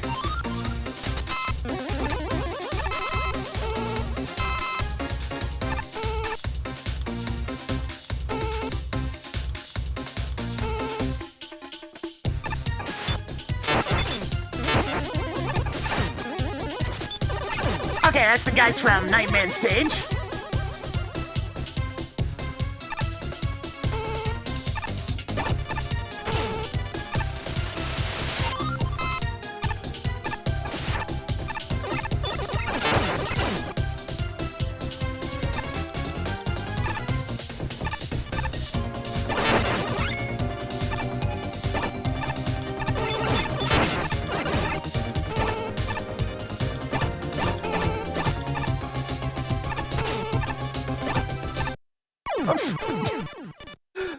I got killed because of the very slight change of elevation going from the button to the floor. I pressed the slide button, you can see it in the footage. But I was still in midair at the time. Of all the ways to die.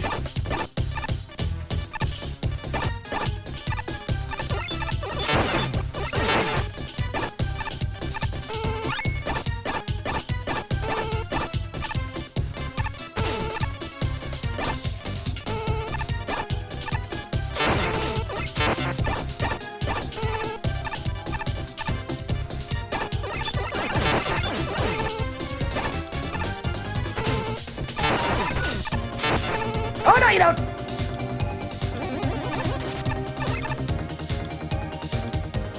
Terracotta pots, copper sheet cylinder, metal rod.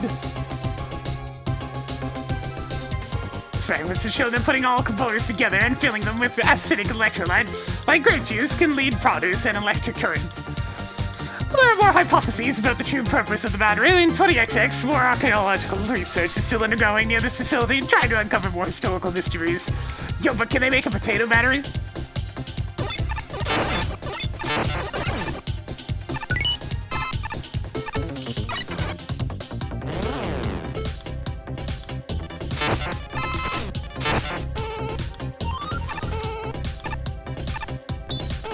Ah, we're adding in a new gimmick, I see.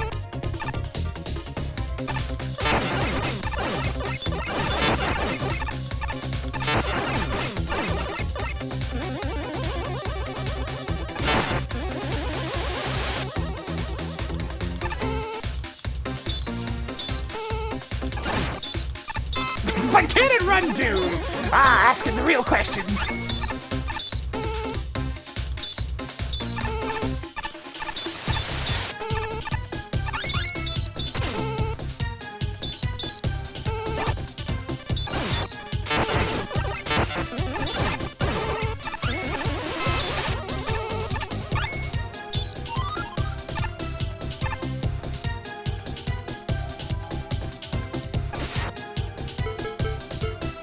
It's go time!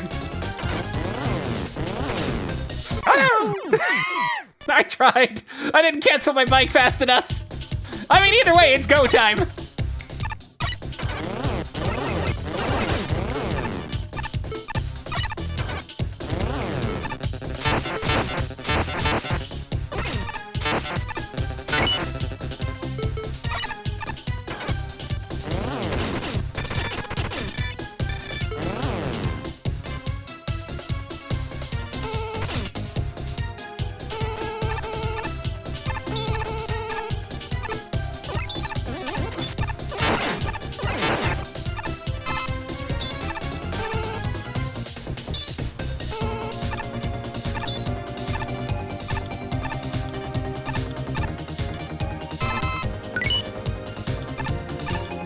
Man, good thing I spent a little bit of time on the bike, huh?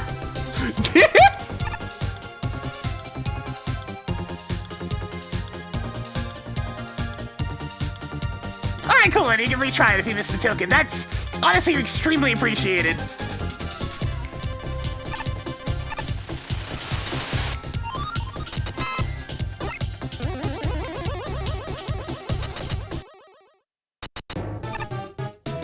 Gravity Man? Welcome to my secret lair, roll. Wait, what? I'm not Gravity Man. It's me, Battery Man! It was I that took over this facility. I have no idea who you're talking about. You know, Gravity Man, I knew you're scared of maintenance checks from more than humans fear dentists. But isn't it too much? You break into this facility, you terrorize the staff, and you steal it from the local hat shop, so your Mexican pose is an Oriental dancing troupe. I believe that's enough. Let's go back. Let's go both home. Let's go both home, indeed. It seems that you don't understand the gravity of the... It seems that you don't understand who's in charge here. Behold my galvanic glory.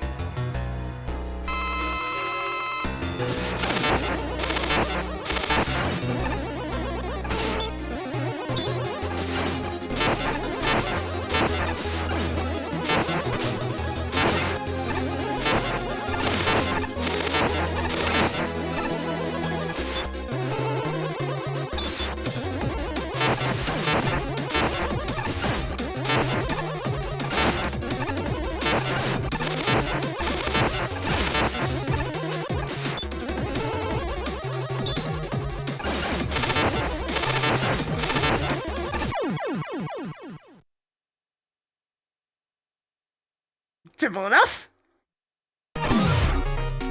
Electric Boogaloo!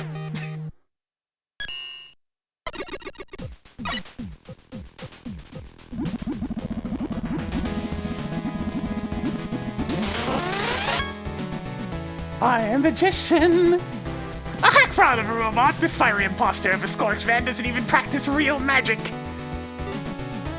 Zukiro, Oh god.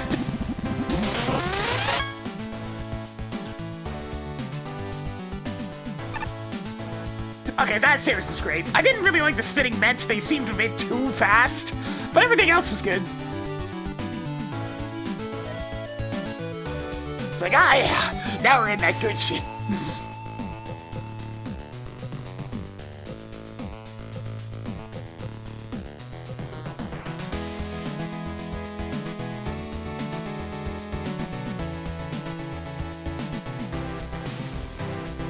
You know what?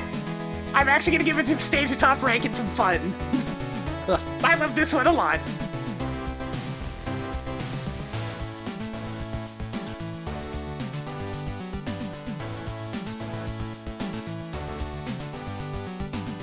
I think we're gonna have our first 90-something. By 90-something, I mean this is almost 100%. Let's see. 43, 46, 61. 71, 81, 93!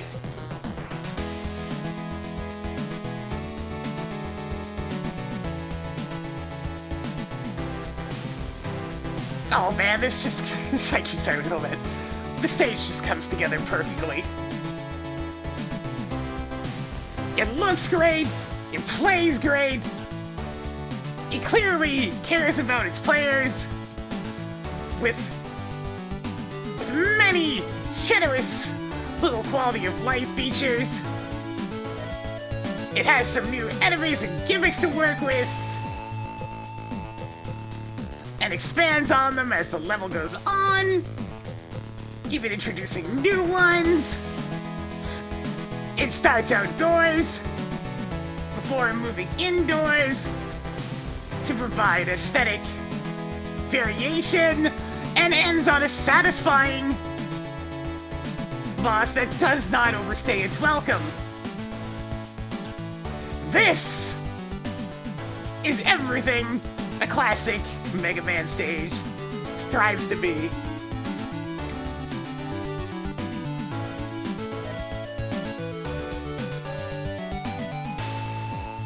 Elaborating on this a bit,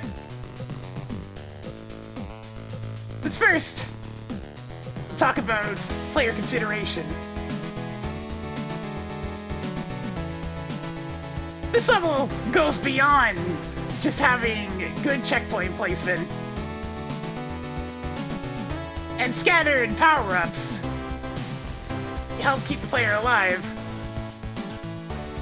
It even goes so far as to have every single time segment be resettable in some fashion, often in a more organic way than just going out and in of a screen transition. The push buttons for the sheep man blocks are not only a great way to reset rooms, reset timing puzzles, but they are also incorporated as a central gimmick to prolong a timer before the blocks disappear. This is just fantastic. Couple that with the ability to go back and retry if you miss the last token without having to retry from the checkpoint, to keep the level's flow going. And jeez, yeah, this is incredibly modern in its implementation.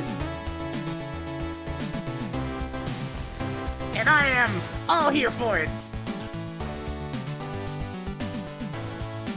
The gimmicks themselves feel very natural in a Mega Man setting, and are all introduced well. From making you push a plunger to make a set of sheep man blocks appear, to having a long enough room to let the ice-forming electricity get a chance to show what it does.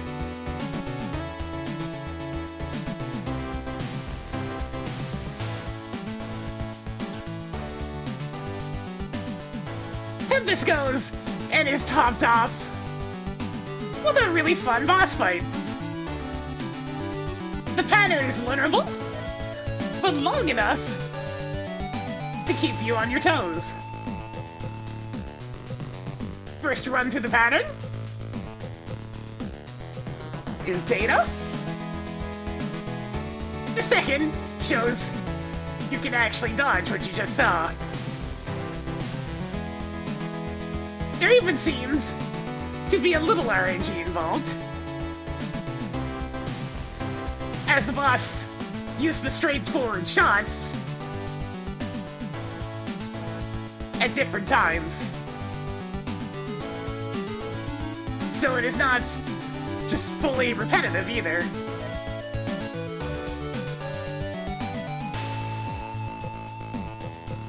Really, my only complaints would be very minor at best. Dropping into the first token room slams you into beetles. Sometimes it's difficult to tell what is coming up here and there, but being able to repress switches helps this. The spinning Mets are way too fast and erratic, especially for how much HP they have.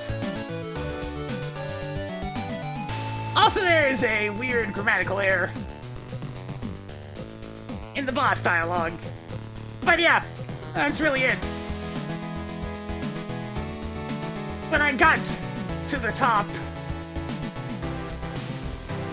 spots of this competition, this is exactly the kind of stage I expected.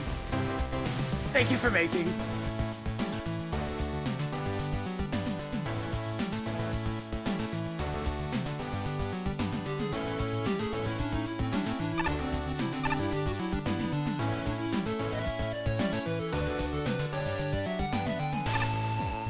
Hey, thank you, Blast. Yeah, this one was really, really good. I can see why it placed as highly as it did, and I did very much enjoy. It looks like we're probably only gonna have time for one more stage, so I can actually move on, have the top 3 be their own thing tomorrow. But hey, we got one more in us yet!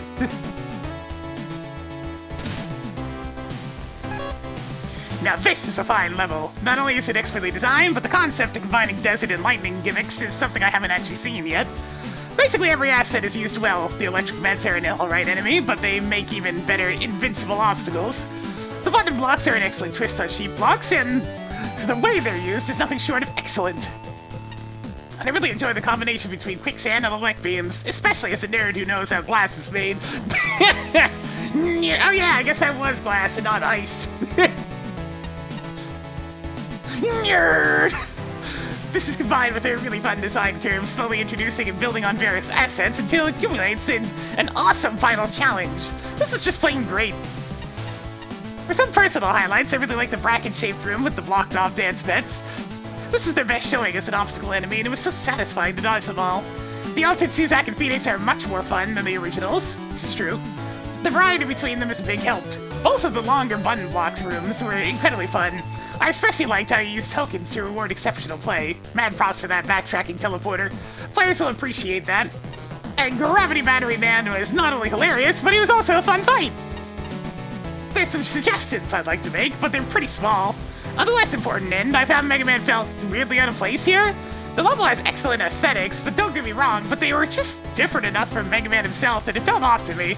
Additionally, while the second token has an awesome challenge, the sheer number of spikes is awkward for how early it is in the level, and jumping down to the first token instead of climbing leads to irritating instant damage. On the more prominent end, I get the intent behind the Baghdad battery, but I just found it annoying. And while I like the warning signs for the beetles, I found they got boring compared to everything else. I know they're not very interesting, but they can pull off more variety than bug swarms.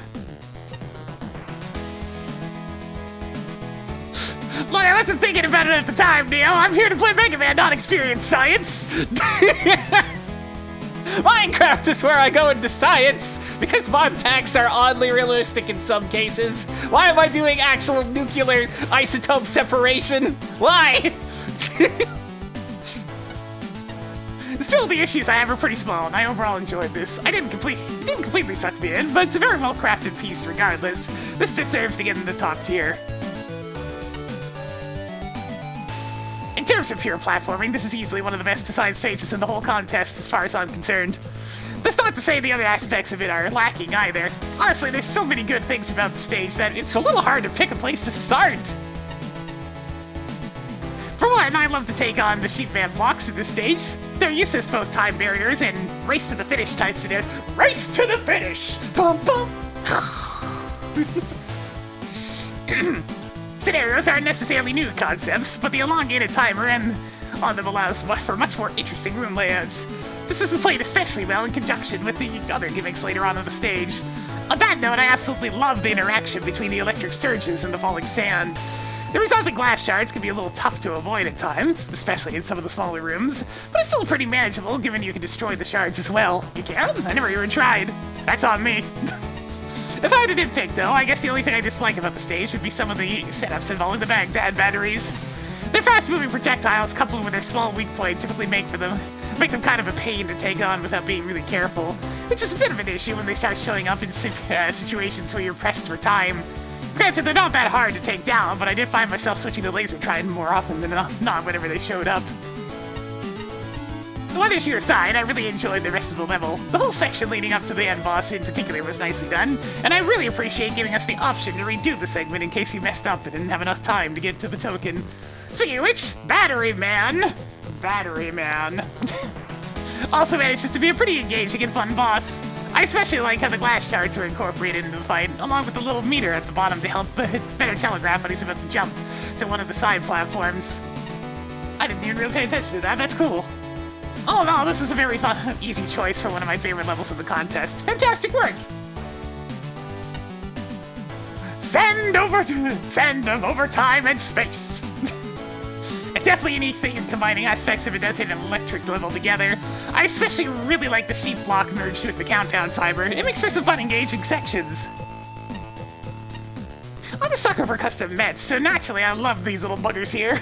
And one of them, disguising itself as part of the sign, is a cute touch. It really was.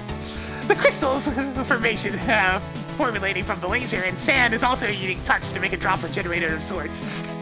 Patchy and I did not understand the science. We are the dumb. It's okay. The difficulty is set just right for the level, and as most of the timers are generous enough that you can get sidetracked a bit while still making it to the end. I also really appreciate that there's a teleporter to go back and do the final timer sequence in case you missed a token. A little bit of an oversight in the one token room near the beginning, where you can dive into the quicksand and slide to the other side to postpone activating the timer. The fight at the end with Totally Not Gravity Man is also quite thrilling. His attacks look super intimidating and dangerous, but as long as you position right to dodge the crystals, it's perfectly manageable. No, Neo! No! Oh! Intentionality is such an important part of good design, and I can tell that a tremendous amount of consideration and planning went into this level. It's the beautifully crafted learning curve and steady difficulty progression. It's the clear telegraphing of upcoming hazards and the sneaky surprises that are totally fair. It's the focused variety that keeps the level consistently interesting to play and look at. Even when the screen count starts to exceed normal limits, it's the little touches like the elemental tweaks to the mini-boss animations and the fact that the boss name keeps changing during his dialogue.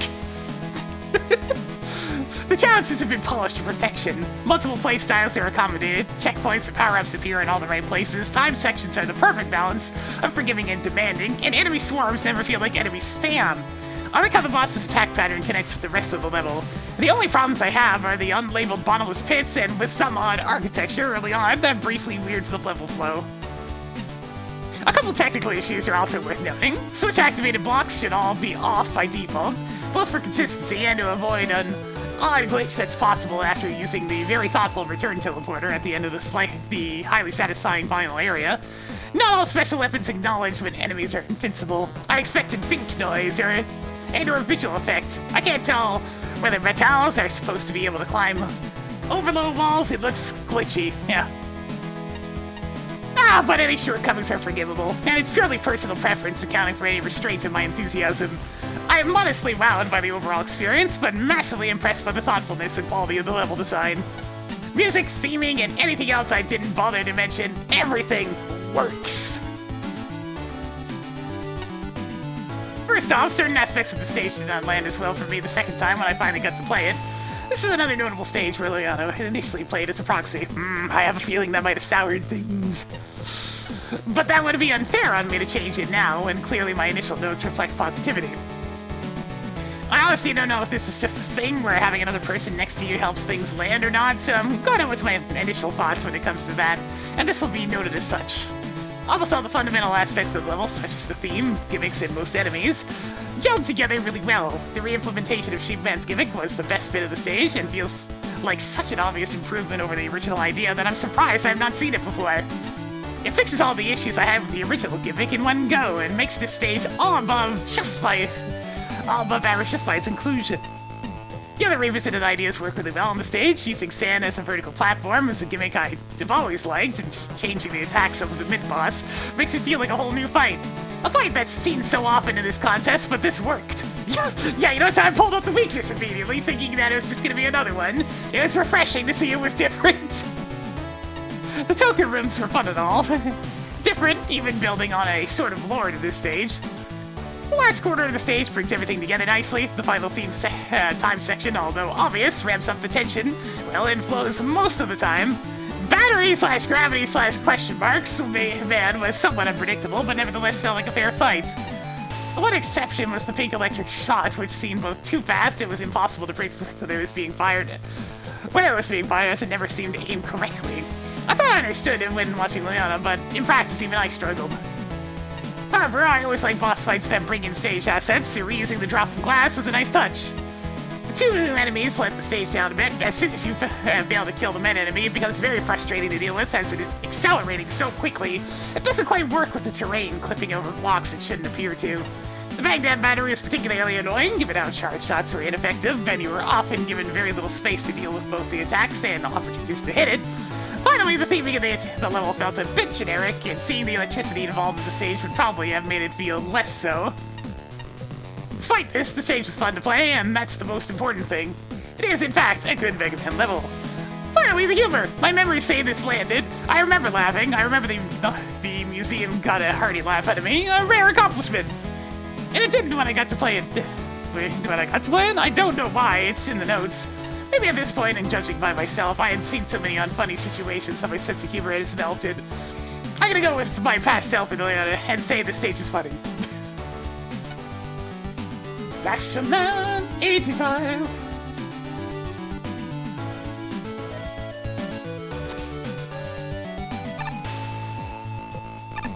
What the heck are you doing here? You know that game where people pick flower petals to see if someone loves them? I do that too. That is, I shear off people's appendages saying, he dreads me not. You are a horrible person. It's fun, we should play sometime. Excuse me, I'd like to scratch my back in peace, thank you. Wait, does your back itch too? Take my umbrella, it'll work as a back scratcher in a pinch.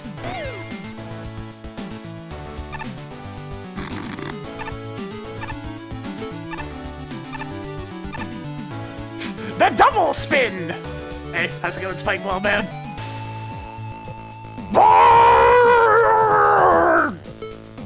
that what I'm supposed to say? I don't know how to navigate social situations. Normally people just walk inside me and die.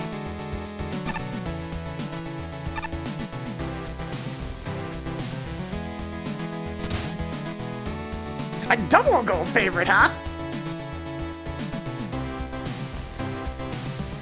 The Invincible Robot Army featuring Shoe Man.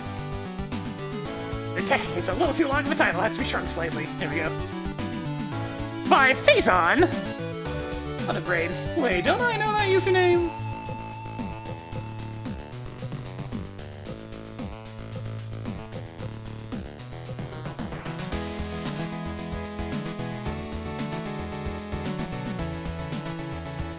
Go, go, go! Shoes, shoes, shoes, shoes, shoes! Bart versus the Space Mutants, no! Ah, I see. Can I jump on him? No, just checking, just checking. It's really gonna be every enemy, huh? But I'm supposed to jump and shoot!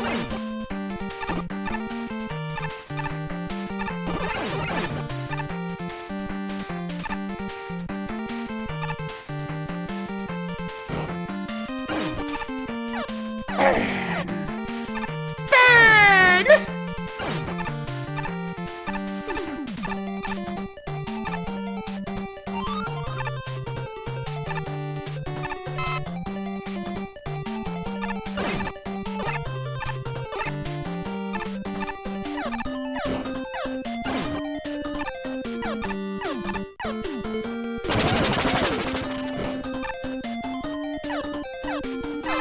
Oh god, they're wearing shoes!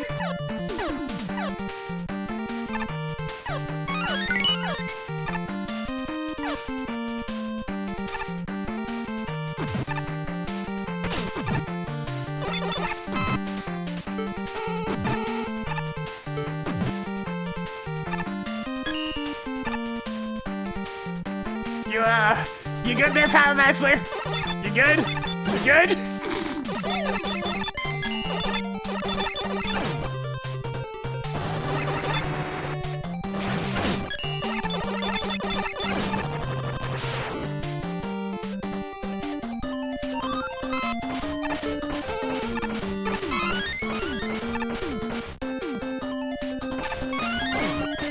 Oh god, it looks so bad when it's stretched like that!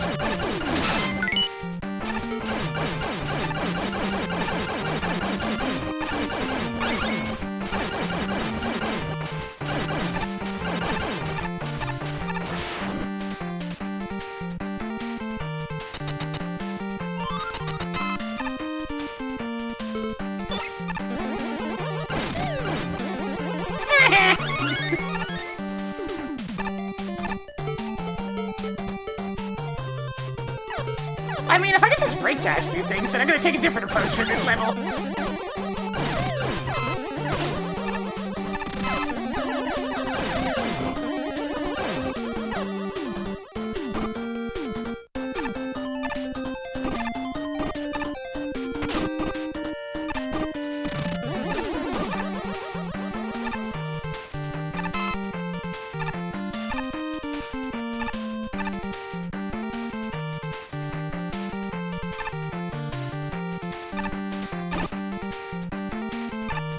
There it is. Wait, that's on the way down. Ah, I see. Just a second! It's just trying to get me to see what Ice Wall does. Ah, it's just trying to get me to see what Ice Wall does.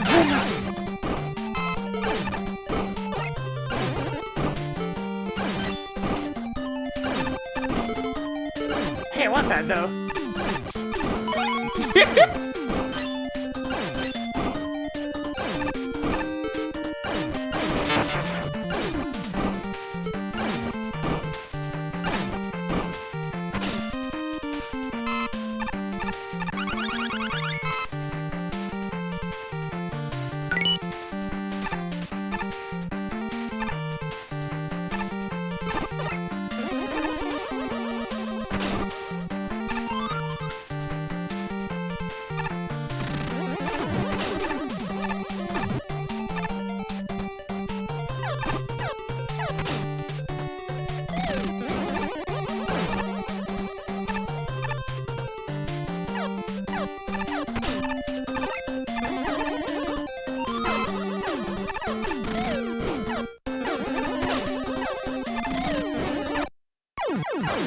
No, my iframes! Oh, nice.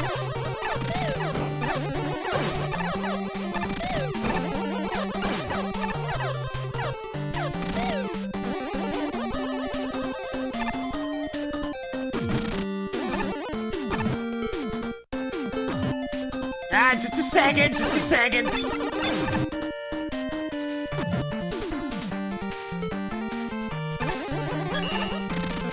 Again? Alright.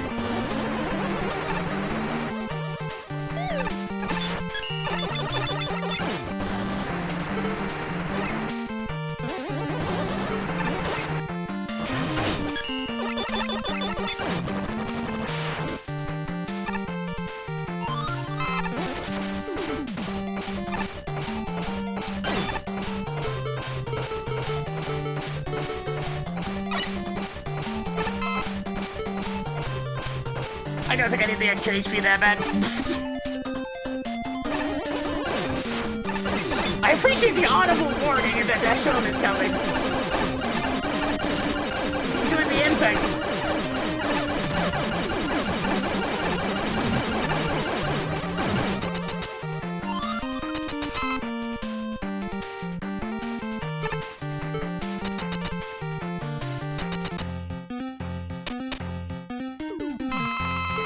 I mean, I've been using it the rest of the stage, why not?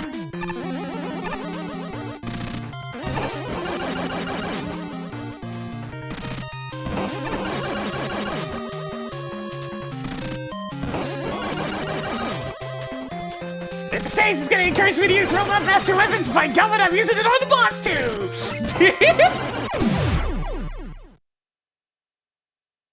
Sweet.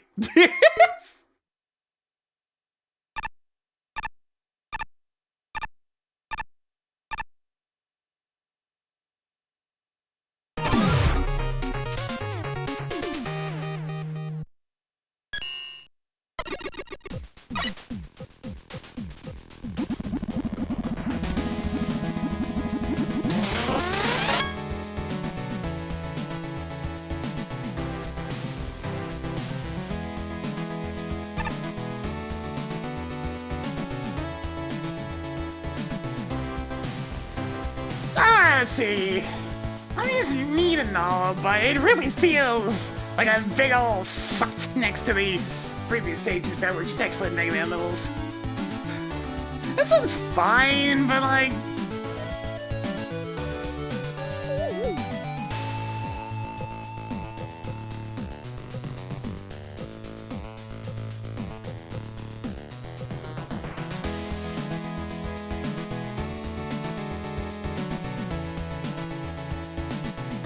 I'll have to give it, like, I give it top marks for creativity, obviously, since it's an interesting gimmick. But it really fell flat in terms of fun for me.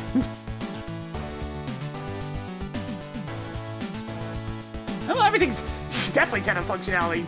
The amount of different interactions with the weapons is where that one comes into play. Wasn't the most visually interesting thing, but the custom sprites were great. All the little sweet shoes! All the different enemies were cool kicks!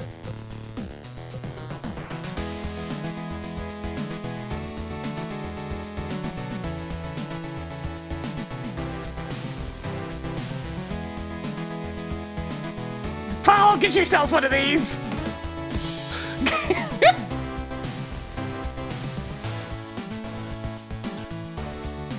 See if it did. 69.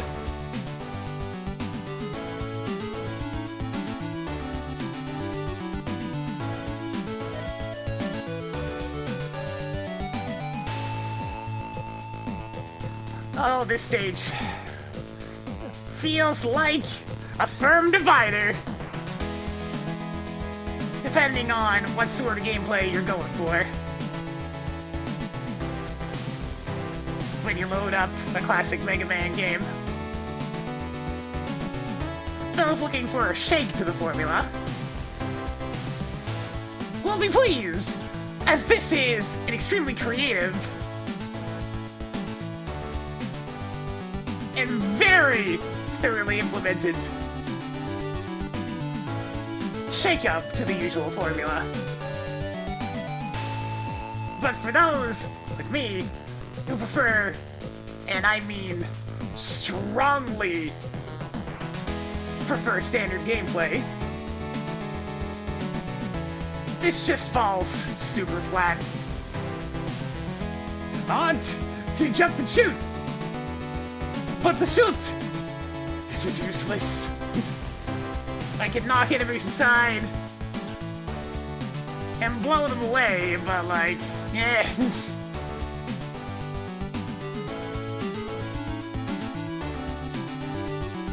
The highlight of this stage is easily the sheer ridiculous number of special interactions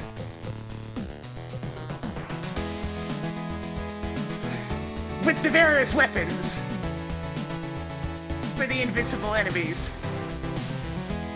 I get that is the point. Making the Buster effectively worthless.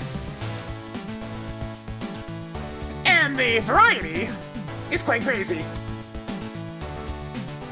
From Tornado Blow, doing its thing, to Break Dash, knocking things aside, and sometimes to lethal results if they fall into the fire.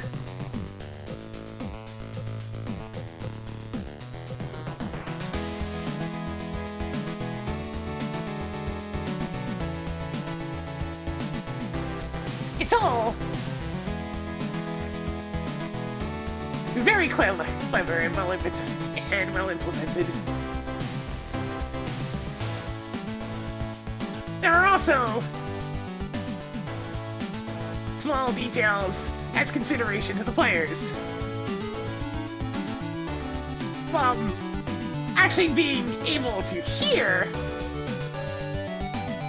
the mech enemy a screen before it attacks you. To thoughtful power-up placement that helps teach even more interactions with the weird, pass-through kind of, sort of, but only for the enemies. And ice wall platforms? I have no idea what to call these.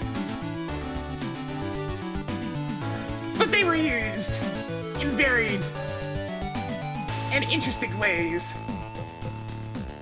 throughout.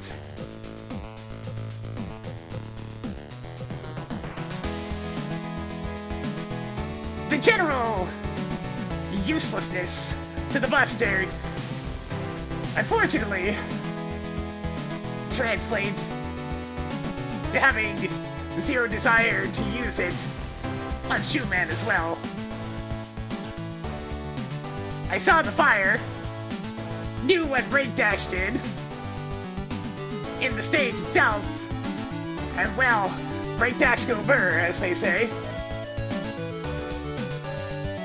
The level really only featured Shoeman in this instance. So, it is really nice that the boss is also impacted by the gimmicks from the stage. This is all really well designed as its own thing, but I just really struggle to call it a Mega Man level from the classic design standpoint.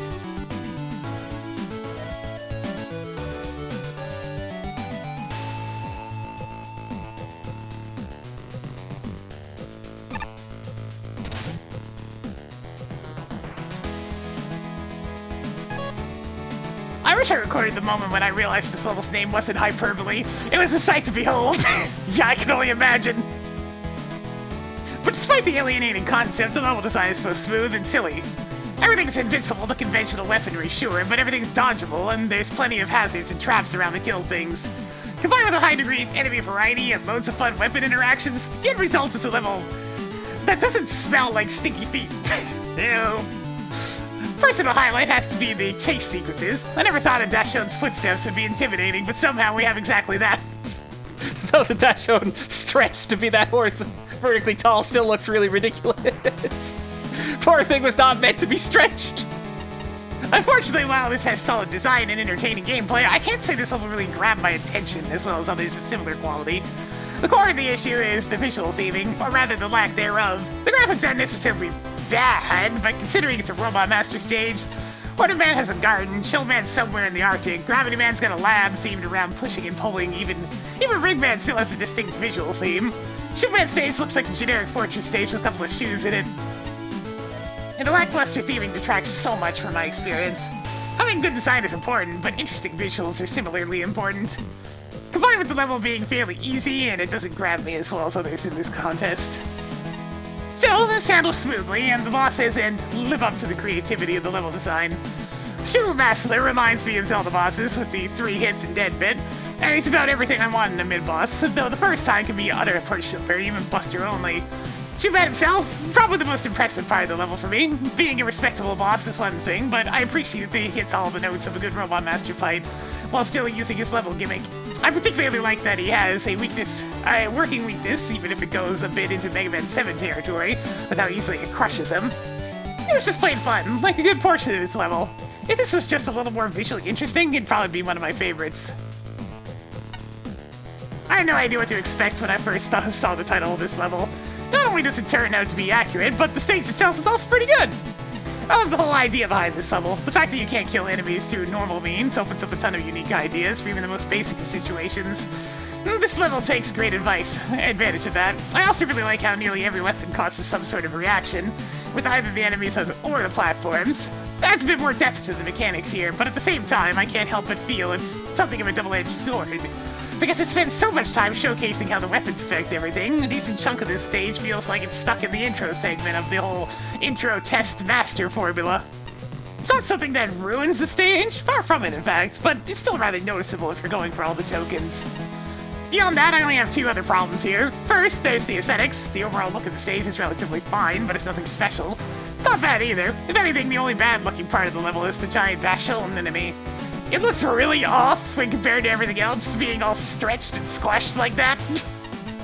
Before I get into my other major issue, I want to stress something first. I really like Shuman's boss fight. It's one of the few instances of a wait-for-the-opening type boss I can think of that's pretty fun, and not at all tedious. I mean, not all that tedious. Which is why it really hurts to see how his weakness absolutely trivializes the battle.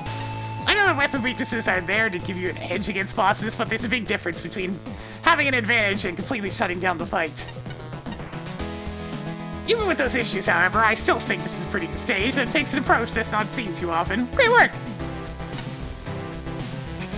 Enemy secret upgrades, can we defeat it? Oh, Patchy's got the full on.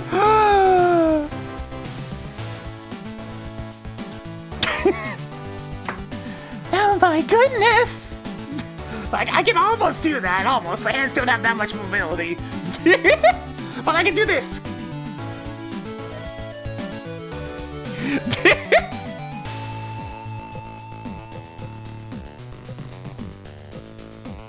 I really love this one.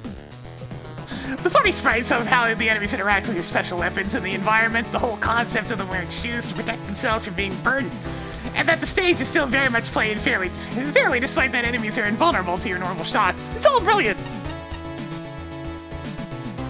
Weapon blocks are all laid out cleverly to demonstrate how the special weapons would interact with the enemies' gimmicks.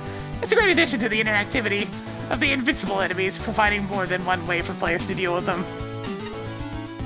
The line platform is a little bit weird to play around, but the layout of the stage pretty much designs around making enemies behave predictably on those parts, which would require more tricky maneuvers otherwise. Shuman is an excellent fight that's challenging, but very much doable, no damage once you learn about all his patterns. The way the fight also incorporates the stage gimmick into it is just the cherry on the top.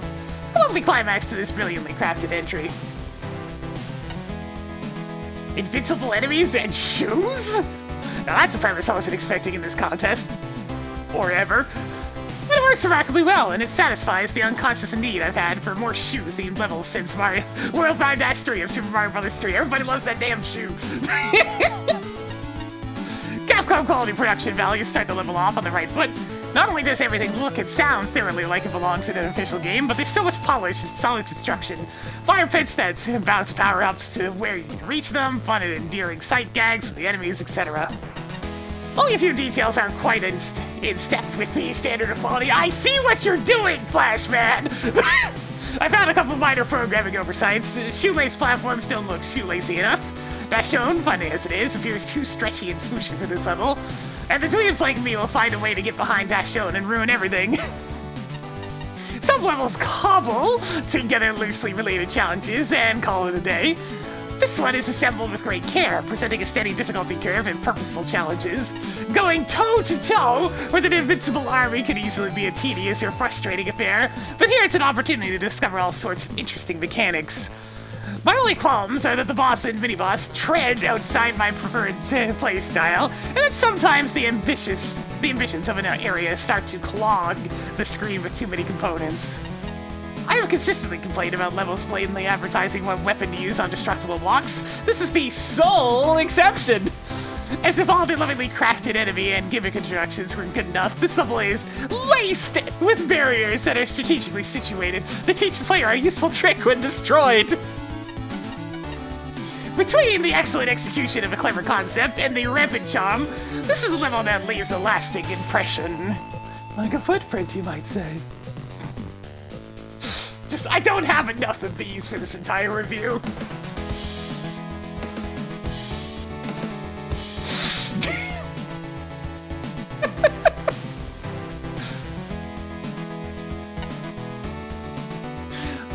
almost a masterclass in teaching players both core and subtle game mechanics are taught easily and superbly without having to rely on the dreaded text box or press this button here tutorial graphics seen in many an indie platformer. The core mechanics of the level are made clear. You can't hurt enemies. Enemies without shoes can't walk on fire blocks. Boom! Crystal clear mechanic that gets built in from there. Cannot praise enough how good this teaching was. But that's not the impressive part. This is a stage that thought, hang on, players starting with the full weapon set, maybe we should do something with that.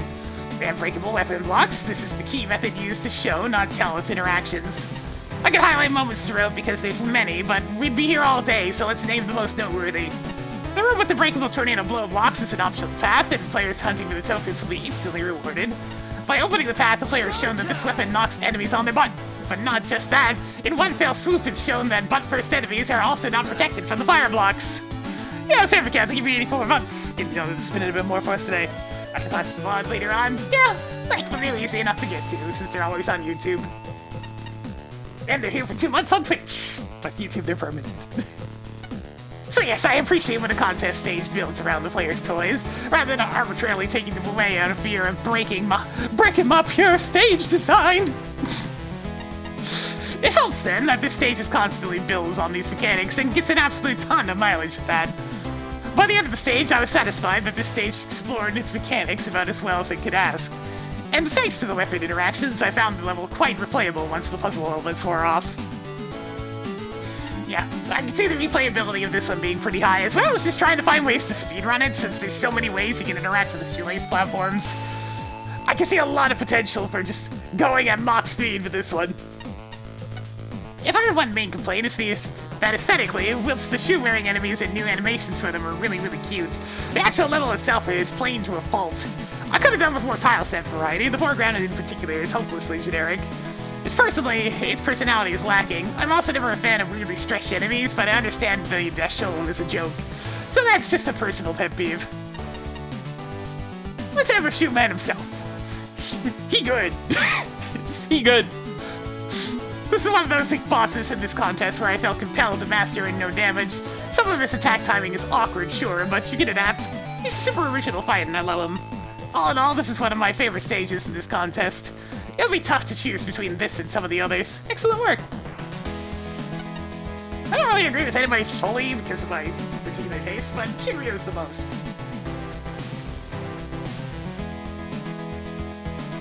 Alright, that way we're leaving the top 3 for next time. Just out of curiosity, does the next one have any favorites rotating in? Yep, that's either a silver or bronze favorite from Nick. And then we have... Hey, wait a minute! You! I wonder what I taste like.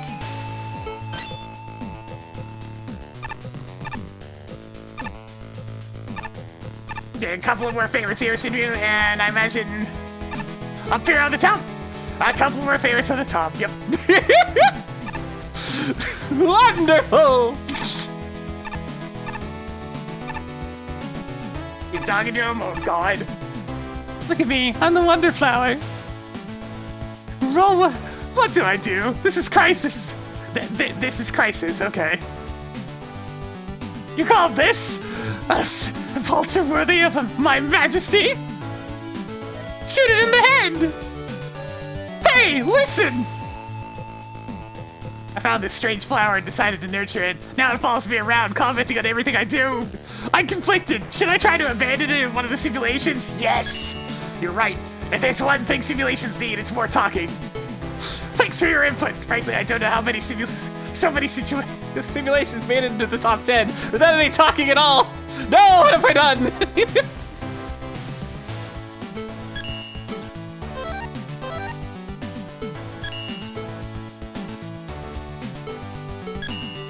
In that case, I'll leave it in your care. It's been really curious to know what you taste like. It's unfortunate.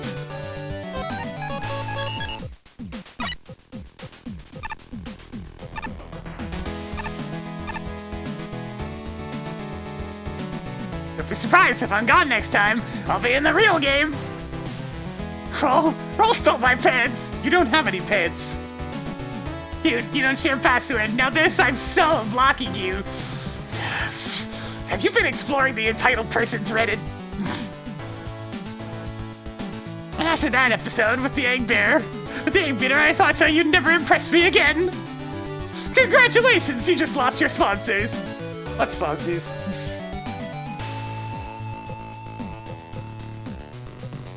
I had to leave very suddenly for unsuspicious reasons. You have died of dysentery. Okay, Oregon Trail. You spooty bud on you. Do a barrel roll. You're just going down all the popular ones, aren't you? What a pair of a night to have a curse. Cute. I'd rather be sailing. Well, there's Warcraft 2 for you. Wise man once said, don't share your wisdom with anybody. Diplomatic incident. You're on the way to destruction. I feel asleep. It's got way too many of those.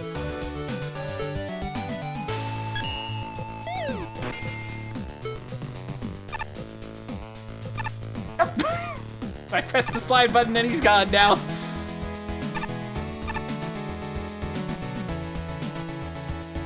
A wonderful companion, you say?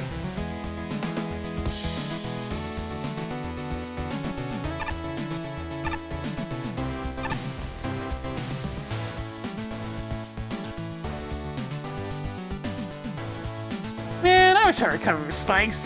But like all my brethren, I'm covered in ice cream cones. You didn't know that? Why else would we roll around so much? Ice cream doesn't churn itself. Here, let me help you out. There you go.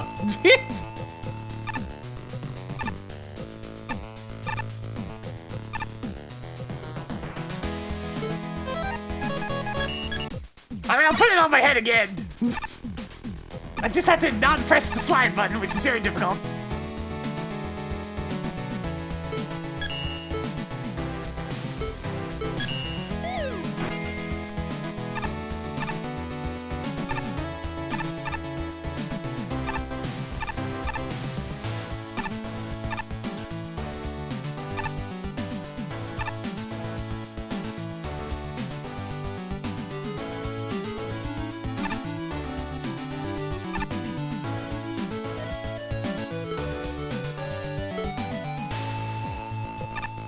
My tongue is green.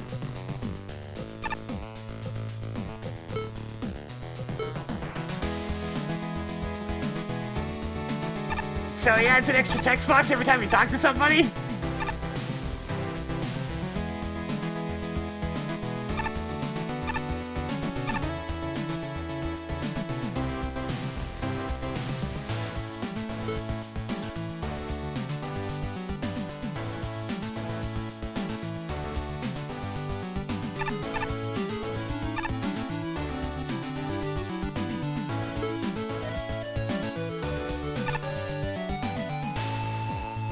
That was a close one. I almost surrendered completely to peace and pacifism. How repugnant. Get out of here.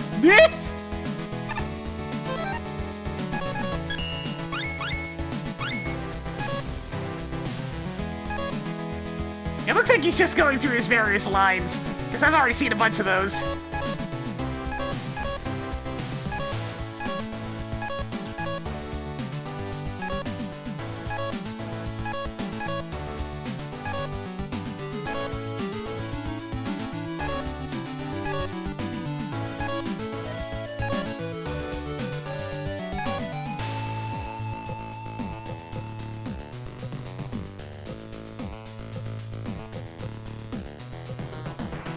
Oh yeah, I should probably.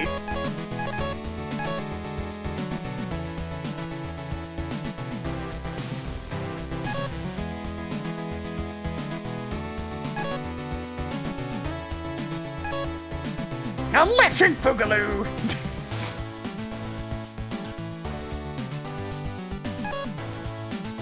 Kai, no! Kai, put the knife down, Kai! Kai, what are you doing? Put it down!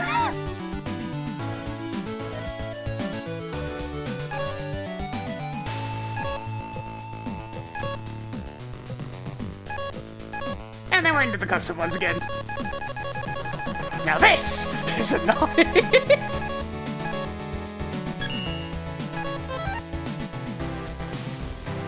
Alright, I'm looking forward to tomorrow. Now we get to do the meetup. Yes. And of course some of the end game, because, you know, there's gotta be an end game. It's as simple as that. It always happens. It always happens! But for now, let's get to go ahead and do it for today. I'm already running a little bit late as is, but I have leftovers to eat up, so I don't have to worry about spending all night cooking things.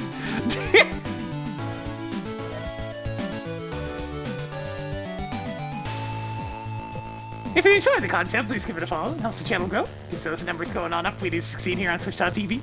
On the YouTube side of things, give it a subscribe. We'll get the notifications as well. I'm gonna be back with this some more tomorrow. We'll be taking a look at the top 3 placements and see if I like them as much as positions 5 and 6. We'll see. But in the meantime, yeah, we'll call it there. We shall see what happens, yes. Hope you all enjoyed, and yeah, I'll catch you next time. Until then, see you later.